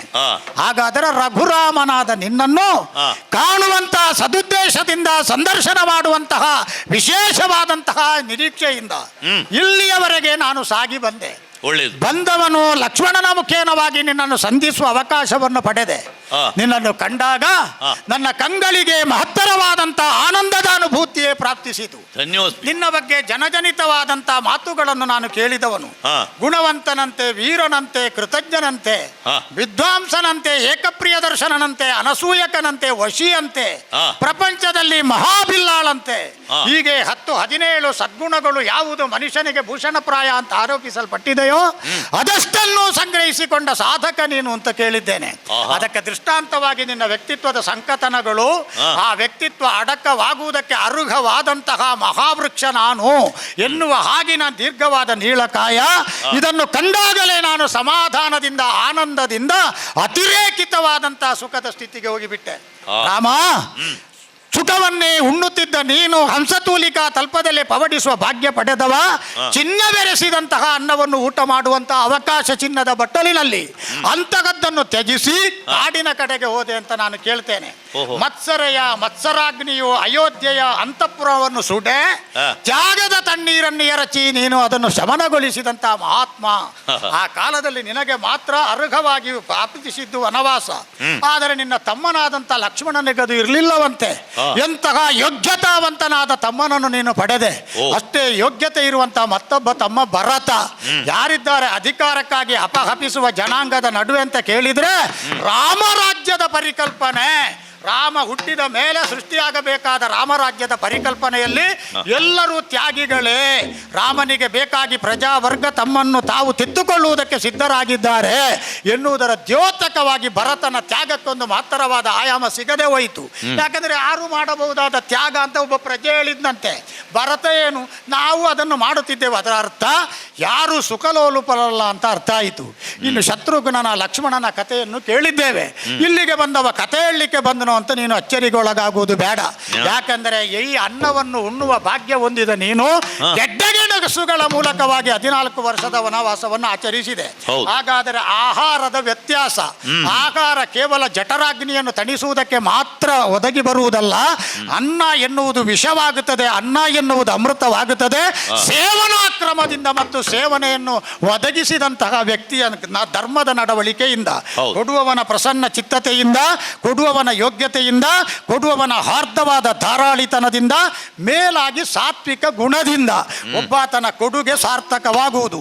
ನೀನೇನು ತಿಳಿಯದವನಲ್ಲ ಪ್ರಪಂಚದಲ್ಲಿ. ಸಾಧಕನಾದಂತಹ ಒಬ್ಬಾತನಿಗೆ ಮತ್ತೊಬ್ಬ ಒಂದು ಪಾಠ ಹೇಳುವುದು ಬೇಡಲ್ಲ. ಹಾಗಾದರೆ ನಿನ್ನ ಕೈಯಿಂದ ಒಂದು ತುತ್ತು ಉಣ್ಣಬೇಕು ಅಂತ ನಾನು ಯೋಚನೆ ಮಾಡಿದೆ. ಎಂತೆಂಥವರಿಗೆಲ್ಲ ಅವಕಾಶ ಸಿಕ್ಕಿದೆ. ಒಬ್ಬ ಗುಹನಾದವನು ನಿನ್ನ ಪ್ರೀತಿಯ ಬುತ್ತಿ ಬಿಚ್ಚಿ ಊಟ ಮಾಡಿದ್ದಾನೆ. ಒಂದು ಪಕ್ಷಿಯಾದಂತ ಜಟಾಯು ನಿನ್ನ ಕೈಯಿಂದ ಸಂಸ್ಕಾರ ಪಡೆದಿದೆ. ಮಾನವ ಸಹಜವಾಗಿ ಕಾಡಿನಲ್ಲಿದ್ದಂತ ವನೌಕಸರ ಪೀಳಿಗೆಗೆ ವಾನರಾಧಿಪ ಅಂತ ಕರೆಯಲ್ಪಡುವ ವಾಲಿ ನಿನ್ನ ಮೂಲಕವಾಗಿ ಮೋಕ್ಷಣವನ್ನು ಪಡೆದ. ಅವನ ತಮ್ಮನಾದಂತ ಸುಗ್ರೀವನೆಂಬ ಕಪಿರಾಜ, ಪದೇ ಪದೇ ಅವ ರಾಜ ಅಲ್ಲದಿದ್ರು ಕಪಿರಾಜ ಅಂತ ನೀನು ಕರೆದವರನ್ನು ದೊಡ್ಡದು ಮಾಡಿದೆ. ಆ ಕಪಿಯನ್ನು ಕೂಡ ನೀನು ಪ್ರಪಂಚದಲ್ಲಿ ನಿನ್ನ ಅಂಕೆಗೆ ತಂದುಕೊಂಡೆ. ಹನುಮಂತನೆಂಬವನು ತನ್ನ ಅವ್ವೆಯ ಮುಖೇನವಾಗಿ ನಿನ್ನನ್ನು ಕಾಣುವ ಕಾಣಿಕೆಯ ಭೂತದ ಪರಿಕಲ್ಪನೆಯಿಂದ ವರ್ತಮಾನದಲ್ಲಿ ಕಂಡು ಧನ್ಯನಾದನಂತೆ. ಒಬ್ಬ ಸಂಪಾತಿಗೆ ರಾಮ ಕಥನ ಕೇಳಿದಾಗ ತನ್ನ ತಮ್ಮನಿಗೆ ಬೇಕಾಗಿ ತ್ಯಾಗ ಮಾಡಿ ಸೂರ್ಯನ ಸಮೀಪಕ್ಕೆ ಹಾರಿ ತನ್ನ ಪುಕ್ಕಗಳನ್ನು ಸುಟ್ಟು ಕಳಕೊಂಡವನಿಗೆ ಮತ್ತೆ ಪುಕ್ಕಗಳು ಹುಟ್ಟಿಕೊಂಡವಂತೆ. ರಾಮನ ಕತೆ ಹೇಳಿದರೆ ಗರಿ ಸುಡಲ್ಪಡುತ್ತದೆ, ಹುಟ್ಟುತ್ತದೆ ಅಂತೆ. ಎಲ್ಲೋ ಸಶಬ್ದವಾಗಿದ್ದಂತಹ ಒಂದು ಶ್ರುತಿ, ಅದೃಶ್ಯಾಣಾಂ ಸರ್ವಭೂತಾನಾಂ ಭಸ್ಮಸಾಯಿನಿಯಾಗಿ ಬಿದ್ದಿದ್ದಂಥ ಕಲ್ಲ ಚಪ್ಪಡಿಯ ತುದಿಯಿಂದ ಹೆಣ್ಣೊಬ್ಬಳನ್ನು ನೀನು ಮೇಲೆತ್ತಿದೆ ಅಂತೆ. ಹಾಗಾದರೆ ರಾಮನ ಸಂಕಥನಗಳನ್ನು ಕೇಳುವುದೇ ಸುಖದ ಸಂಗತಿ. ಅವ ಕೊಟ್ಟ ಊಟ ಎಷ್ಟು ಚಂದ ಇರಲಿಕ್ಕಿಲ್ಲ. ಹಾಗಾಗಿ ಅವನ ಮನೆಯಲ್ಲಿ ಕಟ್ಟು, ರಿಕ್ತ, ಆಮ್ಲ, ಮಧು, ಲವಣ ಎನ್ನುವ ಷಡ್ರಸಕ್ಕೆ ಸಂಬಂಧಪಟ್ಟ ಊಟ ಮಾಡಿದ್ರೆ ನನಗೀಗ ಸಮಾಧಾನ ಆದಿತ್ತು. ಯಾಕೆ ಬಲ್ಲಯ್ಯ? ತಪಸ್ಸಿನಲ್ಲಿ 1000 ವರ್ಷಗಳು ಮಗುಚಿದವು. ಈ ನಮಗೆಲ್ಲ ಕಾಲ ಕಳೆದ ಮೇಲೆ ನಾವು ಯಾಕೆ ಇಲ್ಲಿದ್ದೇವೆ ಅಂತ ಕಾಣ್ತದೆ. ಆ ಪ್ರಶ್ನೆ ಬಂದ ತಕ್ಷಣವೇ ನಾವು ಅಲ್ಲಿಂದ ಹೇಳ್ತೇವೆ. ಕೆಲವರು ಆಗಲ್ಲ, ಇಲ್ಲಿ ಬಂದ್ರೆ ಇಲ್ಲೇ ಇರುವುದು, ಹೋಗುವ ಕ್ರಮ ಇಲ್ಲ. ನೀನು ತಲೆ ಬಿಸಿ ಮಾಡುವುದು ಬೇಡ. ಇನ್ನು ದುರ್ವಾಸರನ್ನು ಒಂದು 15 ದಿವಸ ಯಾಗಪ್ಪ ಸುಧಾರಣೆ ಮಾಡುವುದು. ಮಲಗಿದಲ್ಲಿ ತೊಂದರೆ ಕಾಣ್ತಾರೋ, ಸೇವೆಗೆ ಬಿಟ್ಟವರಲ್ಲಿ ಕೊರತೆ ಕಾಣ್ತಾರೋ, ಕುಡಿಲಿಕ್ಕೆ ಕೊಟ್ಟದರಲ್ಲಿ ದೋಷ ಕಾಣ್ತಾರೋ, ತಿನ್ಲಿಕ್ಕೆ ಕೊಟ್ಟದರಲ್ಲಿ ಉಪ್ಪು ಹೆಚ್ಚಾಯಿತು ಅಂತ ಹೇಳ್ತಾರೋ, ನೀನು ಎದುರು ಬೇಡ. 15 ದಿವಸ ಬಿಟ್ಟು 15 ಕ್ಷಣವೂ ನಾನು ಇಲ್ಲಿ ನಿಲ್ಲುವುದಿಲ್ಲ. ನೀನು ಪಾಕಶಾಲೆಗೆ ಕಳುಹಿಸು. ಯಾರು ಇಲ್ಲದ ಸ್ಥಳದಲ್ಲಿ ನನಗೊಂದು ಎಲೆ ಹರಡು. ಅದು ಬಾಳೆ ಎಲೆ ಆದರೂ ಅಡ್ಡಿ ಇಲ್ಲ. ಅಂದ್ರೆ ನಾನು ನೆಲದಲ್ಲಿ ಹಾಕಿದ್ರು ಉಣ್ಣುತ್ತೇನೆ. ಬಾಳೆ ಎಲೆಯಲ್ಲಿ ಕೊಟ್ಟರೆ ಒಂದು ಉನ್ನತೀಕರಣ ಅಂತ ಆಗುವುದಿಲ್ಲ. ಯಾಕಂದ್ರೆ ಬಾಳನ್ನೇ ನಾನು ಎಲೆ ಅಂತ ತಿಳಿದವ. ಉಂಡ ಮೇಲೆ ಎಲೆ ಬಿಸಾಡಬೇಕು. ಪುನಃ ಎಲೆಯನ್ನಿಟ್ಟಿಟ್ಟು ತೊಳೆದು ಇನ್ನೊಂದು ವರ್ಷ, 2ನೇ ವರ್ಷ, 3ನೇ ವರ್ಷ ಅಂತ ಎಲೆ ಬಳಸುತ್ತಾ ಹೋಗುವುದಲ್ಲ. ಒಮ್ಮೆ ಊಟ ಮಾಡೀತ, ಎಲೆ ತೊಳೆಯಿತು, ಬಿಸಾಡಿತು, ಇದು ಪುನಃ ಊಟ ಮಾಡ್ಲಿಕ್ಕೆ ಅಲ್ಲೇ ಕೂತುಕೊಳ್ಳುವುದು. ನಿನಗೆ ಅಂತ ಹೇಳಿದ್ದಲ್ಲ, ಈಗ ನಮ್ಮ ಮಾತಿಗೆ ಹೇಳಿದ್ದು. ಸರಿ. ನಾನಂತೂ ನಿಲ್ಲಿಕ್ಕಿಲ್ಲ. ಹಾ. ಇಲ್ಲಿಗೆ ಬಂದವ ನನ್ನ ಕರ್ತವ್ಯ ಮುಗಿಸಿ ಹಿಂದಿರುಗಿ ಹೋಗಬೇಕು ಅಂತ ಗೊತ್ತುಂಟು. ಬರುವಾಗಲೇ ಲಕ್ಷ್ಯ ಎನ್ನುವುದನ್ನು ಸಾಧಿಸಿ ಓಹೋ. ಪೂರ್ವ ಲಕ್ಷಣ ಹೊರಟ ಲಕ್ಷ್ಯವನ್ನು ತಿಳಿದೇ ಹೋಗುವವ. ಹಾ. ಹಾಗಾಗಿ 1000 ವರ್ಷಗಳ ತಪಸ್ಸಿನಿಂದ ವರ್ಷ ಮಗುಚಿತು. ಹಾ. ಈ ಕಾಲಕ್ಕಾಗುವಾಗ ನನಗೆ ಕಾಲ ನೆನಪಾಯಿತು. ಓಹೋ. ಕಾಲಸ್ಯ ಕುಟಿಲಾಗತಿ, ಹೌದು. ಕಾಲ ಸಂವರತೆ ಪ್ರಜಾ, ಹ್ಮ್. ಕಾಲೋ ಹಿ ಸುಪ್ತೇಶು ಜಾಗೃತಿ. ಆ. 3 ನೆಲೆಗಳಿಂದ ಅದು ಶ್ರೇಷ್ಠ. ಆ. ಕಾಲಕ್ಕೆ ಕುಟಿಲವಾದ ಗತಿ, ಆ. ಕಾಲ ಪ್ರಜೆಗಳನ್ನು ಸಂಹಾರ ಮಾಡ್ತದೆ. ಆ. ಎಲ್ಲವೂ ಮಲಗಿದ್ದಾಗ, ಎಲ್ಲರೂ ಅಜಾಗೃತ ಸ್ಥಿತಿಯಲ್ಲಿರುವಾಗ ತಾನೊಬ್ಬನೇ ಎದ್ದವನಿಗೆ ಕಾಲ ಅಂತ ಹೆಸರು. ಹೌದು. ಹಿಡಿತಕ್ಕೆ ಸಿಕ್ಕದೆ ಹೋದರೆ ಕಾಲ, ಈ ಕಾಲೋ ಹಿ ದುರತಿಕ್ರಮ, ಆ. ಈ ಕಾಲವನ್ನು ಮೀರುವುದಕ್ಕೆ ಸಾಧ್ಯ ಇಲ್ಲ ಅಂತ ಶರಣಾಗತಿಗೆ ಹೆಸರೇಗೆ ಕಾಲಾಯ ತಸ್ಮೈ ನಮ. ಹೌದು. ಹಾಗಾಗಿ ಅದೆಂಥದ್ದು ರಿವ್ವನೆ ಒಂದು ಹಾರಿದಾಗ ಒಂದು ಶಬ್ದ ಕೇಳಿತಪ್ಪ ಸ್ವಾಮಿ. ಮಾತಾಡುವಾಗ. ಏನೇ ಇರಲಿ, ನಿನ್ನಿಂದ ಈ ಇಂದ್ರಿಯಗಳ ಸೊರಗುವಿಕೆಗೆ ಒಂದು ಪರಿಹಾರ ಬರಲಿ ಅಂತ ಕಾದೆ. ಮುದುಡಿದ ನನ್ನ ದೇಹ ಹಿಗ್ಗಲಿ, ಮಡಚಲ್ಪಟ್ಟ ಬೆರಳುಗಳು ಅರಳಿಕೊಳ್ಳಲಿ, ನರನಾಡಿಗಳಲ್ಲಿ ಹೊಸ ರಕ್ತ ಹರಿಯಲಿ. ಒಮ್ಮೆ ಪಾಕಶಾಲೆಗೆ ದಾರಿ ತೋರಿಸಿ ಇಷ್ಟೇ ಮಾತಾಡ್ಲಿಕ್ಕೆ ಆಗುವುದು. ಮಹರ್ಷಿಗಳೇ, ಓ. ಬಹಳ ಸಂತೋಷ ಆಯಿತು. ನೀವು ಧರ್ಮದಂಡವನ್ನು ಹಿಡ್ಕೊಂಡು ಬಂದವರು. ದಂಡಧರ ದುರ್ವಾಸ. ನೀವು ಬರಬೇಕು ಅಂತ ಇದ್ದಾಗ ಇಲ್ಲಿ ಕಾಲದಂಡ ಮತ್ತು ರಾಜದಂಡ ಜೊತೆಯಾಗಿದ್ದದ್ದು. 2 ದಂಡದ್ವಯಗಳು. ಹೌದು. ಹೌದು. 3 ದಂಡ ಈಗ ಒಂದೇ ದಂಡತ್ರಯಗಳಾದವು. ಕಡೆ ಬೇಡ ಅಂತ ಹೇಳಿ ಅದೊಂದು ಎದ್ದು ಹೋಯ್ತು. ಅರ್ಥ ಆಯ್ತು ನನಗೆ. ಹೌಲ್ವಾ? ಕಾಲದಂಡ, ದಂಡ ಬಿಟ್ಟು ಕಾಲ ಹೋದ. ಒಬ್ಬ ಆಗಂತುಕ ಬಂದಿದ್ದಾನೆ ಅಂತ ಆಡಿದ.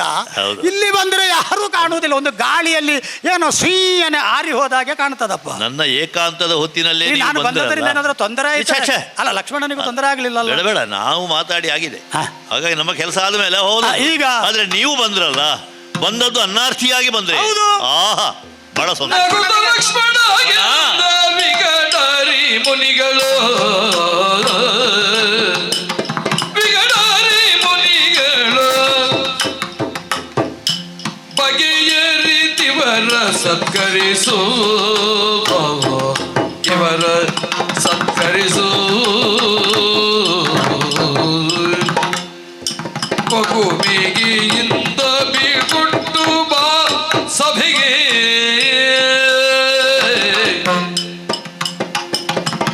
ಮಗುಮಿಗೆಯಿಂದ ಬೀಳ್ಕೊಟ್ಟು ಬಾ ಸಭೆಗೆಂದು ಜಗದೇಕ ವೀರ ನೇಮಿಸಿದ.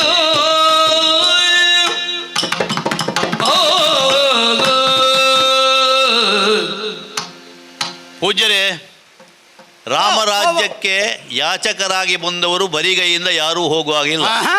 ನೀವು ಬಂದ ಉದ್ದೇಶ ಗೊತ್ತಾಯಿತು. ಒಂದು ಪ್ರಾಣಿ ಬಂದರೂ ನ್ಯಾಯ ಪಡ್ಕೊಂಡು ಹೋಗುತ್ತದಂತೆ. ದುರ್ವಾಸನಿಗೆ ಒಂದು ಹಿಡಿ ಅನ್ನ ಸಿಕ್ಕಲಿಕ್ಕಿಲ್ಲ. ನಿಮಗೆ ವ್ಯವಸ್ಥೆ ಅರಮನೆಯಲ್ಲಿ ಉಂಟು, ಯಾರ ಕೈಯಿಂದ? ಮಾಡ್ತೇನೆ. ಯಾರ ಆದ್ರೆ- ಕೈಯಲ್ಲಿ? ಆದ್ರೆ ನಾನಲ್ಲ. ಮತ್ತೆ ಅಲ್ಲ, ನಾನೇ ಊಟ ಮಾಡಿಸುವುದು ನಿಮ್ಮನ್ನು. ನೀನೇ ಆದ್ರೆ ನನ್ನ ಸ್ಥಿತಿ ನಿಮ್ಗೆ ಗೊತ್ತುಂಟಲ್ಲ. ಕರ್ತ, ಕಾರಯಿತ, ಅನುಮೋದಕ, ಪ್ರೇರಕ. ಕರ್ತನು ನನ್ನಂಥ ನೀನಲ್ವ? ಅತಿಥಿಗೆ ಹಾ.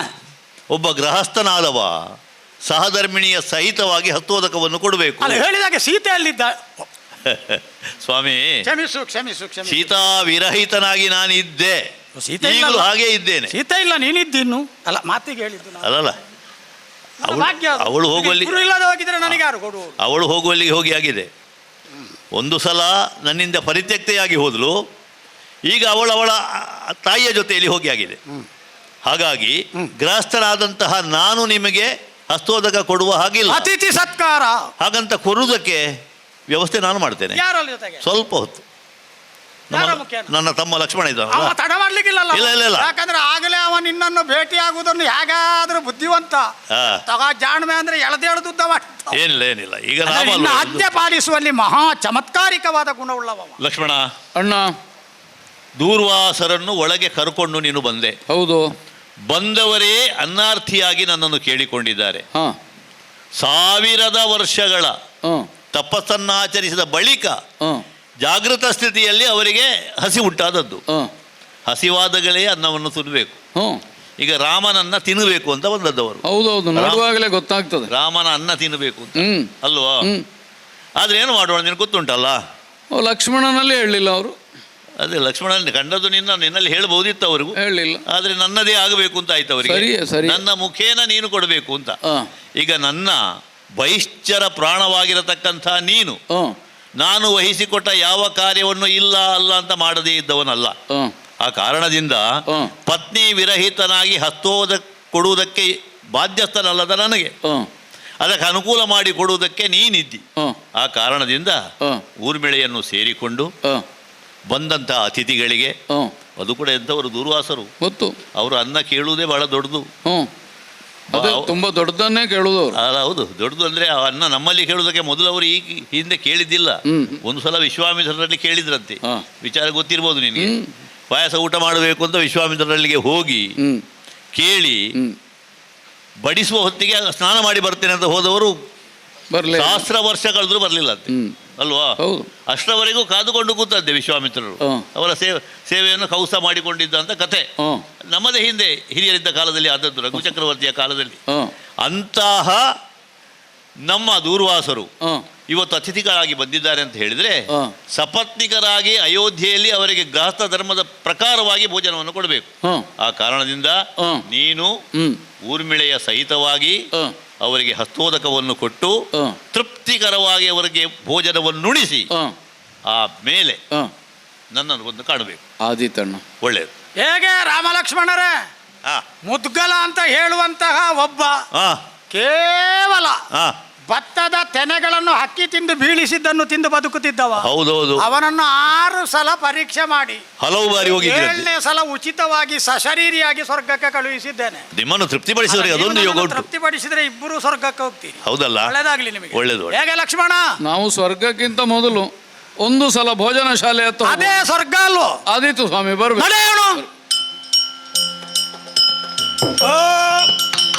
ಒಳ್ಳೆಯ ದೇಗ ಬಂತು ಈ ಸಲ, ಹೋಗುವುದೇನು? ರಾಮಚಂದ್ರ ಸಭೆಯ ಸೇರುತ್ತ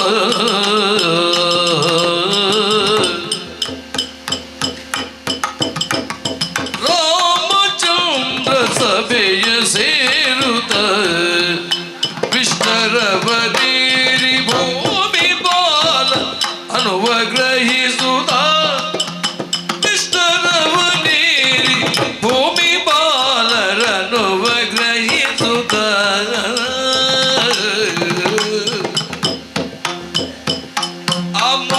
ಅಮುನೀಶನನ್ನು ಬೊಗಿಸಿ ನೇಮವನ್ನು ಮುರಿದ ಎಂದು ಅಮುನೀಶನನ್ನು ಬೊಗಿಸಿ ನೇಮವನ್ನು ಮುರಿದ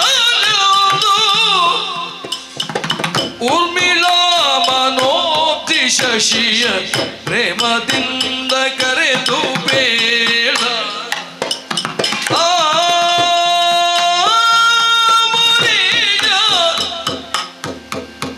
ಮುನೀಶನನ್ನು ಪೊಗಿಸಿ ನೇಮವನ್ನು ಮುರಿದನೆಂದು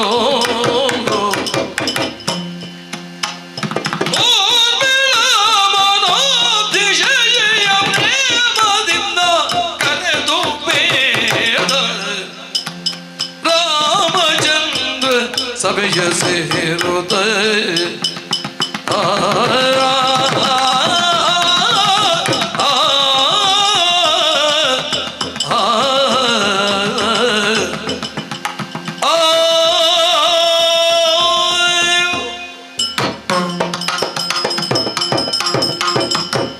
ನಿಜಾರ್ಥದಲ್ಲಿ ಅತಿಥಿಗಳಾಗಿ ಆಗಮಿಸಿದಂತಹ ದೂರ್ವಾಸ ಮಹರ್ಷಿಗಳಿಗೆ ಯಥೋಚಿತವಾದಂಥ ಸತ್ಕಾರವನ್ನು ಮಾಡಿ ಬೀಳ್ಕೊಡಬೇಕು ಅಂತ ಹೇಳಿ ಸಹೋದರನಾದಂಥ ಲಕ್ಷ್ಮಣನನ್ನು ಕಳಿಸಿಕೊಟ್ಟವ ನಾನು ಎಂದಿನ ಹಾಗೆ ಸಭಾಸ್ಥಾನಕ್ಕೆ ಬಂದಿದ್ದೇನೆ. ರಾಜಾಂಗಣದಲ್ಲಿ ನೆಲೆದಿರುವಂಥ ಅಯೋಧ್ಯೆಯ ಸಾಮಂತರನ್ನು, ಪ್ರಜಾವರ್ಗವನ್ನು ನೋಡಿದರೆ ಸಂತೋಷವಾಗ್ತಾ ಇದೆ. ಪ್ರತಿದಿನದ ಹಾಗೆ ನೆರವೇರುವಂತಹ ಸಭೆ, ವಿಶೇಷವಾದಂತಹ ವಿಚಾರಗಳ ಬಗ್ಗೆ ವಿಮರ್ಶೆ ಮಾಡುವುದಕ್ಕೆ ಓಲಗ ಚಾವಡಿಯಲ್ಲಿ ಸಾಕಷ್ಟು ಅವಕಾಶಗಳಿವೆ. ಹಾಗಂತ ನನ್ನ ಬಗ್ಗೆ ನಾನು ಯೋಚನೆ ಮಾಡಿದರೆ, ಹಿರಿಯರಿಂದ ಉಪತಿಷ್ಠವಾಗಿರತಕ್ಕಂಥ ಈ ಸಿಂಹವಿಷ್ಟರದ ಮೇಲೆ ಕೂತುಕೊಂಡಾಗ ರಾಜದಂಡವನ್ನು ಕೈಯಲ್ಲಿ ಹಿಡಿದು ಮಾಡಬೇಕಾದಂತಹ ಶಾಸನದಲ್ಲಿ ದಯಾದಾಕ್ಷಿಣ್ಯಕ್ಕೆ ಯಾವತ್ತೂ ಅವಕಾಶ ಇಲ್ಲ. ಅನೇಕ ಮಂದಿ ಏರಿ ಮೆರೆದಂತಹ ಈ ಸಿಂಹವಿಷ್ಟರ ಸೂರ್ಯಕುಲದ ಅರಸುಗಳು ಮಾಡಿರುವಂತಹ ರಾಜಕಾರ್ಯದಲ್ಲಿ ಅದೆಷ್ಟೋ ಧರ್ಮ ಸಂಕಷ್ಟಗಳು ಎದುರಾದಾಗಲೂ ಕೂಡ ಶಾಸನದ ಎದುರಿನಲ್ಲಿ ಯಾವುದೂ ನಿಷ್ಪಕ್ಷಪಾತವಾಗಿ ಆಗಬೇಕಾದದ್ದು ಎನ್ನುವ ನೆಲೆಯಲ್ಲಿ ಅದೆಷ್ಟೋ ವಿಚಾರಗಳು ಆಗಿ ಹೋದದ್ದನ್ನು ನಾನು ಗಮನಿಸಿದ್ದೇನೆ. ಅಸಮಂಜಸನನ್ನು ಬೀಳ್ಗೊಟ್ಟಂತಹ ಸಂದರ್ಭ ಇರಬಹುದು, ದಂಡಕರನ್ನು ದಂಡಿಸಿದಂತಹ ಪ್ರಕರಣ ಇರಬಹುದು, ನನ್ನ ಹಿರಿಯರೆಲ್ಲ ಮಾಡಿದಂತಹ ಪ್ರಸಂಗಗಳು ಅದು. ಹಾಗಾಗಿ ನಮ್ಮವರೇ ಎನ್ನುವ ದಾಕ್ಷಿಣ್ಯಕ್ಕೆ ನಾವು ಯಾವತ್ತೂ ಹೊರತಾಗುವುದಿಲ್ಲ. ಆದರೆ ಈ ಹೊತ್ತು ದೂರ್ವಾಸರಿಗೆ ಆತಿಥ್ಯವನ್ನು ಮಾಡಿದಂತಹ ಲಕ್ಷ್ಮಣ ಅದು ಮುಗಿದ ಮೇಲೆ ಬರಬೇಕು ಅಂತ ನಾನು ಹೇಳಿದ್ದೇನೆ. ಊರ್ಮಿಳೆಯ ಮನಸ್ಸಿಗೆ ಸಂತೋಷವನ್ನು ಕೊಡಬಲ್ಲಂತಹ ಊರ್ಮಿಳಾಪತಿ, ಕೇವಲ ಊರ್ಮಿಳೆಗೆ ಅಂತ ಅಲ್ಲ, ಅಯೋಧ್ಯೆಯಲ್ಲಿ ಯಾರಿಗೂ ಲಕ್ಷ್ಮಣ ಅಂತ ಹೇಳಿದರೆ ಬಹಳ ಅಪ್ಯಾಯಮಾನ. ಅದರಲ್ಲಿಯೂ ರಾಮನಿಗೆ ನನ್ನ ಎರಡನೆಯ ಪ್ರಾಣವಾಗಿರತಕ್ಕಂಥ ಲಕ್ಷ್ಮಣ, ಅವನನ್ನು ಈಗ ವಿಚಾರಣೆಗೆ ಒಳಪಡಿಸಬೇಕಾದಂಥ ಅನಿವಾರ್ಯತೆಯ ಒಂದು ಸ್ಥಿತಿಯಲ್ಲಿ ನಾನಿದ್ದೇನೆ ಎನ್ನುವುದೇ ಮನಸ್ಸಿಗೆ ಭಾಳಷ್ಟು ನೋವನ್ನುಂಟು ಮಾಡ್ತದೆ. ಹಾಗಂತ ಧರ್ಮನೀತಿಯನ್ನು ರಾಜನೀತಿಯನ್ನು ತಪ್ಪಿ ನಡಿಬೇಕಾಗದಿಲ್ಲ. ಲಕ್ಷ್ಮಣ ಬರ್ತಾನೆ ಅಂತ ಹೇಳಿದ್ದಾನೆ, ನೋಡೋಣ, ನಿರೀಕ್ಷೆ ಮಾಡೋಣ. ಅಣ್ಣ, ಲಕ್ಷ್ಮಣ ಬಂದಿದ್ದೇನೆ. ಸಹೋದರ ಬಂದೆಯಾ? ನೀತಿಯೇ ನಿನಗೆ? ನೀತಿ ತಪ್ಪಿ ನಡೆದೆ ಲಕ್ಷ್ಮಣ,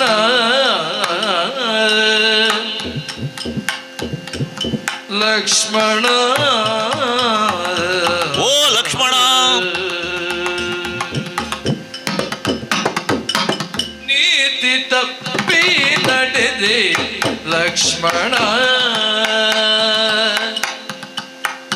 ನೀ ಮರೆತಿ ಧರ್ಮ ರೀತಿಯನ್ನಿದತಿ ವಿಲಕ್ಷಣ, ನೀ ಮರೆತಿ ಧರ್ಮ ರೀತಿಯ ಇದತಿ ವಿಲಕ್ಷಣ, ತಪ್ಪಿ ನಡೆದೆ ಲಕ್ಷ್ಮಣ, ಅತಿ ವಿಲಕ್ಷಣ ಲಕ್ಷ್ಮಣ. ಖ್ಯಾತ ಧರ್ಮ ಪುರುಷನೊಡನೆ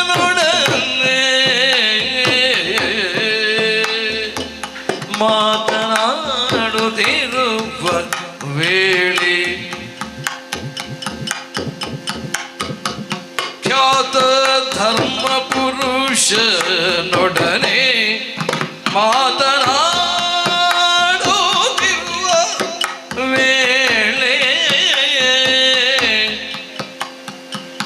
ಏತಗಲ್ಲಿ ಅತ್ರಿ ಸುತನೋ ಕರೆದು ತಂದೆ ಬೇಳೋ, ಏತಗಲ್ಲಿ ಅತ್ರಿ ಸುತನೋ ಕರೆದು ತಂದೆ ಬೇಳೋ, ಲಕ್ಷ್ಮಣ ಈ ರೀತಿ ಅತಿ ವಿಲಕ್ಷಣ ಲಕ್ಷ್ಮಣ, ನೀತಿ ತಪ್ಪಿ ನಡೆದೆ ಲಕ್ಷ್ಮಣ,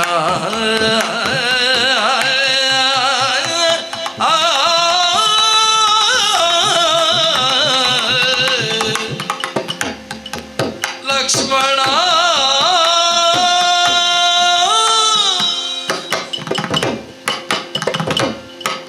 ಲಕ್ಷ್ಮಣ. ಲಕ್ಷ್ಮಣ, ಅಣ್ಣ, ಅಯೋಧ್ಯೆಯ ಧರ್ಮಸಿಂಹಾಸನದಲ್ಲಿ ಏರಿರುವವನು ನಿನ್ನ ಸಹೋದರನಾದಂಥ ರಾಮಚಂದ್ರ. ಬಲ್ಲೆ.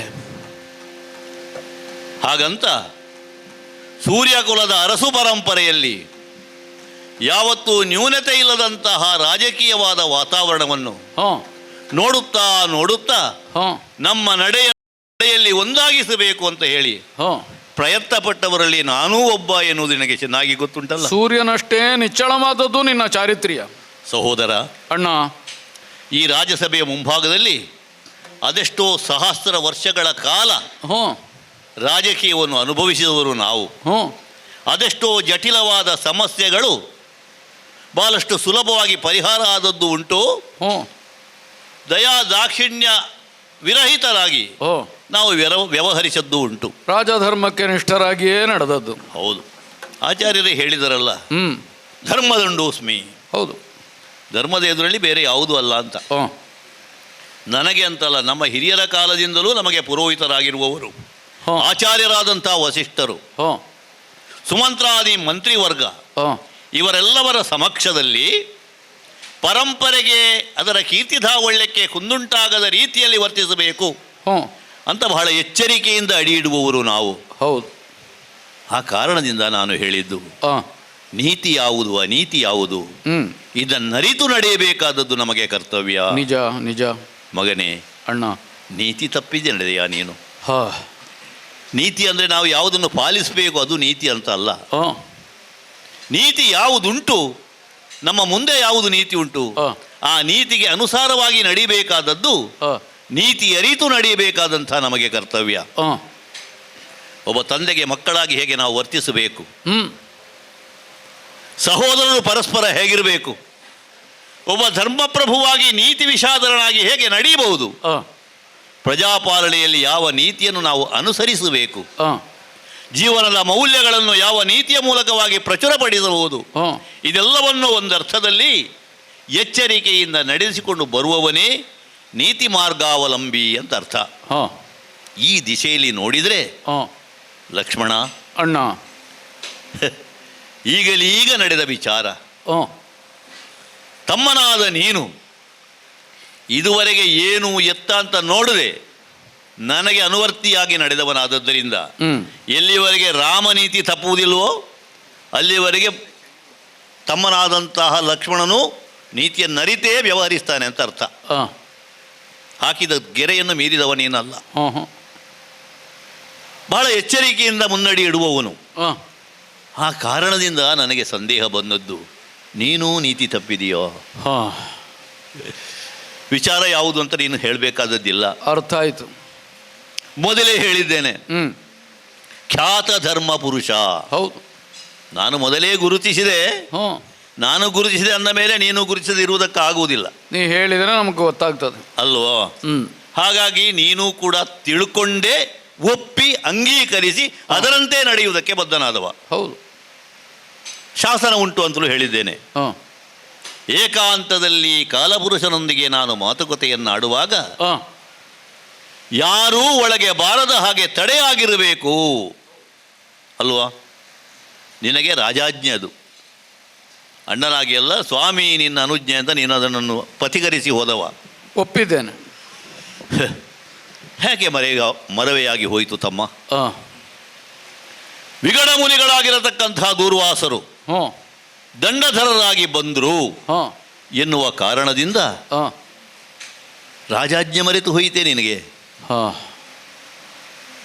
ದುಷ್ಪ್ರವೇಶವಾಗಿರತಕ್ಕಂಥ ಗೌಪ್ಯ ಗ್ರಹಕ್ಕೆ ಯಾರನ್ನೂ ಬಿಡಬಾರ್ದು ಅಂದರೆ ಮತ್ತೆ ಇಂಥವರು ಅಂತ ಏನಾದರೂ ಉಂಟು ಅದರಲ್ಲಿ?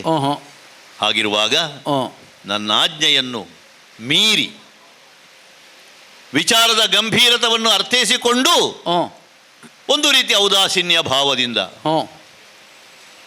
ಋಷಿಗಳೆನ್ನುವ ಕಾರಣಕ್ಕೆ ರಾಮ ಮಾನಿಸಿಯಾನೋ ಎನ್ನುವ ದೃಷ್ಟಿಯಿಂದಲೋ ಏನೋ ಸ್ವಲ್ಪ ಹಗುರವಾಗಿ ತಗೊಂಡಿಯೋ ಅಂತ ದೂರ್ವಾಸರನ್ನು ಪ್ರವೇಶಿಸುವುದಕ್ಕೆ ಅವಕಾಶ ಮಾಡಿಕೊಟ್ಟು ನೀತಿಗೆ ತಪ್ಪಿದವನಾದರೆಲ್ಲ ತಮ್ಮ. ಅಣ್ಣ, ಓ ಸರಳವಾಗಿ ಮಾಡಿದ ಹೀಗೆ ಸರಳವಾಗಿ ಉಂಟಿದು. ನಿನ್ನ ಆಜ್ಞೆ ಏನೋ ಅದನ್ನು ನಾನು ಪಾಲಿಸಬೇಕಾದವ. ಹೌದು, ಪಾಲಿಸುವಲ್ಲಿ ವಿಫಲನಾದ್ರೆ ಶಿಕ್ಷೆ ಇದೆ ಅಂತ ನೀ ಹೇಳಿದ್ದಿ. ಈಗ ನಾನು ತಪ್ಪಿದ್ದೇನೆ, ಶಿಕ್ಷೆಯನ್ನು ವಿಧಿಸಬೇಕು. ಆದ್ರೆ ನೀನು ಯಾಕೆ ಅಂತ ಕೇಳಿದ್ರಿಂದ ಯಾಕೆ ಮಾಡಿದೆ ಹೀಗೆ ಸನ್ನಿಧಾನದಲ್ಲಿ ಅದಕ್ಕೊಂದು ಹಿನ್ನೆಲೆ ಉಂಟು ಅಂತ ನಿವೇದಿಸಿಕೊಳ್ತೇನೆ. ಏನು ತಮ್ಮ? ಅಣ್ಣ,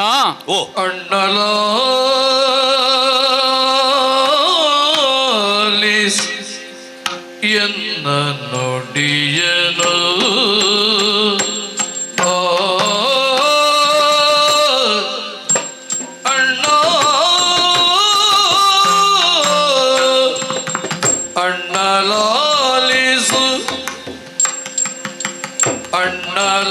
ಅಣ್ಣಲಾಲಿಸನ್ನ ನುಡಿಯನು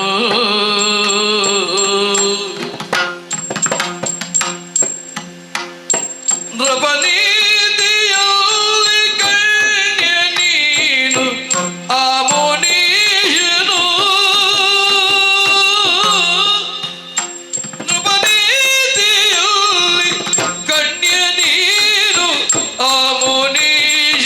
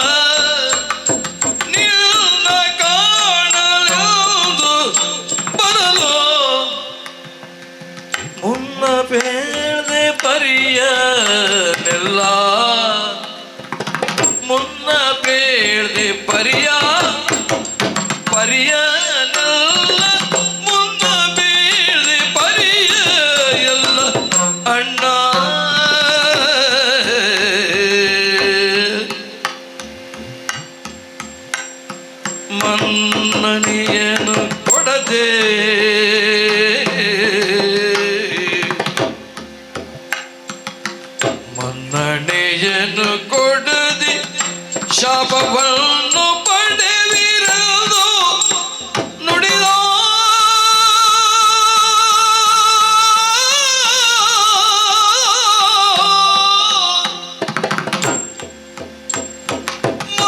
ಮನ್ನಣೆಯನ್ನು ಕೊಡದೆ ಶಾಪವನ್ನು ಪಡೆವಿರದು ನುಡಿದ ನುಡಿದ ನುಡಿದ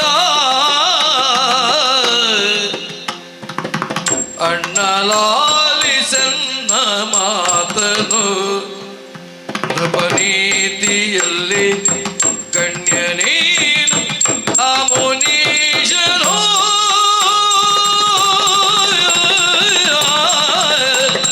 ಆ ಆ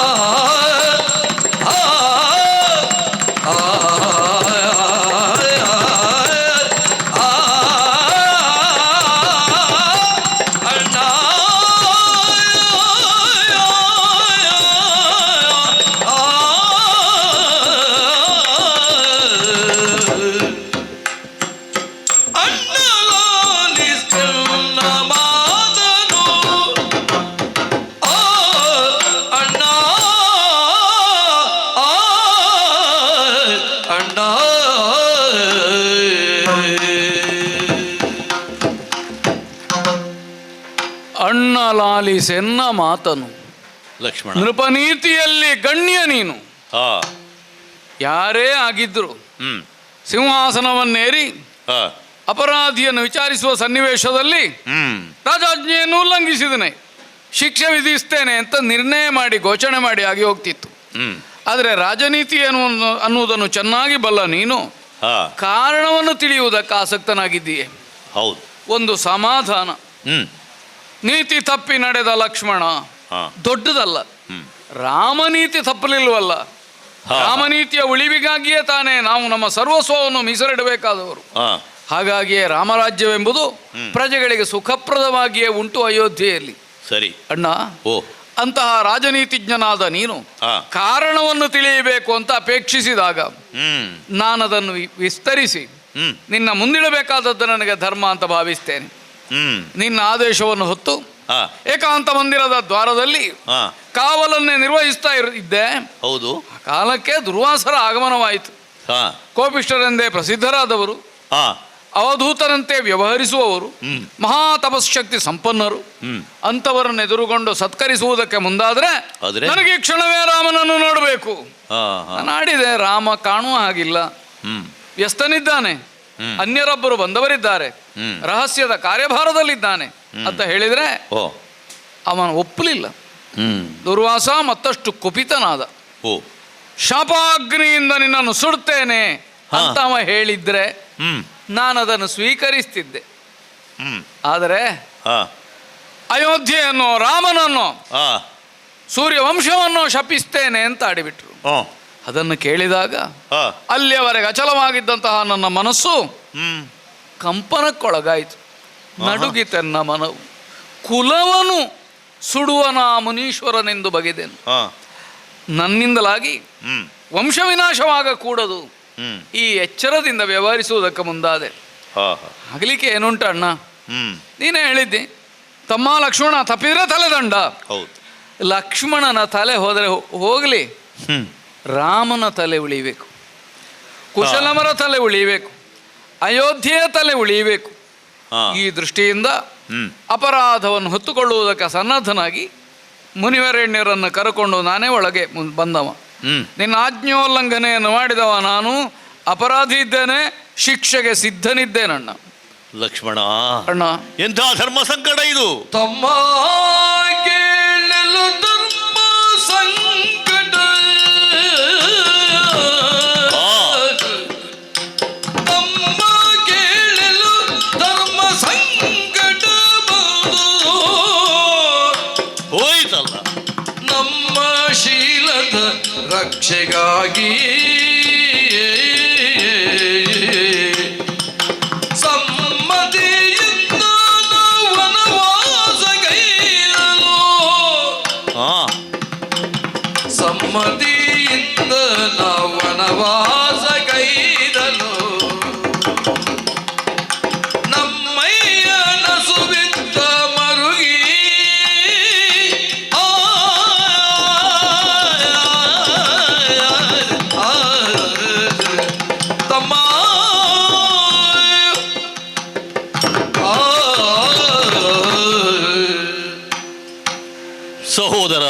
ಅಣ್ಣ ರಾಮಚಂದ್ರ, ಮನುಷ್ಯನಾದವನಿಗೆ ಧರ್ಮ ಸಂಕಷ್ಟ ಸ್ಥಿತಿ ಎನ್ನುವಂಥದ್ದು ಒದಗಿ ಬಂದಾಗ ಹಾಂ, ಕಿಂಕರ್ತವ್ಯ ವಿಮೂಢತೆ ಬಾಧಿಸ್ತದೆ.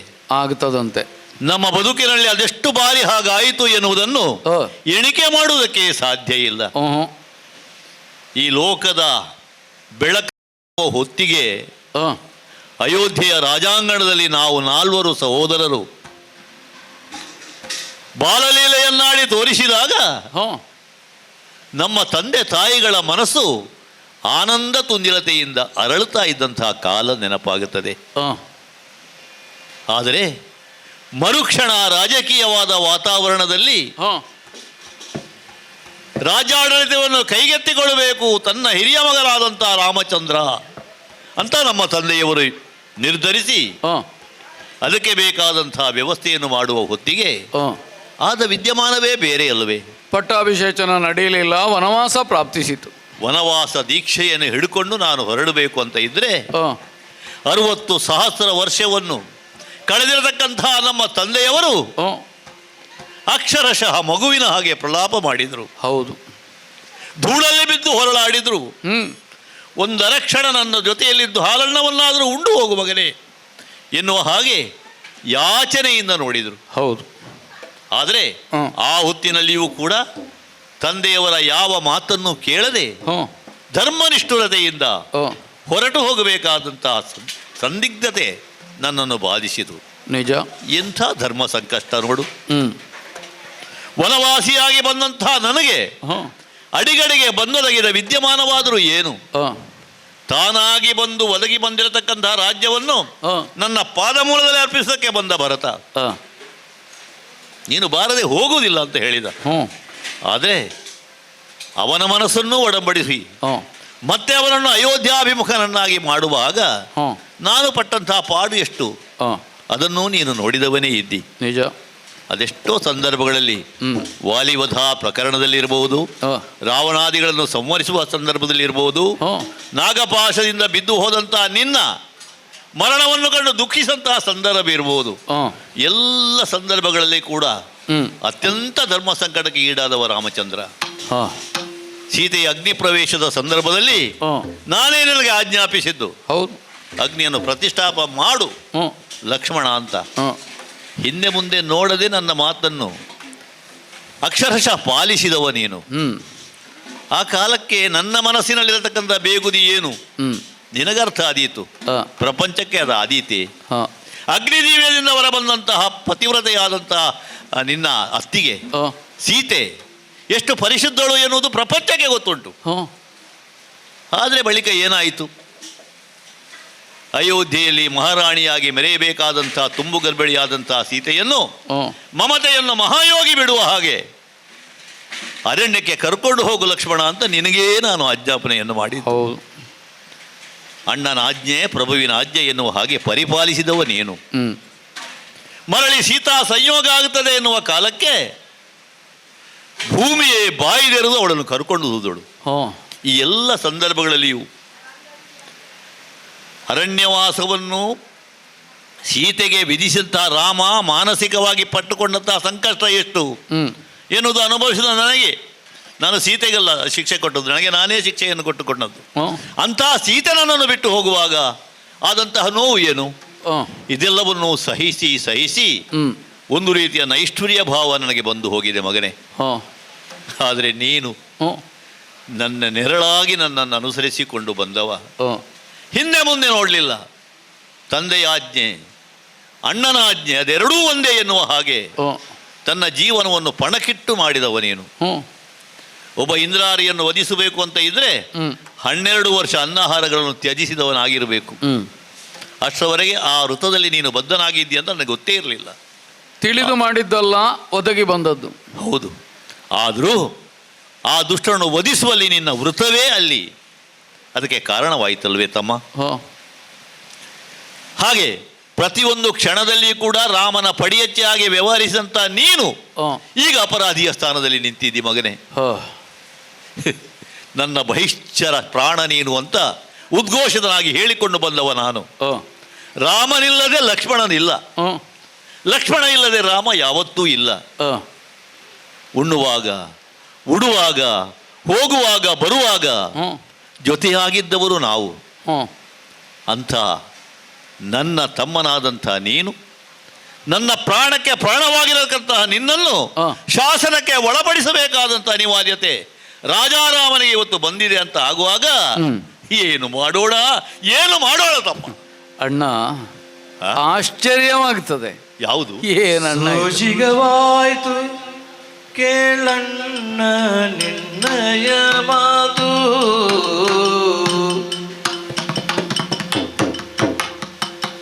ಸೋಜಿಗವಾಯ್ತು ಕೇಳಣ್ಣ ನಿನ್ನಯ ಮಾತು. ರಾಜನಾಗಿ ನೀನು ಜಗಕ್ಕೆ,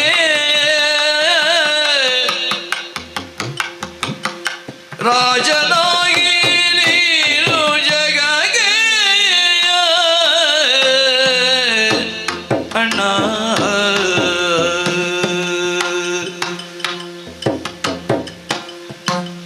ಮೂಜಗ ಬೆರಗಾಗುವಂತೆ ಸೀತೆಯ ಬಿಟ್ಟೆ,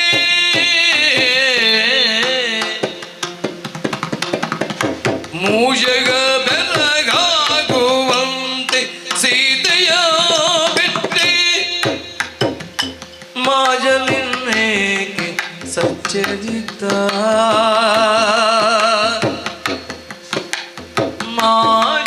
ಮಾಜಲಿನ್ನೇಕೆ ಸಚ್ಚರಿತ,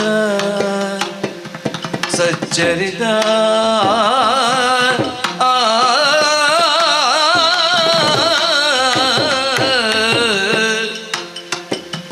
ಸೋಜಿಗವಾಯ್ತು ಕೇಳಣ್ಣ ನಿನ್ನಯ ಮಾತು,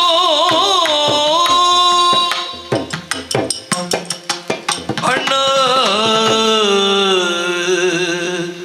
ಒಂದೆಡೆಯಿಂದ ನಿನ್ನ ಸಂಕಟವನ್ನು ಕಂಡಾಗ ಹಾ, ಹೃದಯದಲ್ಲಿ ಒಂದು ಕಳವಳವೂ ಉಂಟಾಗ್ತದೆ. ಮತ್ತೊಂದೆಡೆಯಲ್ಲಿ ಹಾ. ಲಕ್ಷ್ಮಣನ ಭಾಗ್ಯವನ್ನು ನೆನೆದು ಸಂಭ್ರಮವೂ ಉಂಟಾಗ್ತಾ ಇದೆ. ಏನು ಭಾಗ್ಯವು ಅಣ್ಣ, ಓ, ನಿನ್ನಂಥವನಿಗೂ ಹೀಗೊಂದು ಕಳವಳವೇ? ಹಾ, ಯಾಕಾಗಿ? ಲಕ್ಷ್ಮಣನನ್ನು ಶಿಕ್ಷಿಸಬೇಕಲ್ಲ, ಇದಲ್ವೇ ಕಾರಣ. ಹಾ, ನಮಗೆ ಹೇಳಿದವ ನೀನು. ಮನುಕುಲದ ಅರಸರು ಹಾ, ಜನದ ಅಪವಾದಕ್ಕೆ ಬೆದರುವ ಗುಣವ ಬೆಳೆಸಿಕೊಳ್ಳಬೇಕು. ಹೌದು. ಹಾಗಾದರೆ ಈ ಹೊತ್ತು ಲಕ್ಷ್ಮಣನ್ನೇನಾದರೂ ನೀನು ರಕ್ಷಿಸುವುದಕ್ಕೆ ಮುಂದಾದರೆ ಹಾ, ಸ್ವಜನ ಪಕ್ಷಪಾತ ಮಾಡಿದ ಹಾಗಾಗುವುದಿಲ್ವೇ? ನಿನ್ನ ಧೋರಣೆಗೆ, ನಿನ್ನ ನೀತಿಗೆ ನೀನೇ ವಿರೋಧವಾಗಿ ನಡೆದಂತಾಗುವುದಿಲ್ವೇ? ಹಾಗಾಗ ಕೂಡದು. ಓ, ಪೂರ್ವದಲ್ಲಿ ನಮ್ಮ ಹಿರಿಯರಾದ ಹಾ, ಸಗರಾದಿ ಭೂಮಿಪರು ನಡ್ಕೊಂಡರು ಹೇಗೆ, ಅದನ್ನೊಮ್ಮೆ ನಾವು ಎಣಿಸಬೇಡವೆ? ಹೌದು.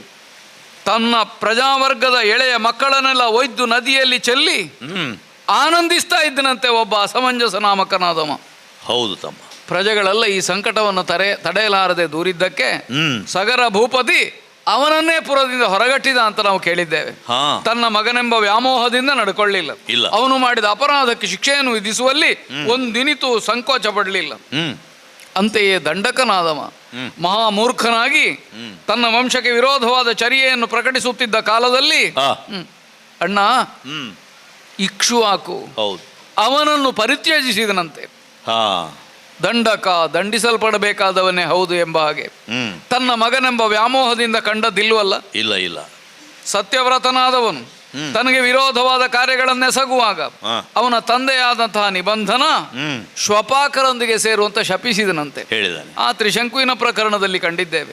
ಹಾಗಾದ್ರೆ ಇದರ ಅರ್ಥ ಏನು? ತಮ್ಮ ವಂಶೀಯರಾದವರು ತಮ್ಮ ಬಂಧುಗಳನ್ನಾದರೂ ಅಪರಾಧದಿಂದ ರಕ್ಷಿಸುವುದಕ್ಕೆ ಮುಂದಾಗುವುದಕ್ಕಿಲ್ಲ.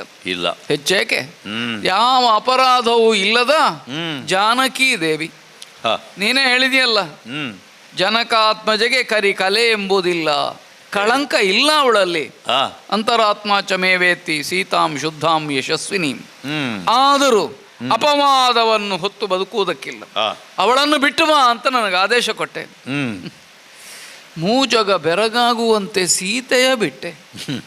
ಯಾರಾದರೂ ಪಿತೃಲೋಕದಿಂದ ಬಂದವರು, ದೇವಲೋಕದಿಂದ ಬಂದವರು, ದೇವರ್ಕಳಾದವರು ಸೀತೆ ಶುದ್ಧಳು ಅಂತ ಹೇಳಿದ ಮೇಲೂ ಅಗ್ನಿದೇವನೇ ಆಕೆಯನ್ನೆತ್ತಿ ತಂದು ಇವಳು ಪರಿಶುದ್ಧಳಿದ್ದಾಳೆ ಅಂತ ಒಪ್ಪಿಸಿದ ಮೇಲೂ ಎಲ್ಲಿಯೋ ಜನರಾಡಿದ ಮಾತಿಗೆ ಮೌಲ್ಯವನ್ನು ಕೊಟ್ಟು ಅವಳನ್ನು ಬಿಡುವುದಕ್ಕೆ ಮುಂದಾಗ್ತೀನಿ ಅಂತಂದ್ರೆ ರಾಮನ ರಾಜಧರ್ಮ ಏನು ಅದನ್ನು ಪ್ರಪಂಚ ಕಾಣುವ ಹಾಗೆ ವ್ಯವಹರಿಸಿದ್ದಿ ನೀನು. ಸೂರ್ಯವಂಶೀಯರ ಘನತೆ ಯೋಗ್ಯತೆಗಳಿಗೊಂದಿನಿತ್ತು ಕಳಂಕ ಬಾರದಂತೆ ನಡೆದ ನಿನ್ನಂಥವನ ಸಚ್ಚಾರಿತ್ರ್ಯ ಅಣ್ಣ ಈ ಲಕ್ಷ್ಮಣನ ವಿಷಯದಲ್ಲಿಯೂ ಮಸುಕಾಗಬೇಕೆ? ಕೂಡದು ಯಾಕೆ ಕೂಡದು? ನಾನು ನಿನಗೆ ತಮ್ಮನೇನೋ ದಿಟವೇ, ಆದರೆ ತಮ್ಮನಾದವ ಏನು ಮಾಡಬೇಕು ಅಷ್ಟಕ್ಕೆ ನಾನು ಸೀಮಿತನಲ್ಲದೆ ಅದಕ್ಕಿಂತ ಹೆಚ್ಚಿಗೆ ಯೋಗ್ಯತೆ ನನ್ನಲ್ಲಿ ಉಂಟು ಅಂತ ತಿಳಿಯುವುದಿಲ್ಲ. ಆದರೆ ಒಂದು ವಿಷಯದಲ್ಲಿ ನನಗೆ ಸಂಭ್ರಮವಾಗುತ್ತದೆ. ಏನಪ್ಪ? ಕೈ ಹಿಡಿದ ಪತ್ನಿಯನ್ನಾದರೂ ಬಿಡುವಲ್ಲಿ ಹಿಂದೆ ಮುಂದೆ ನೋಡದೇ ಇದ್ದ ರಾಮ ಈ ಲಕ್ಷ್ಮಣನನ್ನು ಬಿಡುವುದಕ್ಕೆ ಅಣ್ಣ ನನಗೆ ಇದಕ್ಕಿಂತ ದೊಡ್ಡ ಭಾಗ್ಯ ಏನು? ನಿನ್ನ ಕಣ್ಣಿನಲ್ಲಿ ನೀರೇ. ಲಕ್ಷ್ಮಣ, ಬಿಟ್ಟು ಬಿಡು. ನಿರ್ದಯ ಶಾಸನವನ್ನು ಕೊಟ್ಟಂತ ನನ್ನ ಬಗ್ಗೆ ಈ ರೀತಿಯ ಮಾತುಗಳೇ? ನೀನು ಅಕಳಂಕ ಚರಿತನಾಗಿರತಕ್ಕದ್ದು. ಚೆಲುವ ಲಕ್ಷ್ಮಣ ಕೇಳು ದೇಹಾಂತ ಶಿಕ್ಷೆಯ ಚಲುವ ಲಕ್ಷ್ಮಣ ಕೇಳು ದೇಹಾಂತ ಶಿಕ್ಷೆಯ ಸಲ್ಲಿಸುವೆ ರಾಜ ಧರ್ಮದಲ್ಲಿ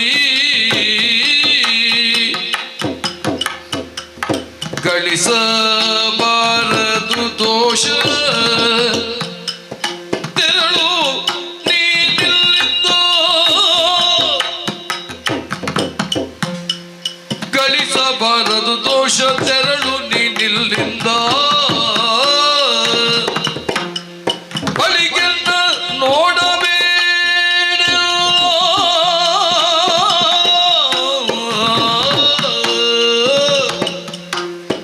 ಚಲುವ ಲಕ್ಷ್ಮಣ ಕೇಳೋ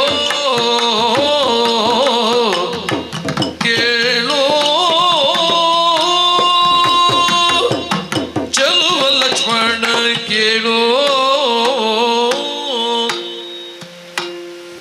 ಲಕ್ಷ್ಮಣ, ಅಣ್ಣ ಶ್ರೀರಾಮಚಂದ್ರಮ, ಸೌಂದರ್ಯ ಚೆಲುವಿಕೆ ಎನ್ನುವಂಥದ್ದು ಕೇವಲ ಬಾಹ್ಯ ಸ್ವರೂಪದಿಂದ ನಿರ್ಧರಿತವಾಗುವಂಥದ್ದಲ್ಲ, ಅಂತರಂಗದಿಂದಲೂ ಬಹಿರಂಗದಿಂದಲೂ. ಮನುಷ್ಯನಾದವನು ಸರಿಯಾದಂತಹ ದಾರಿಯಲ್ಲಿ ಸನ್ನಡತೆಯನ್ನು ಹೇಗೆ ತೋರುತ್ತಾನೋ ನಿಜವಾದ ಚೆಲುವಿಕೆ ಸೌಂದರ್ಯ ಅಂದಾದರೆ ಅದು. ತನ್ನ ಬದುಕಿನ ಲವಲೇಶವಾದರೂ ಕೂಡ ಯಾವುದೇ ಕೋರೆ ಕೊಸರು ಇಲ್ಲದೇ ಇದ್ದಂಥ ಬದುಕನ್ನು ಬಾಳಿದವರಿದ್ದರೆ ಅಂಥವರಿಗೆ ಲಕ್ಷ್ಮಣ ಅಂತ ಹೆಸರು. ನನ್ನ ಸಹೋದರ ಎನ್ನುವುದರಿಂದಲ್ಲ, ಅಡಿಗಡಿಗೆ ನಿನ್ನನ್ನು ಅರಿತದ್ರಿಂದ ಈ ಮಾತನ್ನು ಆಡ್ತಾ ಇದ್ದೇನೆ ಮಗನೇ. ರಾಮನ ಬದುಕಿನಲ್ಲಿ ಕೂಡ ಕೇಡು ಉಂಟಾಗಬಾರದು ಎನ್ನುವ ಹಾಗೆ ಸರ್ಪಗಾವಲಿನಿಂದ ನನ್ನನ್ನು ಕಾದುಕೊಂಡಿದ್ದವನು ನೀನು. ಅರಣ್ಯದಲ್ಲಿ ರಾಮನಿಗೆ ಏನೋ ಆಪತ್ತು ಬಂತು ಎನ್ನುವ ಹಾಗೆ ಚಡಪಡಿಸುವಂತಹ ಹೊತ್ತಿನಲ್ಲಿ ದುರ್ಭಾಷೆಗಳನ್ನು ಆಡಿದಂತೆ ಜಾನಕಿ ಅದನ್ನು ಮನಸ್ಸಿಗಿಟ್ಟುಕೊಳ್ಳದೆ ಆ ತಾಯಿಯ ರಕ್ಷಣೆಗೆ ಬೇಕಾಗಿ 7 ಗೆರೆಗಳನ್ನು ಬರೆದು ದಾಟಿ ನೀನು ಬಂದವನಂತೆ. ತಾಯಿಯೋ ತಂದೆಯೋ ಏನೋ ಸಿಟ್ಟಿನಲ್ಲಿ ಒಂದು ಮಾತಾಡ್ತಾರೆ, ಅದನ್ನು ಹಗೆತನಕ್ಕೆ ಕಾರಣವಾಗಿಸುವುದುಂಟೆ. ಅದು ಹೌದು, ಆದರೆ ನಿನ್ನ ಮನಸ್ಸೆಷ್ಟು ದೊಡ್ಡದು ಎನ್ನುವುದಕ್ಕೆ ಅದೊಂದು ಸಾಕ್ಷಿ ಆಯ್ತಲ್ವೇ. ಎಲ್ಲರೂ ಹೇಳಿದ್ರು ಪರಮ ಪುನೀತೆ ಸೀತೆ, ಅವಳು ಶಿಕ್ಷೆಯ ಯೋಗ್ಯ ಅಲ್ಲ ಅಂತ ಇದ್ರೂ ಕೂಡ ನೀನು ಅದನ್ನೇ ಭಾವಿಸಿದವನಾಗಿದ್ರೂ ಕೂಡ ಲಕ್ಷ್ಮಣಾಚಿತೆಯನ್ನು ಏರ್ಪಡಿಸು ಅಂತ ಹೇಳಿದಾಗ ಹಿಂದು ಮುಂದೆ ನೋಡದೆ ರಾಮಾಜ್ಞೆ ಎನ್ನುವ ಹಾಗೆ ಅಗ್ನಿ ಕುಂಡವನ್ನು ರಚಿಸಿದವನು ನೀನು. ಭರತನೋ ಶತ್ರುಘ್ನನೋ ಸೀತೆಯನ್ನು ಕರೆದುಕೊಂಡು ಹೋಗಿ ಅರಣ್ಯಾಭಿಮುಖವಾಗಿ ಮಾಡಿ ಬರಬಹುದಿತ್ತು. ಅದೆಲ್ಲ ಆ ಉದ್ಯೋಗಕ್ಕೆ ನಿನ್ನನ್ನು ನಾನು ಒಡ್ಡಿದೆ. ನಿಜ. ಪರಿಪರಿಯಾಗಿ ನೀನು ಕೇಳಿಕೊಂಡೆ. ಆಗ ನಿನಗೆ ಕೊಟ್ಟದ್ದು 2 ಆಯ್ಕೆ. ಕೈಯಲ್ಲಿ ಕತ್ತಿಯನ್ನು ಕೊಟ್ಟು ಒಂದೋ ನನ್ನ ತಲೆಯನ್ನು ಕಡಿ, ಹೌದು, ಇಲ್ಲದಿದ್ದರೆ ಸೀತೆಯನ್ನು ಕೊಂಡೋಗಿ ಕಾಡಿನಲ್ಲಿ ಬಿಡು. ಆ ಹೊತ್ತಿಗೆ ನೀನು ಆಯ್ದುಕೊಂಡದ್ದೇನು? ಅಣ್ಣ ಉಳಿಬೇಕು, ಅಣ್ಣನ ಧರ್ಮ ಉಳಿಬೇಕು ಎನ್ನುವ ಕಾರಣಕ್ಕೋಸ್ಕರವಾಗಿ ಮನಸ್ಸೊಪ್ಪದಿದ್ದರೂ ಕೂಡ ಸೀತೆಯನ್ನು ಕಾಡಿನಲ್ಲಿ ಬಿಟ್ಟು ಬಂದವನು ನೀನು. ಮಗನೇ, ಅಣ್ಣ ಅರ್ಥ ಆಗ್ತದೆ ನನಗೆ. ಬಂದವನು ದಂಡಧರನಾದಂತಹ ಕಾಲಪುರುಷ ಅಂತ ಗೊತ್ತಿದ್ರು ಶಾಸನದ ಪರಿಣಾಮ ಏನಾಗ್ತದೆ ಅಂತ ತಿಳಿದಿದ್ರು ಹ್ಞೂ ನನ್ನನ್ನು ಮತ್ತೆ ಮತ್ತೆ ತಿರುಗಿ ನೋಡಿ ಹ್ಞೂ ಹೋಗಿ ಹೊರಬಾಹೆಯಲ್ಲಿ ನಿಂತವ ನೀನು. ಹ್ಞೂ ಅರ್ಥ ಆಯಿತು ನನಗೆ.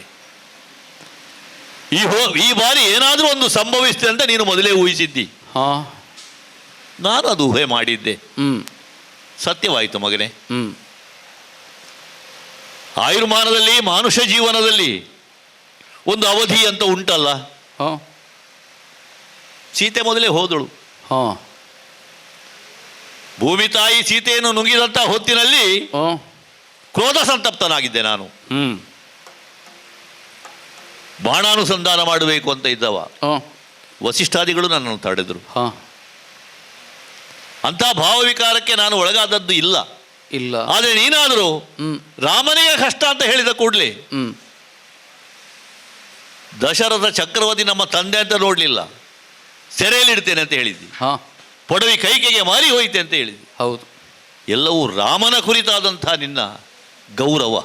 ನಮ್ಮ ಜೀವನದಲ್ಲಿ ರಾಮ ರಾಮ ರಾಮ. ಇಂಥ ನನ್ನ ತಮ್ಮನನ್ನು ಶಾಸನಕ್ಕೆ ಒಳಪಡಿಸಬೇಕಾದಂಥ ಧರ್ಮ ಸಂಕಷ್ಟ ಸ್ಥಿತಿ ಅದು ರಾಮನಿಗೆ ಬಂತು. ಅದನ್ನು ಪಾಲಿಸುವಂತ ನೀನು ಹೇಳ್ತಿ. ತಮ್ಮನಾಗಿ ನೋಡಬೇಡ, ಅಪರಾಧಿಯಾಗಿ ನೋಡು ನನ್ನನ್ನು. ಒಳ್ಳೆಯದು ಮಗನೇ. ನನ್ನ ಶಾಸನಕ್ಕೆ ನೀನು ಬದ್ಧನೇ. ಹೌದು ಹೌದು. ಅದು ಉದಿಸುತ್ತಿರುವಂತಹ ಸೂರ್ಯನಾರಾಯಣ ಹ್ಞೂ ನಮ್ಮ ಕುಲದ ಆದ್ಯ ಪುರುಷ. ಹಾಂ ಇವತ್ತು ಕಂದುತ್ತಾನೆ, ನಾಳೆ ಉದಯಿಸ್ತಾನೆ. ಹೌದು. ಇವತ್ತು ಕಂತುವಲ್ಲಿವರೆಗೆ ಹಾಂ ನಿನ್ನ ಮುಖದರ್ಶನ ನಾನು ಮಾಡಿದ್ದೇನೆ. ಹಾಂ ನಾಳೆ ನಮ್ಮ ಸೂರ್ಯನಾರಾಯಣ ಉದಿಸಿ ಬರುವ ಹೊತ್ತಿಗೆ ಹಾಂ ನೀನು ನನ್ನ ಮುಖವನ್ನು ನೋಡುವಂತಿಲ್ಲ. ಹಾಂ ತಪ್ಪಿದವರಿಗೆ ತಲೆದಂಡ ಅಂತ ಶಿಕ್ಷೆ. ಹೌದು. ಆದರೆ ನೀನು ಹೇಳಿದೆಯಲ್ಲ, ಯಾಕೆ ಮಾಡಿದೆ ಅಂತ ಹೇಳಿ. ಹ್ಞೂ ನಿನಗೋಸ್ಕರ ಅಲ್ಲ, ಹಾಂ ಕುಲದ ಸಂರಕ್ಷಣೆಗೆ ಬೇಕಾಗಿ, ಹ. ಕುಲಕ್ಷಯ ಆಗಬಾರದು ಎನ್ನುವ ಕಾರಣಕ್ಕಾಗಿ ನಾನಾದರೂ ಶಿಕ್ಷೆಯನ್ನು ಅನುಭವಿಸ್ತೇನೆ ಅಂತ ಹೇಳಿ ದೂರ್ವಾಸರನ್ನು ಕರೆದು ತಂದದ್ದು. ಅಂದರೆ ಕುಲದ ಕುರಿತಾಗಿ ನಿನಗಿರತಕ್ಕಂಥ ಗೌರವ ಭಾವನೆ. ಹಾಗಾಗಿ ತಲೆದಂಡ ಎನ್ನುವುದನ್ನು ಬಿಟ್ಟಿದ್ದೇನೆ. ರಾಜನಾಗಿ ಶಾಸನವನ್ನು ಅಷ್ಟರ ಮಟ್ಟಿಗೆ ಬದಲಾಯಿಸುವುದಕ್ಕೆ ನನಗೆ ಅಧಿಕಾರ ಉಂಟು ಅಂತ ನಾನು ತಿಳಿಯುತ್ತೇನೆ. ನಿನಗೆ ತಲೆದಂಡ ಅಲ್ಲ ಮಗನೇ, ದೇಶಾಂತರ. ರಾಮನ ಮುಖಾವಲೋಕವನ್ನು ಈ ಕ್ಷಣದಿಂದ ನೀನು ಮಾಡುವ ಹಾಗಿಲ್ಲ. ಹೋಗು. ಇದಕ್ಕಿಂತ ತಲೆದಂಡವೇ ಆಗ್ತಿತ್ತು. ದಂಡನನ್ನು ನೋಡಿ ಲಕ್ಷ್ಮಣ,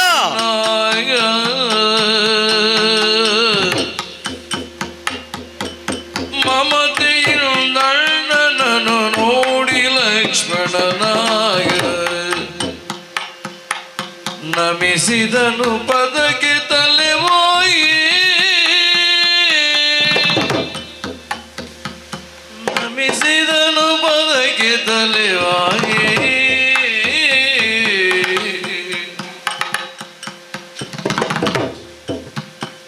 ವಿಮಲ ಸಿಂಹಾಸನಕ್ಕೆ ಮಡಿದು ಸಭಿಕರಿಗೆ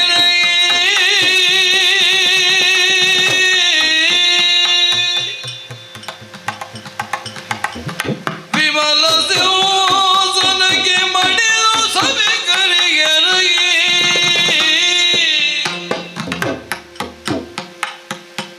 ಸಮರಸದಿ ನಡೆತೊಂದ ತಿರುಗಿ,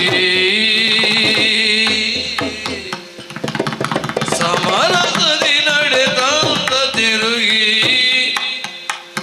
ಮಮತೆಯನ್ನಣ್ಣನನ್ನು ನೋಡಿ ಆ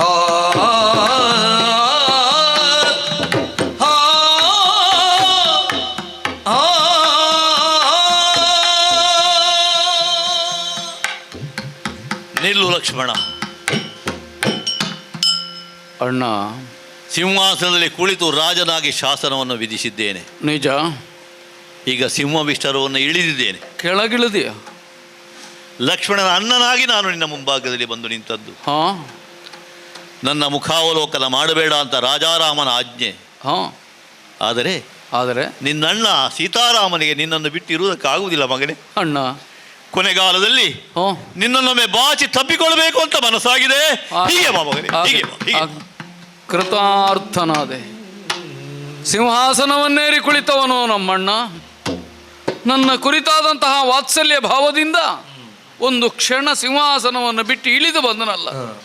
ಸಾಕು, ಈ ಲಕ್ಷ್ಮಣನ ಜೀವಿತಕ್ಕೆ ಇದಕ್ಕಿಂತ ಹೆಚ್ಚಿಗೆ ಇನ್ನೇನು ಬೇಕು? ಪರಮ ಪವಿತ್ರವಾದ ದಿವ್ಯವಾದ ಅಯೋಧ್ಯ ಚಕ್ರವರ್ತಿಗಳಿಗೆ ಸಂಕೇತವಾಗಿರತಕ್ಕಂತಹ ಈ ಸಿಂಹಾಸನ ಎಂತಹ ನ್ಯಾಯ ನಿಷ್ಠುರವಾದದ್ದು, ಧರ್ಮ ಪರವಾದದ್ದು ಅನ್ನುವುದನ್ನು ಇವತ್ತು ನಮ್ಮಣ್ಣ ತೋರಿಸಿಕೊಟ್ಟ. ಅಂತಹ ಕಳಂಕರಹಿತವಾದ ವಿಮಲ ಸಿಂಹಾಸನಕ್ಕೆ ತಲೆವಾಗಿ ನಮಸ್ಕರಿಸಿದ್ದೇನೆ. ಸಭಾಸದರು, ಇವರನ್ನು ಸಭಾಸದರು ಅನ್ನಬಹುದೇ? ಅಯೋಧ್ಯೆಯ ಮಹಾಪ್ರಜೆಗಳು ಅಂತ ಒಂದು ಕಾಲದಲ್ಲಿ ಅಣ್ಣ ಹೇಳಿದ್ದ. ಅಂತಹ ಈ ಮಹಾಪ್ರಜೆಗಳು ಇದೇ ಲಕ್ಷ್ಮಣ ಅಂಬೆಗಾಲಿಟ್ಟು ನಡೆಯುತ್ತಿರುವ ಕಾಲಕ್ಕೆ ಕಂಡವರು, ತೊದಲು ನುಡಿಗಳನ್ನಾಡುತ್ತಿರುವಾಗ ಕೇಳಿದವರು, ಎದುರು ಕಾಣಿಸಿದಾಗ ಎತ್ತಿ ತಮ್ಮ ತೋಳ ತೊಟ್ಟಿಲಿನಲ್ಲಿ ಆಡಿಸಿದವರು, ಬೆಳೆದು ಪ್ರಬುದ್ಧರಾದಾಗ ನಮ್ಮ ಬೆಳವಣಿಗೆಯಿಂದ ಸಂತುಷ್ಟರಾದವರು, ಇವರೆಲ್ಲ ನಮ್ಮವರು, ನಮ್ಮ ಬಂಧುಗಳು ಎಂಬ ಭಾವದಿಂದ ಒಂದು ಸಲ ಆ ಮಹಾ ಸದಸ್ಸಿಗೆ ಕೈ ಜೋಡಿಸಿ ನಮಸ್ಕರಿಸಿದ್ದೆ. ಹೊರಡಬೇಕಾದ ಹೊತ್ತು ಬಂತು. ಅಯೋಧ್ಯೆ ಏನು, ಸಿಂಹಾಸನವೇನು, ಅಣ್ಣ ತಮ್ಮಂದಿರೆಂಬ ಬಾಂಧವ್ಯವೇನು, ಇವತ್ತಲ್ಲ ನಾಳೆ ಬಿಟ್ಟು ಹೋಗಬೇಕಾದವರಾದರು. ಅಣ್ಣನನ್ನು ಬಿಟ್ಟಗಲುವಾಗ ಹೃದಯದಲ್ಲಿ ಸಂತಾಪ, ಬೇರೆ ಯಾವುದಕ್ಕೂ ಅಲ್ಲ. ಬೆಳಗಾದರೆ ಲಕ್ಷ್ಮಣ, ಕುಳಿತಲಿಂದ ಏಳಬೇಕಾದ್ರೆ ಲಕ್ಷ್ಮಣ, ಎದ್ದವನು ಮಲಗಬೇಕಾದ್ರೆ ಲಕ್ಷ್ಮಣ ಲಕ್ಷ್ಮಣ ಲಕ್ಷ್ಮಣ. ಅತ್ತಿಗೆ ಹೋದ ಮೇಲೆ ಪ್ರತಿಯೊಂದಕ್ಕೂ ನನ್ನ ತೋಳುಗಳನ್ನೇ ಆಧರಿಸಿ ನಮ್ಮಣ್ಣ ಬದುಕಿ ಬಾಳಿದ ಇಷ್ಟು ಕಾಲ. ನಾಳೆಯಿಂದ ಲಕ್ಷ್ಮಣ ಅಂತವನು ತಪ್ಪಿ ಕರೆದ್ರೆ ಓ ಅನ್ನುವುದಕ್ಕೊಂದು ಕೊರಳಿಲ್ಲದೆ ಹೋಯ್ತಲ್ಲ ಅಯೋಧ್ಯೆ. ಇದು ಒಂದು ಭ್ರಮೆಯೇ, ನನ್ನಿಂದಲೇ ಅಣ್ಣ ಅಂತ ತಿಳಿಯುವುದಕ್ಕುಂಟೆ? ಇಲ್ಲ ಇಲ್ಲ, ಹೊರಟು ನಿಂತಿದ್ದೇನೆ. ನಾಳೆಯಿಂದ ನಿನ್ನ ಮುಖಾವಲೋಕನ ಮಾಡುವುದಿಲ್ಲ ಅಂತ ಆಡಿದ ಅಣ್ಣ. ಈ ಬಹಿಷ್ಕಾರ ಶಿಕ್ಷೆಯನ್ನು ಅನುಭವಿಸುವುದಕ್ಕೆ ಹೋಗಬೇಕಾದ ನನಗೆ ಈ ಅಯೋಧ್ಯೆಯ ವ್ಯಾಪ್ತಿಯಲ್ಲ. ಇಕ್ಷ್ವಾಕೂಣಂ ಇಯಂ ಭೂಮಿ ಸಶೈಲ ವನ ಕಾರಣ, ಸಮಸ್ತ ಪ್ರಪಂಚದ ವ್ಯಾಪ್ತಿಯಲ್ಲಿಯೂ ಇರುವ ಅಧಿಕಾರ ಇಲ್ಲ. ಹಾಗಾದರೆ ಇದನ್ನೆಲ್ಲ ಬಿಟ್ಟು ಹೋಗಬೇಕು ಅಂತಾದರೆ ಅವಳೊಬ್ಬಳಿದ್ದಾಳಲ್ಲ, ನನ್ನವಳು. ಹಿಂದೆ ವನವಾಸಕ್ಕೆ ಹೋಗ್ತೇನೆ ಅಂತಂದಾಗ ಮರು ಮಾತಿಲ್ಲದೆ ರಾಮ ಸೀತೆಯರ ಸೇವೆಗೆ ನನ್ನನ್ನು ಬಿಟ್ಟುಕೊಟ್ಟವಳು. ನನ್ನ ಕೈ ಹಿಡಿದು ಬಂದು ಬಡಿದು ಒಂದು ದಿನವಾದರೂ ಸುಖವಾಗಿದ್ದಳು ಅಂತ ನಾ ಕೇಳದೇ ಇದ್ದವಳು ಊರ್ಮಿಳ. ಅವಳನ್ನು ಬಿಟ್ಟು ಹೋಗುವುದೇ, ಅವಳಿಗೆ ಹೇಳದೇ ಮುಂದುವರಿಯುವುದೇ? ಇಲ್ಲ, ಅಂತಃಪುರಕ್ಕೆ ಹೋಗಿ ಊರ್ಮಿಳೆಯನ್ನು ಕಂಡು ಬೀಳ್ಕೊಂಡು ಮುಂದೆ ಸಾಗುತ್ತೇನೆ.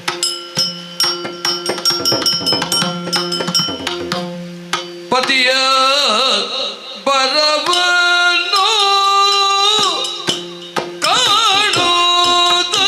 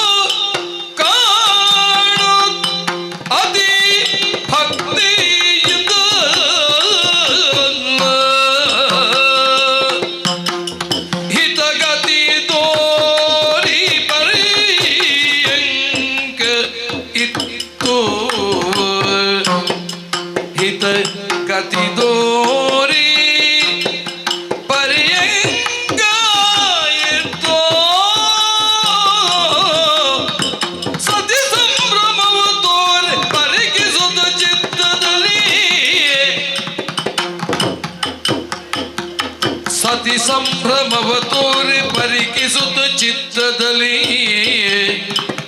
ವ್ಯತಿಸುತ್ತಿದೆ ಬೆಸಗೊಂಡಳವಳು, ವ್ಯತಿಸುತ್ತಿದೆ ಬೆಸಗೊಂಡಳವಳು.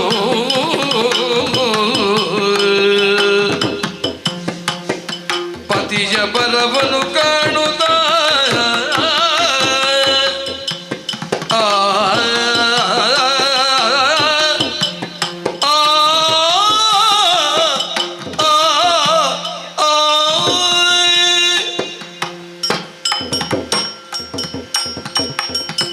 ರಮಣ, ಊರ್ಮಿಳ, ಹೀಗೆ ಚಿತ್ತೈಸಬೇಕು. ಒಳ್ಳೆಯದು.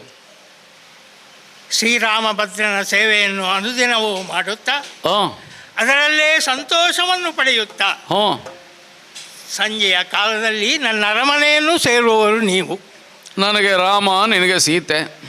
ಸದಾ ಲವಲವಿಕೆಯಿಂದ ಹಾಂ ಉಲ್ಲಾಸದ ಚಿಲುಮೆಯಂತೆ ಹ್ಞೂ ಇರುವವರು ನೀವು. ಹ್ಞೂ ರಮಣ, ದೇವಿ. ನಿಮ್ಮ ಉಸಿರನ್ನು ನಾನು ಬಲ್ಲೆ. ಹಾಂ ಇಂದು ನನ್ನ ಅರಮನೆಗೆ ಬರುವ ಕಾಲದಲ್ಲಿ ಹಾಂ ನಿಮ್ಮ ಮುಖವನ್ನು ಅವಲೋಕಿಸುವಾಗ ಹಾಂ ಜೀವಿತೇಶ ನಿನ್ನ ಮನದ ಏನೇನೋ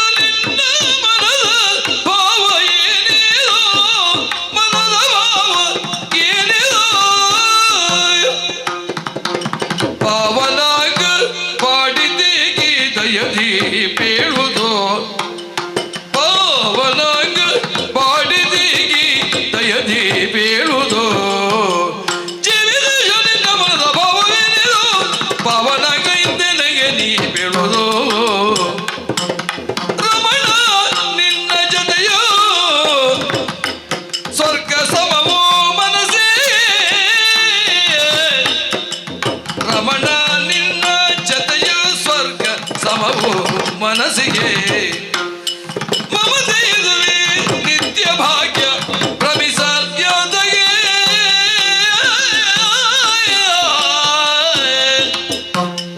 ಜೀವಿತೇಶ ಜೀವಿತೇಶ ನಿನ್ನ ಮನದ ಭಾವ ಏನಿದು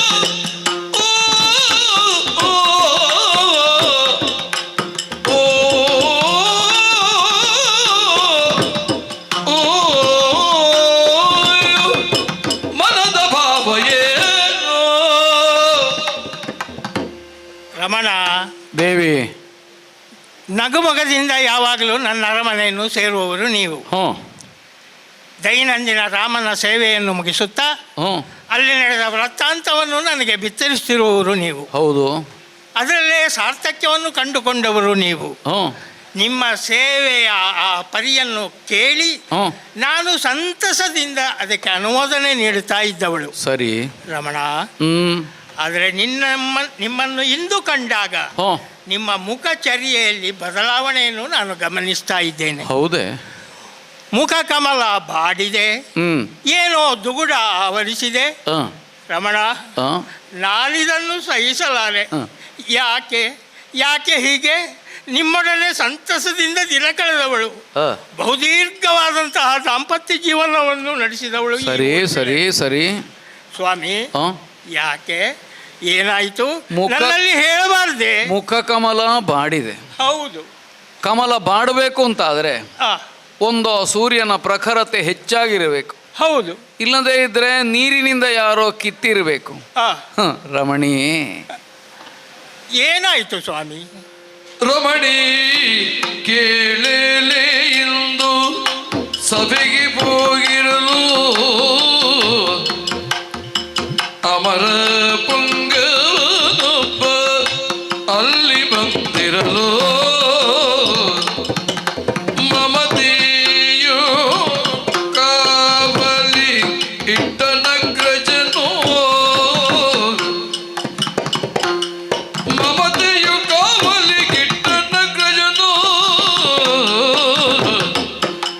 ಕ್ರಮವಲಂಘಿಸಿ ಶಿಕ್ಷೆಯ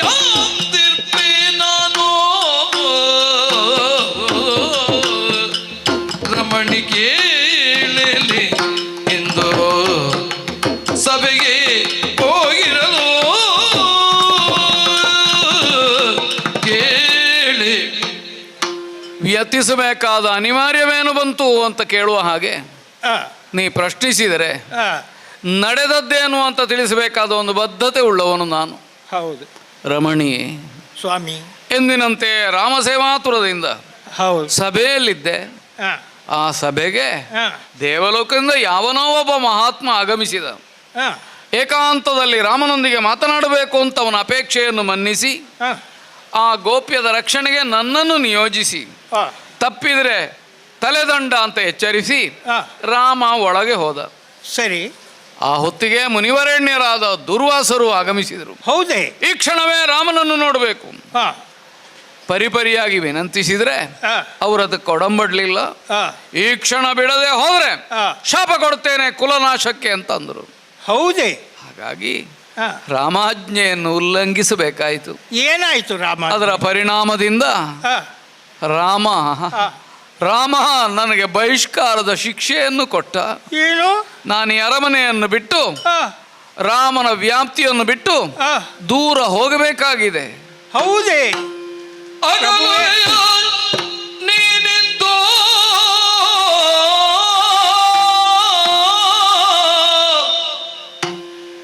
ಈ ಜಗದಳು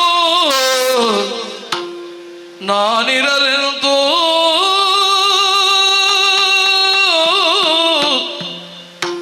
ಈ ಜಗದಳು ನಾನಿರಲೆಂದು ಅಗಲುವೆಯೋ ನೀನಿಂದು ಈ ಜಗದಳು ನಾನಿರಲೆಂದು ರಮಣ ರಮಣ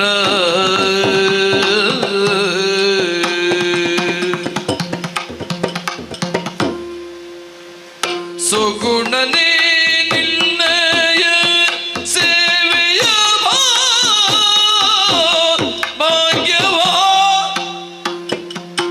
ಸುಗುಣನೇ ನಿನ್ನಯ ಸೇವೆಯ ಭಾಗ್ಯವಾ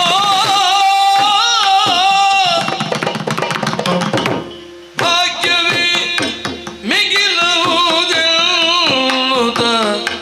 ನಂಬಿಯೇ ಬದುಕಿ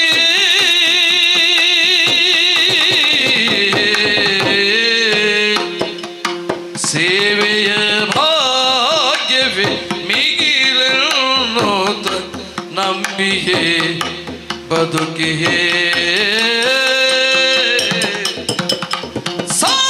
ಸಾಕೆನಗೆ ಪುರವಾಸ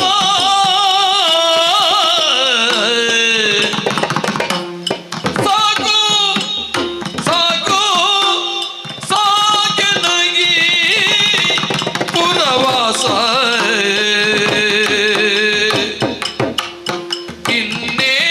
ಇನ್ನೇಗಿಹುದು ಹೃದಯ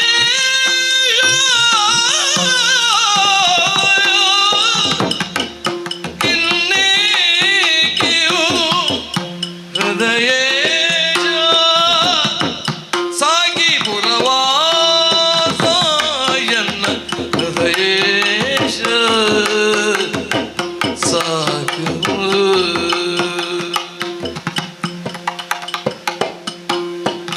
ನೀ ಕರೆದೊಯ್ಯ ಅದ ಲಕ್ಷಿಸಿ ನಡೆದರೆ ಎನ್ನ ನೀ ಕರೆದೊಯ್ಯ ಅದ ಲಕ್ಷಿಸಿ ಅಲಕ್ಷಿಸಿ ನಡೆದರೆ ಭೀಕರ ವೈರಿಯ ಮಡಿಲ ನಗಾಶ್ರಯ ವೈರಿಯ ಮಾಡಿಲ ನಗಾಶ್ರಯ ಅಗಲುವೆಯ ನೀನಿಂದು ಈ ಜಗದೊಳು ನಾನಿರಲೆಂದು ಜೀವಿತೇಶ ಜೀವಿತೇಶ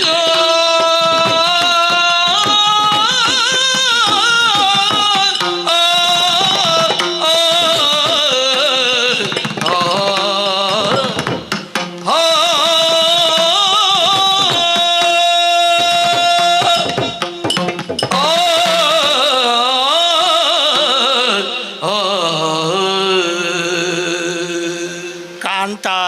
ಊರ್ಮಿಳಾ, ಅಯೋಧ್ಯೆಯನ್ನು ತ್ಯಜಿಸಬೇಕಾದಂಥ ದಂಡನೆ ನಿಮಗೆ ವಿಧಿಸಲ್ಪಟ್ಟಿದೆ. ಶಿಕ್ಷೆಗೆ ಪಾತ್ರನಾಗಿದ್ದೇನೆ. ಸ್ವಾಮಿ, ಆ? ಹೇಳಬೇಡಿ, ಕೇಳುವುದಕ್ಕೆ ನನಗೆ ತಾಳ್ಮೆ ಇಲ್ಲ. ಪ್ರಭುವೇ, ಆ? ಶ್ರೀರಾಮಚಂದ್ರನ ಸೇವೆಯಲ್ಲಿ ಧನ್ಯತೆಯನ್ನು ಕಂಡವರು ನೀವು. ಹೌದು. ನಿಮ್ಮ ಸೇವೆಯನ್ನು ಮಾಡಿ ಕೃತಾರ್ಥಳಾದವಳು ನಾನು.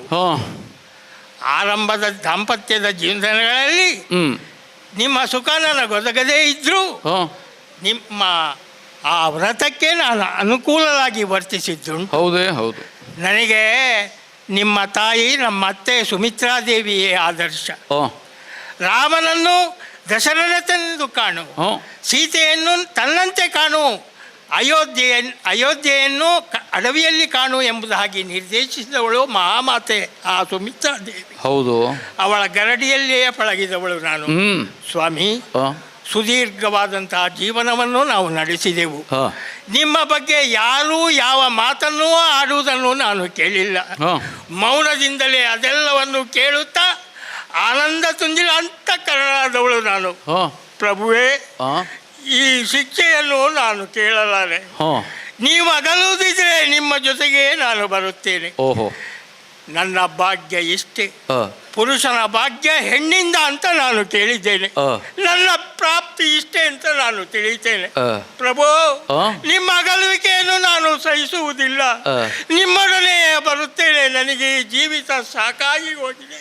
ಪ್ರಭು, ಅನುಮತಿ ಕೊಡಬೇಕು. ಇಲ್ಲದೇ ಇದ್ರೆ ಅಗ್ನಿ ಪ್ರವೇಶವನ್ನು ಮಾಡಿ ನನ್ನ ಹರಣವನ್ನು ಕಳೆದುಕೊಳ್ಳುತ್ತೇನೆ. ಪ್ರಭು, ಅನುಮತಿಸಿ, ಅನುಮತಿಸಿ. ಊರ್ಮಿಳಾ, ಸಹಚರಿಯು ನೀನೆನಗಿ ಸೀತ ಸಹಭವೆಯು ನೀನೈಸಲಿ. ಸಹಚರಿಯು ನೀನೆನಗಿ ಸೀತ ಸಹಭವೆಯು ನೀನೈಸಲಿ. ವಹಿಸು ನಿನ್ನಧಿಕಾರ ಪಥದಲ್ಲಿ ಮಹಿಮೆ ಕಾಣಿಸು. ವಹಿಸು ನಿನ್ನಧಿಕಾರ ಪಥದಲ್ಲಿ ಮಹಿಮೆ ಕಾಣಿಸು. ಬಾರಲಿ ಸಹಚರಿಯು ನೀ ಎನಗೆ ಸೀತಾ ಸಹಭವೆಯು ನೀನೈಸಲಿ.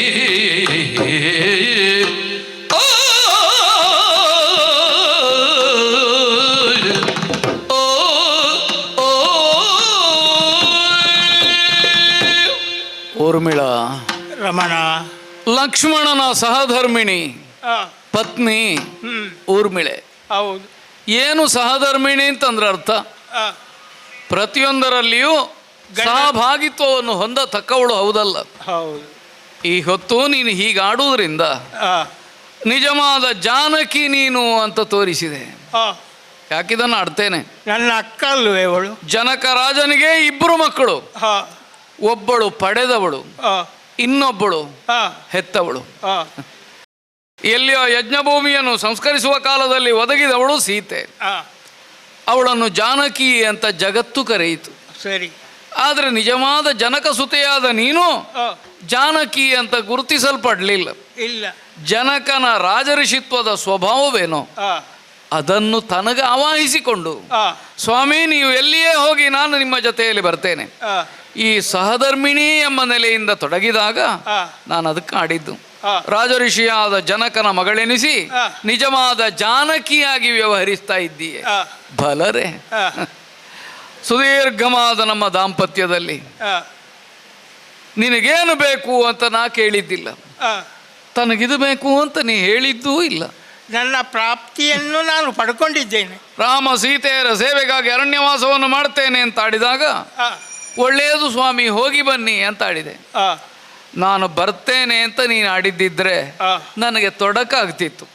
ಆದರೆ ಬರಬೇಡ ಅಂತ ನಿಷೇಧ ಮಾಡುವ ಅಧಿಕಾರ ನನಗಿಲ್ಲ.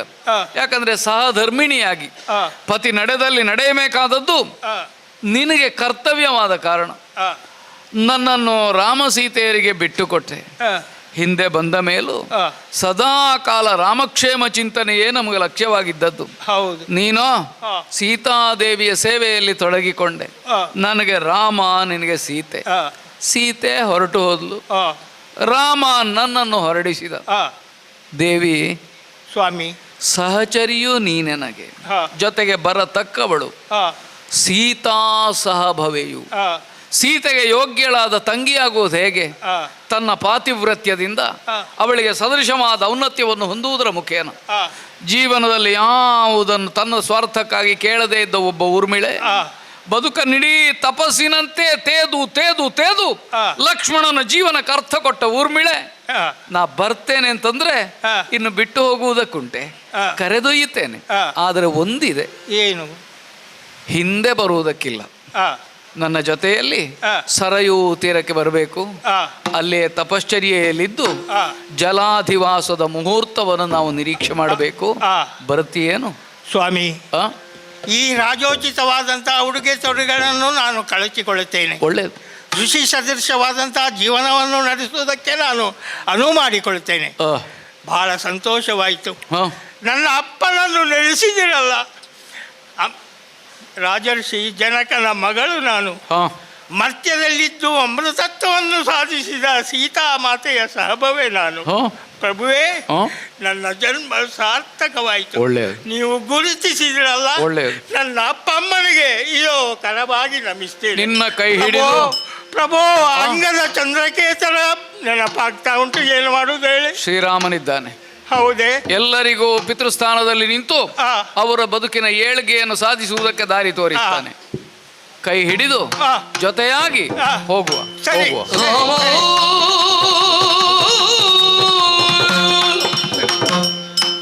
ಶ್ರೀರಾಮದು ಗುಣದಿಂದ ಸಭೆಯೊಳಿರೆ ಮಾರುತಿಯು ನಮಿಸಿನಿಂದ ಬಾರಿದ್ದು ಶರಣ್ಯವನದಿ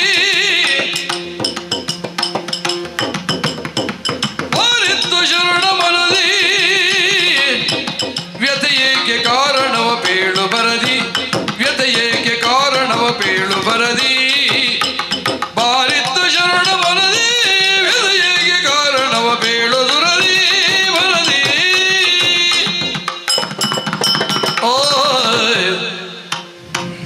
ಯಾರದು ಬಂದವರು? ದೇವ, ಪಾದಾರವಿಂದಗಳಿಗೆ ಶಿರಷ್ಟಾಷ್ಟಾಂಗ ಪ್ರಣಾಮವನ್ನು ಮಾಡಿದ್ದೇನೆ. ಆಂಜನೇಯ ದೇವ, ಬಂದಿದ್ದಿ, ವಂದಿಸಿದ್ದಿ, ಎದ್ದು ನಿಂತಿದ್ದಿ, ಮಾತನಾಡದೆ ಮೌನವಾಗಿದ್ದೀಯಲ್ಲ, ಯಾಕಪ್ಪ? ದೇವ, ಲಂಕಾ ಯುದ್ಧದ ಸಂದರ್ಭದಲ್ಲಿ ಮೇಘನಾದನು ಮಾಯಾ ಸೀತೆಯ ರೂಪವನ್ನು ನಿರ್ಮಿಸಿ ಆಕೆಯ ತಲೆ ಕಡಿದಂತಹ ಸಂದರ್ಭದಲ್ಲಿ ಮೌನವಾಗಿದ್ದೇನು ನಿಜ. ಆ ನಂತರ ಲಕ್ಷ್ಮಣದೇವನು ಮೂರ್ಛೆ ಹೋದಂತಹ ಸಂದರ್ಭದಲ್ಲಿ ಮೌನವಾಗಿದ್ದೇನು ನಿಜ. ಈಗ ಯಾಕೆ ಮೌನವಾಗಿದ್ದಿ ಅಂತ ಕೇಳುತ್ತಾ ಇದ್ದೀಯಲ್ಲ? ಯಾಕೆ ಮೌನ?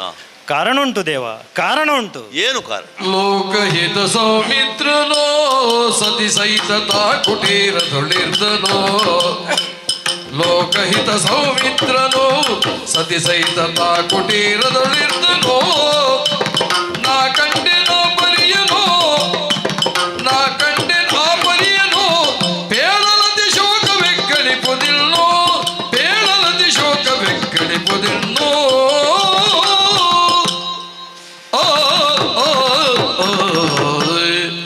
ದೇವ, ಆಂಜನೇಯ, ಮಾತಾ ಸೀತೆಯನ್ನು ಅನ್ವೇಷಣೆ ಮಾಡುವಂತಹ ಸಂದರ್ಭದಲ್ಲಿ ನಿಮ್ಮಿರುವರನ್ನು ನನ್ನ ಹೆಗಲ ಮೇಲೆ ಕುಳ್ಳಿರಿಸಿಕೊಂಡು ಹೋದವನು ನಾನಲ್ಲವೇ? ಪಂಪಾ ಸರೋವರದ ತೀರದಿಂದ. ಈಗ ನನ್ನ ಒಂದು ಹೆಗಲು ಬರಿದಾಗಿದೆ ಸ್ವಾಮಿ. ನಿನ್ನ ಹೆಗಲು ಬರಿದಾಯಿತು? ಹೌದು. ಯಾಕೆ ಆ ಉಲ್ಲೇಖ ಈಗ?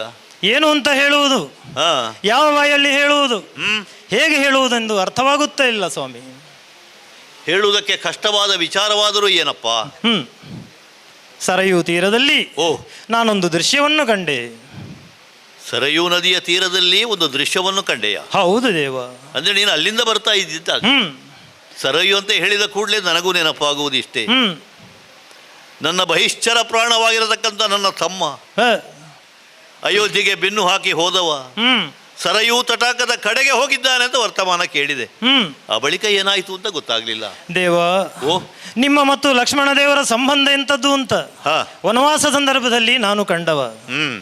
ಪತ್ನಿಯನ್ನು ತ್ಯಜಿಸಿ ನಿಮ್ಮ ಬೆಂಗಾವಲಾಗಿ ಬಂದವರು, ನಿಮ್ಮ ನೆರಳಿನಂತೆ ಹಿಂಬಾಲಿಸಿದವರು, ಇಂದು ನಿಮ್ಮನ್ನು ಮಾತ್ರವಲ್ಲ ಈ ಅರಮನೆಯನ್ನು ಬಿಟ್ಟು ಸರಯೂ ತೀರದಲ್ಲಿ ಇಂಗುದಿ ಮರದ ಕೆಳಗೆ ಕುಟೀರದಲ್ಲಿ ಜಟಾವಲ್ಕಧಾರಿಯಾಗಿ ಸತಿ ಸಹಿತರಾಗಿ ಧ್ಯಾನಾಸಕ್ತರಾಗಿದ್ದಾರೆ.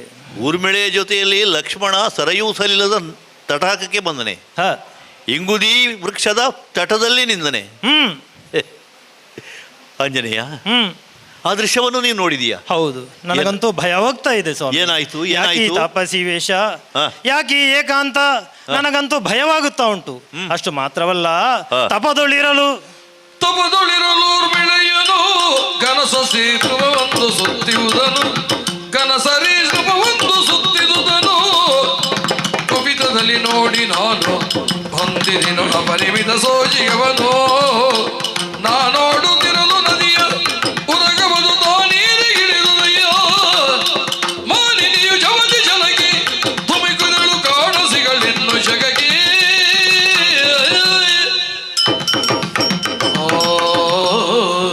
ಪ್ರಭು, ಈ ದೃಶ್ಯವನ್ನು ನೋಡಿ ಆರಗಿಸಿಕೊಳ್ಳಲಾಗದೆ ರಾತ್ರಿ ಇಡೀ ನಿದ್ದೆ ಇಲ್ಲದೆ ಕಳೆದವ ನಾನು. ಒಂದು ಮಾತುಂಟಲ್ಲವೇ, ಕಣ್ಣಾರೆ ಕಂಡರೂ ಪರಾಂಬರಿಸಿ ನೋಡಬೇಕೆಂದು. ಮಾರನೇ ದಿನ ಬೆಳಿಗ್ಗೆ ಎದ್ದು ಸರಯೂ ತೀರಕ್ಕೆ ಹೋದರೆ ಲಕ್ಷ್ಮಣ ದೇವ ಅಲ್ಲಿರಲಿಲ್ಲ. ಲಕ್ಷ್ಮಣ ದೇವ ಅಲ್ಲಿರಲಿಲ್ಲ. 1000 ಹೆಡೆಗಳುಳ್ಳ ಕೆಂಪಾದ ಬಾಯಿಯುಳ್ಳ ಪರ್ವತದಷ್ಟು ಬಲವುಳ್ಳ ಸರ್ಪವೊಂದು ಊರ್ಮಿಳಾದೇವಿಯನ್ನು ಸುತ್ತಿಕೊಂಡಿರುವುದನ್ನು ನಾನು ಕಂಡೆ. ಶೇಷನನ್ನೇ ಕಂಡೆ ನೀನು? ಹೌದು ದೇವ. ಈ ಲಕ್ಷ್ಮಣನಿಗೂ ಆ ಶೇಷನಿಗೂ ಏನು ಸಂಬಂಧ? ನಾವು ನಿನ್ನಲ್ಲಿ ದೇವತ್ವವನ್ನು ಕಂಡವ. ಈ ಲಕ್ಷ್ಮಣ ದೇವ ಯಾರೆಂದು ನನಗೆ ತಿಳಿಯದು. ಅಷ್ಟು ಮಾತ್ರವಲ್ಲ, ನಾನು ನೋಡುತ್ತಿದ್ದಂತೆ ಆ ಸರ್ಪವು ನೀರಿನಲ್ಲಿ ಇಳಿದು ಹೋಯಿತು. ಆ ಹೊತ್ತಿಗಾಗಲೇ ಜಲದೇವತೆಯು ಸಾಕಾರಗೊಂಡು ಆತನನ್ನು ಜಲಕ್ಕೆ ಸ್ವಾಗತಿಸುವುದನ್ನು ಕಂಡೆ. ಮಾತ್ರವಲ್ಲ ದೇವ, ಇನ್ನೂ ಒಂದು ಅದ್ಭುತವಾದ ದೃಶ್ಯವನ್ನು ನಾನು ಕಂಡೆ. ಊರ್ಮಿಳೆ ಏನಾದಳು? ಹಲವಾರು ನಾಗಗಳು ಆ ಘಟಸರ್ಪವು ನೀರಿಗಿಳಿದಾಗ ಆತನನ್ನು ಸ್ವಾಗತಿಸುವುದನ್ನು ನಾನು ಕಂಡೆ. ಪಾತಾಳ ಲೋಕವಾಸಿಗಳಾದ ಸರ್ಪಗಳೆಲ್ಲರೂ ಬಂದರು ಅಂತ ಕಾಣುತ್ತದೆ. ಹೌದು ದೇವ, ಇಂಥ ದೃಶ್ಯವನ್ನು ನಾನು ಹಿಂದೆಂದೂ ಕಂಡವನಲ್ಲ ದೇವ, ಕಂಡವನೆಲ್ಲ. ಈ ಸನ್ನಿವೇಶವನ್ನು ಕಂಡಂಥ ಮಾತೆ ಊರ್ಮಿಳಾದೇವಿಯು ನೀರಿನ ಜಲದಲ್ಲಿ ಧುಮುಕಿ ಜಲದಲ್ಲಿ ಲೀನವಾದಳು ದೇವ. ಇದರ ಮರ್ಮವೇನು ದೇವ, ಮರ್ಮವೇನು ಅರಿಯದಾಗಿದ್ದೇನೆ. ಇದು ವಾಯುಜಾತ, ನೀನು ಹೇಳುವುದೇ? ಹೌದು ಪ್ರೇಮ. ವಾಯುಜನ ನುಡಿ ಕೇಳಿ ರಾಮನು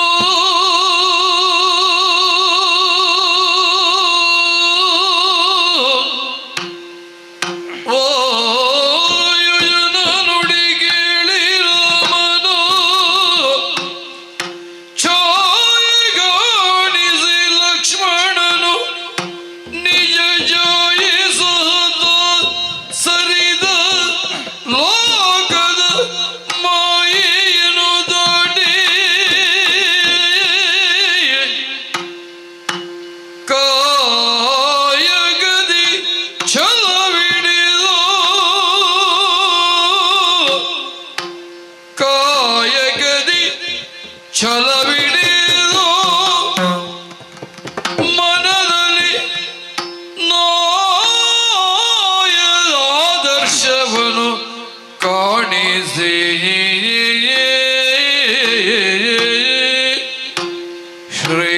ಶ್ರೇಯವುಳುಹಿದ ಶೇಷ ಕೈದ ವಿಶೇಷ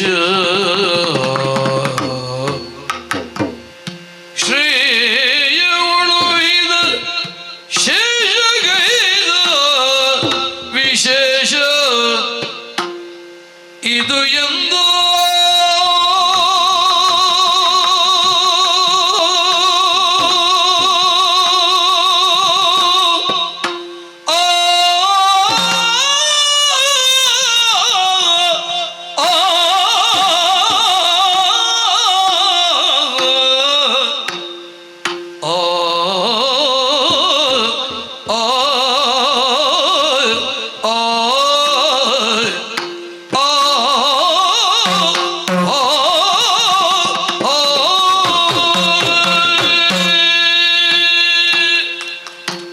ಆಂಜನೇಯ ದೇವ, ಛಾಯೆಗಾಣಿಸಿ ಲಕ್ಷ್ಮಣನು ನಿಜ ಜಾಯ ಸಹಿತ ಸರಯೂ ನದಿಯಲ್ಲಿ ಇಳಿದು ಹೋದನೆ.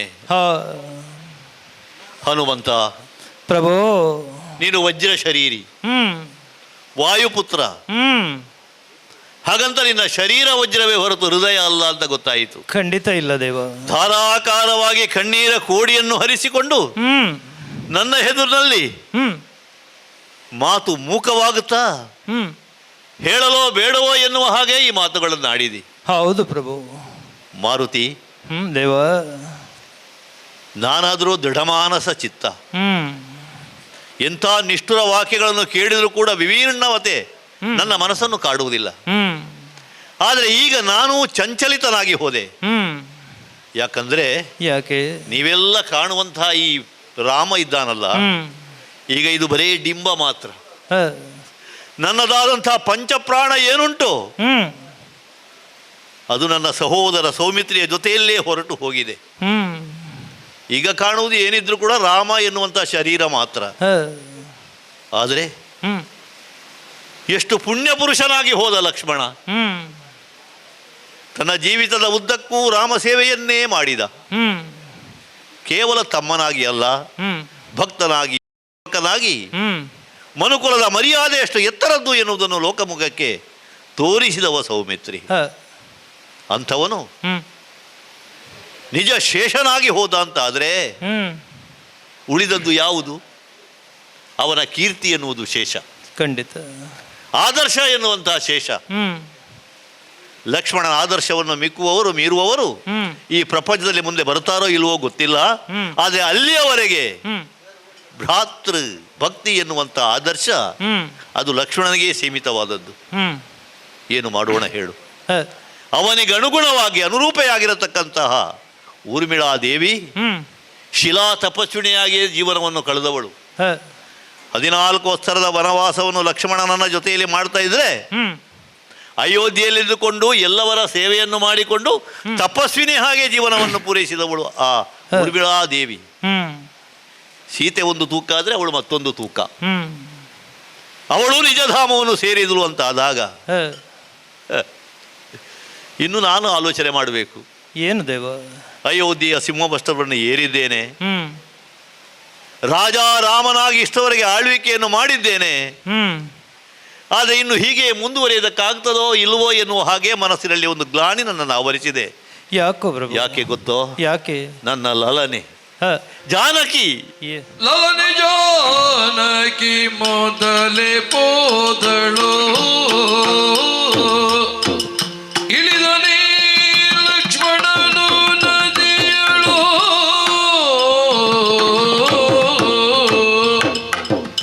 ಉಳಿದುದೋ ನಿರ್ಣೇನ ಮಾಡ್ಬೋದು ಕಳಿಲನೈದುವೆ ಎನ್ನುತ್ತಲೀ ಯೋಚಿಸಿದನು.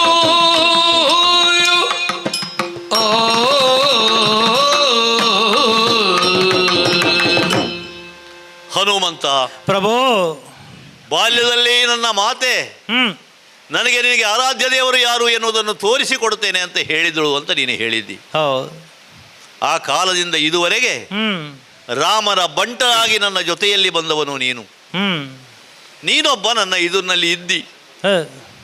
ಅದು ಬಿಟ್ಟರೆ ಜಾಂಬವಾದಿಗಳು ಕೆಲವರಿದ್ದಾರೆ ಇಲ್ಲಿ. ಅದು ಬಿಟ್ಟರೆ ರಾಮನಿಗೆ ನನ್ನದು ಎನ್ನುವಂಥದ್ದು ಯಾವುದೂ ಈ ಪ್ರಪಂಚದ ಇಲ್ಲ ಎನ್ನುವಂಥ ಸ್ಥಿತಿ ಬಂತು. ಮತ್ತೆ ರಾಜನಾದವನು ಸ್ಥಾಯಿಯಾಗಿ ಪ್ರಪಂಚದಲ್ಲಿ ವಸುಂಧರೆಯಲ್ಲಿ ಇರ್ತಾನೆ ಅಂತ ಏನೂ ಇಲ್ಲ. ಎಷ್ಟೋ ಜನಪದರು ಅಥವಾ ಅರಸುಗಳು ಈ ಹಿಂದೆ ಹಾಗೆ ಹೋಗಿದ್ದಾರೆ. ಮನುಕುಲದ ಇತಿಹಾಸ ಅದನ್ನೇ ಹೇಳುವುದು. ಅದೆಷ್ಟು ಅರಸುಗಳು ಆಗಿ ಹೋದರು, ಮತ್ತೆ ವಸುಂಧರೆ ಹಾಗೇ ಇದ್ದಾಳೆ, ಆಳುವುದಕ್ಕೆ ಮತ್ತೊಬ್ಬರು ಬರ್ತಾರೆ. ಹಾಗಾಗಿ ರಾಮ ಏನು ಸ್ಥಾಯಿ ಅಲ್ಲ, ರಾಮ ಶಾಶ್ವತವಾಗಿ ಇರಬೇಕಾದದ್ದು ಇಲ್ಲ. ರಾಮನಿಗೆ ಹತ್ತಿರವಾಗಿರುವಂತಹ ಎಲ್ಲ ವಸ್ತುಗಳು ಹೋಗಿ ಆಯಿತು. ಸೀತೆಯ ಜೊತೆಯಲ್ಲಿ ದಾಂಪತ್ಯದ ಅನುಭವವನ್ನು ನಾನು ಮಾಡಿದ್ದೇನೆ. ಕೊನೆಗೆ ನಾನು ಅನುಭವಿಸಿದ್ದು ವಿಯೋಗವನ್ನೇ ಅಲ್ವೇ. ಲಲನೆ ಜಾನಕಿ ಮೊದಲೇ ಹೋದಳು. ಆ ಕಾಲಪುರುಷ ಹೇಳಿದ ಬಂದವ, ಏನು ಭೂಮಿಜೆ ಸೀತೆ ಮೊದಲೇ ಹೋಗಿದ್ದಾಳೆ, ಶ್ರೀಧಾಮದಲ್ಲೇ ನಿನ್ನ ನಿರೀಕ್ಷೆಯಲ್ಲಿದ್ದಾಳೆ ಅಂತ. ಈಗ ಆ ವೈಕುಂಠದಲ್ಲಿ ಹಾಸಿಗೆಯಾಗಿರತಕ್ಕಂಥ ಆದಿಶೇಷನು ಹೋದನ. ನಾರಾಯಣ ಒರಗುವುದಕ್ಕೆ ಅಲ್ಲಿ ಅಣಿಯಾಗಿದೆ ಅಂತ ಆಯಿತು. ಶ್ರೀಧಾಮದಲ್ಲಿ ಬೇಕಾದ ವ್ಯವಸ್ಥೆ ಎಲ್ಲ ಆದ ಮೇಲೆ ಆ ಮೂಲಮೂರ್ತಿ ಮೂಲಸ್ಥಾನವನ್ನು ಸೇರಬೇಕೋ ಬೇಡವೋ? ಅಂದ್ರೆ ಮುಗಿಯಿತು ಹನುಮಂತ. ಏನು ಪ್ರಭು? ಪ್ರಪಂಚದಲ್ಲಿ ರಾಮಾಯಣ ಎನ್ನುವುದು ಹ್ಮ್ ಆ ಅಯಣದ ಕೊನೆಯ ಹಂತ ಇದು ಅಂತ ತಿಳಿ. ಹ ನಾನೀಗ ಸಂಕಲ್ಪ ಮಾಡಿದ್ದೇನೆ, ಏನು? ಇನ್ನು ಇಹಲೋಕದ ಯಾತ್ರೆ ನನಗೂ ಬೇಡ. ಯಾಕೆ ಪ್ರಭು? ನನ್ನ ಮುಂದಿನ ಯಾತ್ರೆಗಾಗಿ ನಾನು ಸಜ್ಜಾಗಬೇಕಾಗಿದೆ. ಹ್ಮ್ ನೀವೆಲ್ಲ ನನ್ನನ್ನು ಕಳುಹಿಸಿ ಕೊಡಬೇಕು. ನಿಮ್ಮ ಮಾತಿನ ಅರ್ಥವೇನು ಪ್ರಭು? ಪ್ರಭು, ಹಾ, ನಾನು ನನ್ನ ತಂದೆಯನ್ನು ನೆಚ್ಚಿಕೊಂಡವನಲ್ಲ. ಏನಪ್ಪ? ನನ್ನ ತಾಯಿಯ ಮಾತನ್ನು ಕೇಳಿ ಆಕೆಯ ಮೇಲೆ ಭರವಸೆ ಇಟ್ಟು ಹಾ, ನಿನ್ನ ಬಳಿ ಬಂದವನು. ಹೌದು. ಒಂದು ಸಂದರ್ಭದಲ್ಲಿ ನಾನು ನನ್ನ ತಾಯಿಯ ಬಳಿ ಕೇಳಿದ್ದುಂಟು, ಹಾ, ನನ್ನ ದೇವ ಯಾರು ಅಂತ. ಆಗ ನನ್ನ ತಾಯಿ ಕೊಟ್ಟಂತ ಭರವಸೆ, ಮಗು ಹಾ. ನೀನು ನಿನ್ನ ದೇವನನ್ನು ಹುಡುಕಿಕೊಂಡು ಹೋಗಬೇಕಿಲ್ಲ, ಹಾ, ನಿನ್ನ ದೇವನೇ ನಿನ್ನ ಬಳಿಗೆ ಬರುತ್ತಾನೆಂದು. ಹಾ, ಯಾವಾಗ ಪಂಪಾ ತೀರದಲ್ಲಿ ಹಾ. ನಿನ್ನ ದರ್ಶನವಾಯಿತು, ಕಾಯ ವಾಚ ಮನಸ ತ್ರಿಕರಣ ಪೂರಕವಾಗಿ ನಿನ್ನನ್ನು ದೇವನೆಂದು ಒಪ್ಪಿಕೊಂಡಿದ್ದೇನೆ. ದೇವಾ, ಓ, ಇಷ್ಟು ಸುದೀರ್ಘವಾದ ನಿನ್ನ ಸಂಬಂಧ, ಹಾ, ನಿನ್ನ ಗೆಳತನ, ಇದನ್ನು ಬಿಟ್ಟು ನೀನು ನಿರ್ಯಾಣವನ್ನು ಹೊಂದುತ್ತಿ ಮೂಲಧಾಮವನ್ನು ಸೇರುತ್ತಿ ಅಂತಾದರೆ ಮತ್ತೆ ನಮಗಾದರೂ ಏನುಂಟು ಪ್ರಭು? ನಮಗಿರುವ ಬೆಲೆಯಾದರೂ ಏನು? ಈ ಆಂಜನೇಯ ಏನಾಗಿದ್ದ ಪ್ರಭು, ಏನಾಗಿದ್ದ? ಅಜ್ಞಾನದ ಅಂಧಕಾರದಲ್ಲಿ ಮುಳುಗಿದ್ದಂಥ ನನ್ನನ್ನು ಸುಜ್ಞಾನದ ಸುದೆಯಲ್ಲಿ ತೇಲುವಂತೆ ಮಾಡಿದ್ದು ನಿನ್ನದ್ದಾದಂಥ ಪಂಪಾ ಸರೋವರದ ದರ್ಶನವಲ್ಲವೇ ಪ್ರಭು, ದರ್ಶನವಲ್ಲವೇ? ಸರಿ. ಈ ಆಂಜನೇಯ ಸೀತಾನ್ವೇಷಣೆ ಮಾಡಿದ್ದುಂಟೆ, ರಾಕ್ಷಸರನ್ನು ಕೊಂದದ್ದುಂಟೆ. ನಾನು ಬಡಿಗನ ಕೈಯಲ್ಲಿದ್ದ ಬಡಿಗೆ ಮಾತ್ರ ದೇವ. ಕೊಲ್ಲಿಸಿದವನು ನೀನೇ ಅಲ್ಲವೇ? ಕೊಲ್ಲಿಸಿದವನು ನೀನೇ ಅಲ್ಲವೇ? ನಿನ್ನದಾದಂಥ ಚೈತನ್ಯ, ನಿನ್ನದಾದಂಥ ಕಾರುಣ್ಯ, ನಿನ್ನದಾದಂಥ ಆಶೀರ್ವಾದ ನಮ್ಮ ಮೇಲೆ ಇರದಿದ್ದರೆ ನಾವು ಆ ದಶವದನನ ಮೇಲೆ ಎರಗುವುದಕ್ಕೆ ಸಾಧ್ಯವಿತ್ತೆ, ಜಯಸಿರಿಯನ್ನು ಒಲಿಸಿಕೊಳ್ಳುವುದಕ್ಕೆ ಸಾಧ್ಯವಿತ್ತೆ. ನಮ್ಮ ಕರ್ತೃತ್ವ ಯಾರು ಸ್ವಾಮಿ? ಅದು ನೀನೇ. ಜನರೆಲ್ಲ ಹೇಳಬಹುದು ಶತಯೋಜನ ವಿಸ್ತೀರ್ಣವಾದಂತಹ ಸಾಗರವನ್ನು ಹನುಮಂತ ಹಾರಿದ ಎಂದು. ನಾನು ಹಾರಿದ್ದಲ್ಲ ಸ್ವಾಮಿ, ನೀನೇ ಹಾರಿಸಿದ್ದು, ನೀನೇ ಹಾರಿಸಿದ್ದು. ನಾನು ಲಂಕೆಯನ್ನು ಸುಟ್ಟದಲ್ಲ ಸ್ವಾಮಿ, ನೀನೇ ಅಗ್ನಿಯಾಗಿ ಬಂದು ನನ್ನಲ್ಲಿ ಸುಡುವಂತೆ ಮಾಡಿದ್ದು. ಪ್ರಭೋ, ನೀನಿಲ್ಲ ಅಂದ್ರೆ ನನಗೆ ಏನು ಸ್ಥಾನ ಇದೆ ಈ ಭೂಮಿಯಲ್ಲಿ? ಅಖಿಲ ತಾರಾಗಣಗಳ ಮಧ್ಯದಲ್ಲಿ ಚಂದಿರನು ಶೋಭಿಸಿದ್ರೆ ಮಾತ್ರ ಈ ತಾರೆಗಳಿಗೆ ಒಂದು ಮೆರುಗಲ್ಲವೇ ದೇವ? ಚಂದಿರನಿಲ್ಲ ಅಂದ್ರೆ ಆ ತಾರೆಗಳಿಗಾದರೂ ಇರುವಂತಹ ಬೆಲೆಯಾದರೂ ಏನು ಪ್ರಭು, ಬೆಲೆಯಾದರೂ ಏನು ಪ್ರಭು? ಸೂರ್ಯನಿಲ್ಲದಂಥ ಹಗಲನ್ನು ಕಲ್ಪಿಸುವುದಕ್ಕಾದರೂ ಸಾಧ್ಯವೇ? ನೀನಿಲ್ಲ ಅಂದ್ರೆ ನಮ್ಮ ಬಾಳಿನಲ್ಲಿ ಸೂರ್ಯೋದಯವಾದೀತೆ ಪ್ರಭು, ಸೂರ್ಯೋದಯವಾದೀತೆ. ನೀನಿಲ್ಲದ ಬಾಳನ್ನು ನಾನು ಕಲ್ಪಿಸುವುದಕ್ಕೂ ಸಾಧ್ಯವೇ? ದಾಸ್ಯತ್ವವನ್ನು ಸ್ವೀಕರಿಸುವುದಕ್ಕೆ ಹಿಂಜರಿಯುತ್ತಾ ಈ ಕಾಲಘಟ್ಟದಲ್ಲಿ ನಿನ್ನ ದಾಸನಾಗಿ ನಿನ್ನ ದಾಸ್ಯತ್ವವನ್ನು ಸ್ವೀಕರಿಸಿ ನನ್ನ ಜೀವನವನ್ನು ಪಾವನವನ್ನಾಗಿ ಮಾಡಿಸಿದವನವೇ ಪ್ರಭು. ರಾಮನಿಲ್ಲದ ಹನುಮನ ಕಥೆ ಅದೊಂದು ಕಥೆಯಾದೀತೆ, ಅದು ಬರೀ ವ್ಯಥೆಯಾಗಲಿಕ್ಕಿಲ್ಲವೇ? ರಾಮನಿಲ್ಲದ ಹನುಮನ ಬಾಳು ಅದೊಂದು ಬಾಳಾದೀತೆ, ಅದು ಬರೀ ಗೋಳಾಗ್ಲಿಕ್ಕಿಲ್ಲವೇ? ರಾಮನಿಲ್ಲದ ಹನುಮನ ಜೀವನ ಅದೊಂದು ಜೀವನವಾದೀತೆ ಪ್ರಭು, ಅದು ಪಾವನವಾಗಲಿಕ್ಕೆ ಸಾಧ್ಯ ಉಂಟೆ? ನಮಗೆ ಮುಂದಿನ ಅಪ್ಪಣೆ ಆದರೂ ಏನು ಪ್ರಭು? ಏನು ಪ್ರಭು ನಿನ್ನಪ್ಪಣೆ? ಆಂಜನೇಯ ಪ್ರಭು, ಹೃದಯ ವಿವೀರ್ಣಗೊಳಿಸುವಂತಹ ಮನಕಲಕುವ ನಿನ್ನ ಮಾತುಗಳನ್ನು ದಾಸೋಹಿ ಕೋಸಲೇಂದ್ರಾಯ ಎನ್ನುವ ಹಾಗೆ ತನ್ನ ಬದುಕೆಲ್ಲವೂ ರಾಮನಿಗರ್ಪಣೆ ಅಂತ ಖಂಡಿತ ಪ್ರಭು ನಡೆದುಕೊಂಡು ಬಂದವ ನೀನು. ಒಂದು ಕಾಲಕ್ಕೆ ಸೀತೆಗೆ ಒಂದು ಮಾತು ಹೇಳಿದೆ, ತೇನೋ ಹಿ ದಿವಸಾಗತಃ, ಅದೆಲ್ಲ ಕಳೆದು ಹೋದ ದಿನಗಳು, ಇನ್ನು ಬರುವುದಕ್ಕಿಲ್ಲ. ಹಾಗಂತ ನಾವು ಎಷ್ಟರ ಮಟ್ಟಿಗೆ ಶಾಶ್ವತವಾಗಿ ಈ ಪ್ರಪಂಚದಲ್ಲಿ ಉಳಿಬಹುದು ಹೇಳು? ಹಾಗಂತ ಎಲ್ಲರೂ ಹೋದಾಗೆ ಎಲ್ಲವನ್ನು ಬಿಟ್ಟು ಹೋಗುವ ರಾಮ ಅಂತ ತಿಳಿಬೇಡ ನೀನು. ಮತ್ತೇನು ಪ್ರಭು? ಆ ದಿವಸ ನನ್ನ ಮುದ್ರೆಯುಂಗುರವನ್ನು ಕೊಟ್ಟು ಸೀತಾ ದೇವಿಯ ಆ ಚೂಡಾಮಣಿಯನ್ನು ತಂದು ನನ್ನ ಕೈಯಲ್ಲಿ ನೀನು ಕೊಟ್ಟೆಯಲ್ಲ, ಸಮುದ್ರದ ತಟಿಯಲ್ಲಿ ನಿನ್ನನ್ನು ಗಾಢವಾಗಿ ಆಲಿಂಗನ ಮಾಡಿಕೊಂಡ ಆ ದಿನಗಳು ನನ್ನ ಬಗ್ಗೆ ನೆನಪಾಗುತ್ತದೆ. ಮುಂದಿನ ಬ್ರಹ್ಮಭಟ್ಟ ನಿನಗೆ ಅಂತ ನಾನು ಹೇಳಿದೆ. ಚಿರಂಜೀವಿಯಾದಂತಹ ನೀನು ಆ ಪಟ್ಟಕ್ಕೆ ಬಾಧ್ಯಸ್ಥನೇ ಇದ್ದಿ. ಎಲ್ಲವರು ಹೋಗಬಹುದು, ಚಿರಂಜೀವಿಯಾದಂತಹ ನೀನು ಹೋಗುವ ಹಾಗಿಲ್ಲ. ಆದರೆ ನೀನಿಲ್ಲದೆ ನಾನೇನನ್ನು ಸಾಧಿಸುವುದಕ್ಕಿದ್ದೆ ಪ್ರಭು, ನಾನೇನನ್ನು ಸಾಧಿಸುವುದಕ್ಕಿದೆ? ಆಂಜನೇಯ, ಯಾರೂ ಯಾರಿಗೂ ಕೂಡ ಹಂಗಿಗನಾಗಿ ಇರಕೂಡದು ಈ ಪ್ರಪಂಚದಲ್ಲಿ. ತನ್ನಿಂದೇನೂ ಆಗುವುದಿಲ್ಲ, ಎಲ್ಲವೂ ನೀನು ಎನ್ನುವ ಭಾವ ಒಂದು ಹಂತದವರೆಗೆ ಸರಿ. ಆದರೆ ನನ್ನಿಂದ ಏನಾಗುತ್ತದೆ? ಮನೋದಾರ್ಢ್ಯತೆ ಮತ್ತು ಇಚ್ಛಾಶಕ್ತಿ ಅದಿದ್ರೆ ಏನೂ ಆಗುವುದಕ್ಕೆ ಸಾಧ್ಯ. ಆದರೆ ಪ್ರಭು, ಓ ಕತ್ತಲೆಯಲ್ಲಿದ್ದಂಥ ನನ್ನನ್ನು ಆ. ಬೆಳಕಿನೆಡೆಗೆ ಒಯ್ದವನು ನೀನೇ ಅಲ್ವೇ ಪ್ರಭು? ಬೆಳಕಿನೆಡೆಗೆ ಹೊಯ್ದ ಮೇಲೆ ಆ ಬೆಳಕು ಅಳಿದು ಹೋಗ್ತದೆ ಅಂತ ತಿಳಿಬೇಡ. ಬೆಳಕನ್ನು ಉಳಿಸಿಯೇ ನಾನು ಹೋಗುವುದು. ನೀನಾಗಲಿ ಮಹಿಂದದ್ವಿವಿಧರಾಗಲಿ, ಮಹಿಂದದ್ವಿವಿಧರ ಅಶ್ವಿನಿ ಕುಮಾರರ ಮಕ್ಕಳು, ನೀನು ವಾಯುಪುತ್ರ, ಮತ್ತೆ ಭೂಮಿ ಮುಟ್ಟುವುದಕ್ಕೆ ಮೊದಲೇ ಹುಟ್ಟಿದ ಒಬ್ಬ ಇದ್ದಾನೆ ಜಾಂಬವರು. ಇವರಿಗೆ ಈಗ ಎಲ್ಲಿಗೂ ಹೋಗುವುದಕ್ಕಿಲ್ಲ ಅಧಿಕಾರ. ಆದರೆ ನನಗೆ 11,000 ವರ್ಷ ಎಚ್ಚರಿಸುವುದಕ್ಕೆ ಬಂದಿದ್ದಾನೆ ಕಾಲಪುರುಷ. ಹಾಗಿದ್ರೆ ನನಗೆ ನನ್ನದಾದಂಥ ಅವತಾರ ಪರಿಸಮಾಪ್ತಿಯನ್ನು ಮಾಡಲೇಬೇಕು. ಅವತರಣ ಎನ್ನುವುದು ಪತನ ಅಲ್ಲವಲ್ಲ. ಹಾಗಾಗಿ ನಾನು ಇಲ್ಲಿಂದ ಹೋಗ್ತೇನೆ. ಇದು ವೈಕುಂಠ ಅಲ್ಲ, ನಿಜಧಾಮದ ಅಕುಂಠಿತವಾದಂಥ ವೈಕುಂಠ. ಅಲ್ಲಿ ನಾರಾಯಣ ಸಾಂದ್ರ ಸ್ಥಿತಿಯಲ್ಲಿ ಇರಬೇಕು ಅಂತ ಇದ್ರೆ ಇಲ್ಲಿ ಬರಿದಾಗಬೇಕು. ಸೀತೆ ಹೋಗಿದ್ದಾಳೆ, ಲಕ್ಷ್ಮಣ ಶೇಷರೂಪಿಯಾಗಿ ಹೋಗಿದ್ದಾನೆ ಅಂತ ಆದ್ರೆ ಇನ್ನು ಹೋಗಬೇಕಾದವ ನಾನೊಬ್ಬನೇ. ಹಾಗಂತ ನಿನಗೇನು ಗತಿ ಅಂತ ನೀನು ಯೋಚಿಸಬೇಕಾದದ್ದಿಲ್ಲ. ಏನು ಪ್ರಭು? ರಾಮ ಸೇವೆಯಿಂದ ಕೃತಾರ್ಥವಾದಂತಹ ತನ್ನ ಬದುಕನ್ನು ಮುಂದೆಗೂ ಕೂಡ ಆದರ್ಶಪ್ರಾಯವಾಗಿ ಉಳಿಸಿಕೊಳ್ಳುವುದಕ್ಕೆ ನಿನಗೆ ದಾರಿ ಇದೆ. ಆ ದಾರಿಯಲ್ಲಿ ರಾಮ ಧ್ಯಾನದ ಮೂಲಕವಾಗಿ ಕದಳೀವನದಲ್ಲಿದ್ದುಕೊಂಡು ನನ್ನನ್ನು ಪ್ರಾರ್ಥನೆ ಮಾಡು.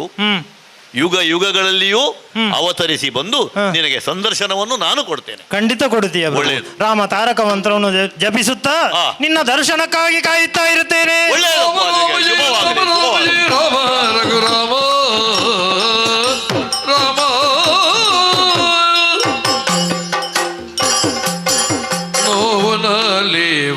ನೋವನಲಿವಗಳಿಂದ ಕೂಡಿದ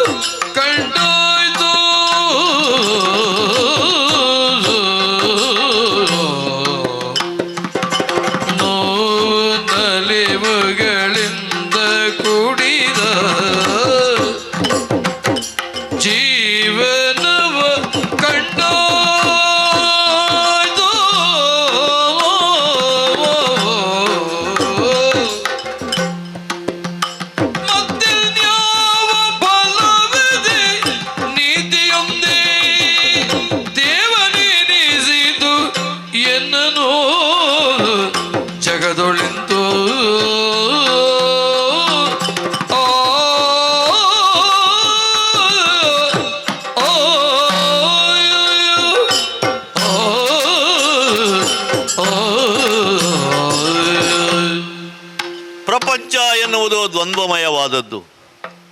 ದ್ವಂದ್ವಾತೀತವಾದಂತಹ ಬದುಕು ಸಿದ್ಧಿಸಬೇಕು ಅಂತ ಇದ್ದರೆ ಪ್ರಾಪಂಚಿಕವಾದಂತಹ ವ್ಯವಹಾರವನ್ನು ಮುಗಿಸಿ ನಾವು ಹೋಗಬೇಕು. ಬೆಳಕಿದ್ದಲ್ಲಿ ಕತ್ತಲೆ ಇದೆ, ನೋವು ಇದ್ದಲ್ಲಿ ನಲಿವು ಇದೆ. ಅದೆಲ್ಲವನ್ನೂ ಒಬ್ಬ ಮಾನುಷ ವಿಗ್ರಹನಾಗಿ ನಾನು ಅನುಸರಿಸಿದ್ದೇನೆ, ನಾನು ಅನುಭವಿಸಿದ್ದೇನೆ. ಅದಕ್ಕೆ ಹೇಳಿದ್ದು ನಾನು ಸೀತೆಯ ಅಗ್ನಿ ಪ್ರವೇಶದ ಕಾಲದಲ್ಲಿ ಆತ್ಮಾನಾಂ ಮಾನುಷ್ಯಮನ್ಯೇ ರಾಮಂ ದಶರಥಾತ್ಮಜಂ. ಒಬ್ಬ ತಾಯಿ ಹೆತ್ತ ಮಗನಾಗಿ ಭೂಮಿಯಲ್ಲಿ ಜನ್ಮವನ್ನು ಪಡೆದಂತಹ ನಾನು ಸಾಮಾನ್ಯ ಮನುಷ್ಯನಾಗಿಯೇ ಬದುಕಿದ್ದೇನೆ. ತಂದೆ ತಾಯಿಗಳಿಗೆ ಮಗನಾಗಿ, ಹೆಂಡತಿಗೆ ಗಂಡನಾಗಿ, ಸಹೋದರರಿಗೆ ಅಣ್ಣನಾಗಿ, ಪ್ರಜಾಪರಿಪಾಲನೆಯಲ್ಲಿ ರಾಜನಾಗಿ, ಹೀಗೆ ಬೇರೆ ಬೇರೆ ರೀತಿಯಲ್ಲಿ ಪ್ರಪಂಚದಲ್ಲಿ ನನ್ನದಾದಂತಹ ಬದುಕನ್ನು ನಾನು ರೂಪಿಸಿಕೊಂಡವ. ಈಗ ಅದಕ್ಕೂ ಒಂದು ಪರಿಸಮಾಪ್ತಿಯನ್ನು ತರಿಸುವುದಕ್ಕೆ ಅಥವಾ ತರುವುದಕ್ಕೆ ಒಂದು ಪಕ್ವವಾದಂಥ ಕಾಲ ಇದು ಅಂತ ಆಯಿತು. ಹಾಗಂತ ರಾಮ ಎಲ್ಲವನ್ನು ಬಿಟ್ಟು ಹೋಗಿದ್ದಾನೆ, ಮುಂದಿನವರೆಗೆ ಏನು ದಾರಿಯನ್ನು ಮಾಡಿಕೊಳ್ಳಲಿಲ್ಲ ಅಂತ ಯಾರು ಹೇಳಬಾರದು.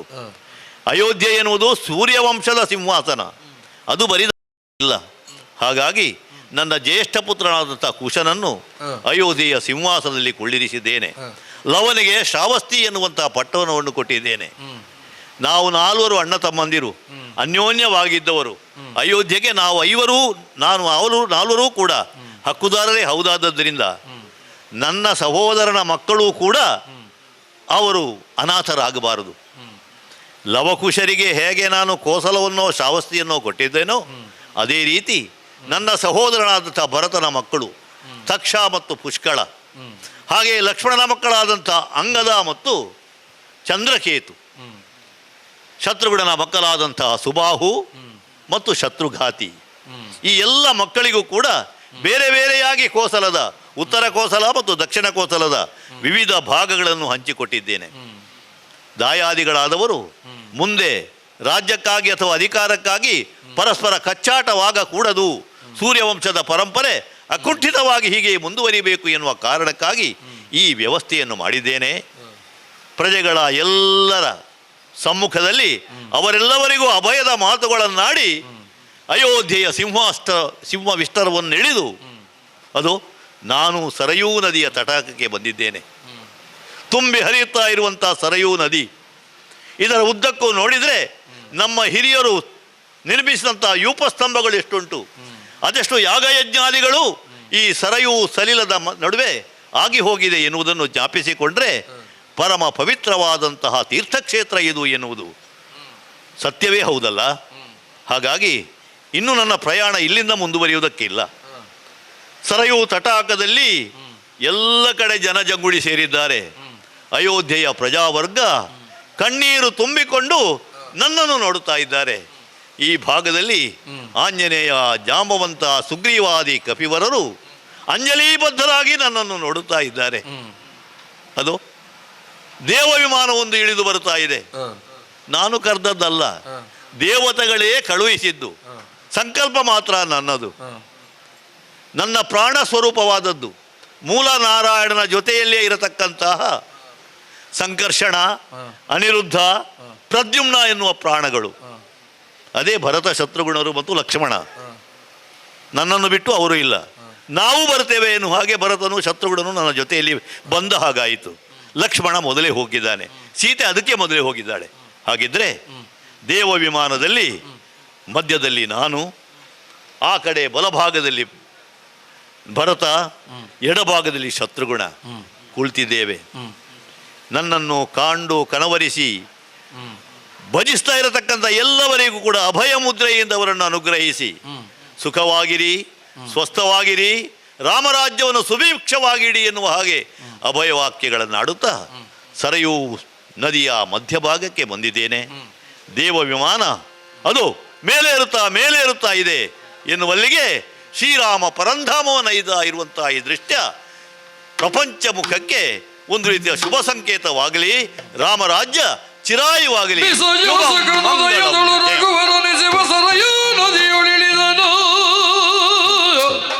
ಯಶದ ಕಾಂತಿಯ ಬೆಳಗ್ಗೆ ತನವದು ಮುಳುಗೆ ನೀರೊಳಗೆ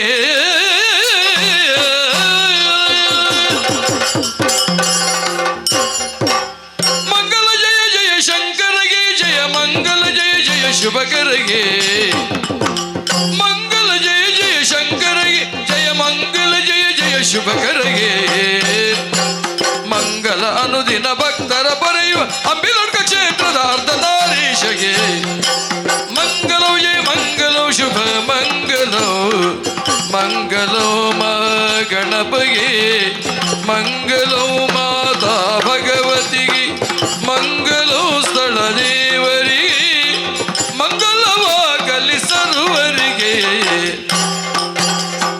ಮಂಗಲೋ ಜಯ ಮಂಗಲೋ ಶುಭ ಮಂಗಲೋ